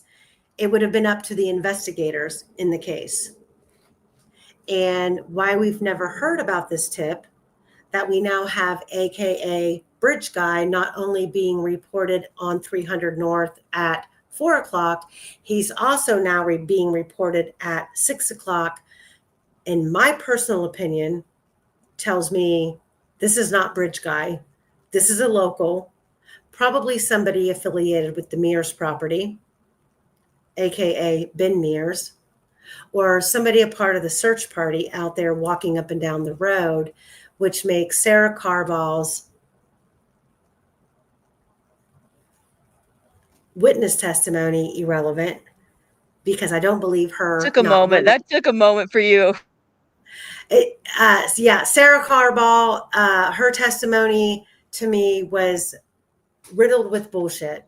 I mean, the first two interviews that she gave, he was muddy. And then it wasn't until a year after that he was bloody.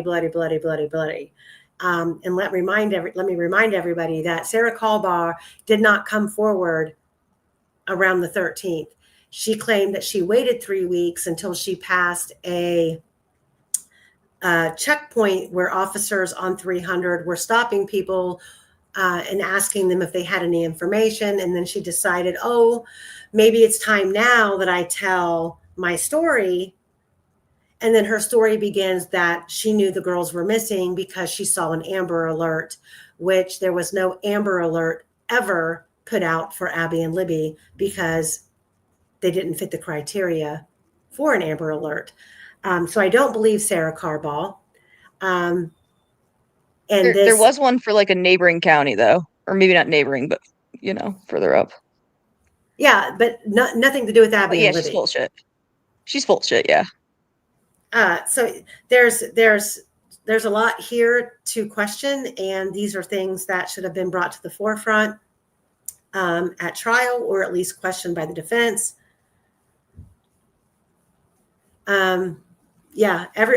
Anybody wearing a blue coat at this point in time could have been Bridge Guy. And I have a strong feeling that Bridge Guy wasn't walking out amongst 300 North where the search party was conforming and everybody could see him. I don't believe that for not 1 minute. And after being out there on the trail, being at the south end of the bridge, and what a wide, vast, wooded area it is, I firmly believe that whoever did this knew that area like the back of their hand. 100% as someone who has a lot of experience outside and in nature and in areas kind of like that. You don't like you can get really easily lost in places like that have ravines and stuff. I mean, granted, if you know how to get to the river, you go to the river. But other than that, like sometimes it can be hard if you're at like the bottom to really figure out which way to go to get back because you can't Yeah. see the river. And Twist. and I really wish, Fungi, you could have gone with us out there to the trail and went to the Next crime time. scene, and then you would have been able to do your magic with the water levels and how much closer with the rising of the water to that creek bed, how much closer that would have made the crime scene appear to the water's edge. Because I was literally in awe. I'm like, oh my God, they were right here.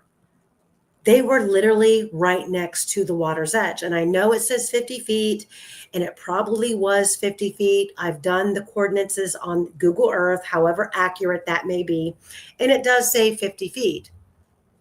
But if the water level is high and the water is coming up over that embankment, that changes things. But regardless, you're either walking along in the water along that creek bed or you're walking up on top of it. And if you're walking up on top of it within that, I would say a 30-foot radius from one end to the other at the creek bed, and behind you is the crime scene, there is absolutely no way those girls could not have been found. There's no way. They were right there. In that area, there's a lot of trees. But in February, and even while we were there, and I have the videos, and I'm going to get everything posted. I still have a shit ton of stuff to post from the trip. And I apologize, but we've been all week long working on this phone stuff. But I have a lot of videos. And even in October, all of the trees that were out there were basically bare. I mean, if there were any leaves on the trees, they were left on the high up part of the trees, and everything down below by the tree trunks was bare. You could see for a very good distance.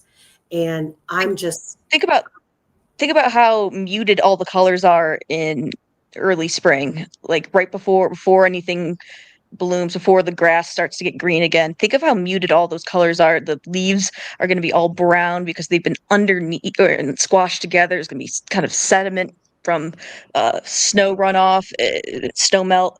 They're going to be compacted down. Everything's brown and muted because and so think about how much pale skin would have stood out there.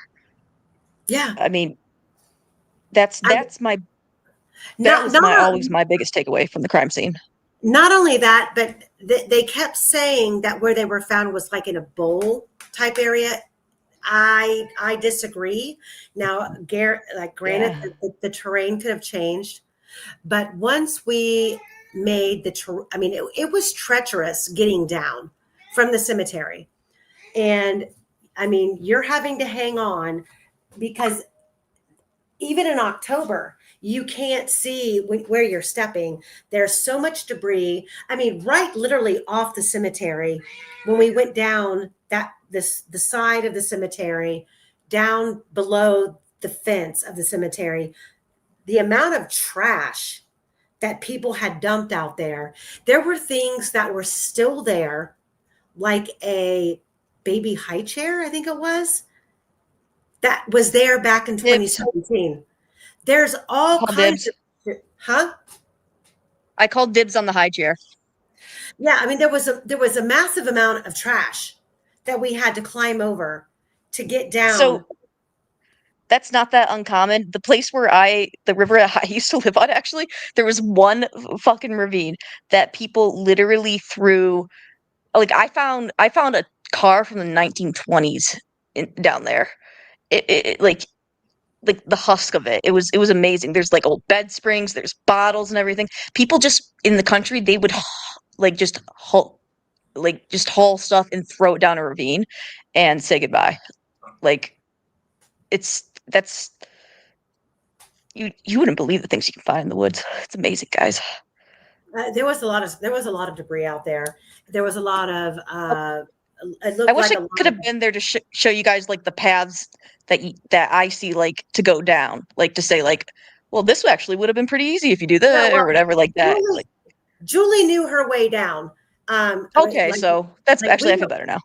We were following her, but I mean, we ran into barbed wire fencing. We had to climb over logs. It was not an easy way down. And even if all of that stuff hadn't been in our way, it would still not be an easy way down. So we'll leave it at that. We've been on here for almost 5 hours and we haven't even gotten to the good stuff yet. Jesus. So make sure you guys hit that like and subscribe. Please share. Any questions that you have that haven't been answered, which I'm sure there's hundreds, we will start answering when the live is over. But I'm going to let all of you good people go for the evening. And next Monday, we will pick up here where we left off right after the bridge guy video was shot. Okay. Thank you, everyone, for being here. See you later. See you next time. Good night.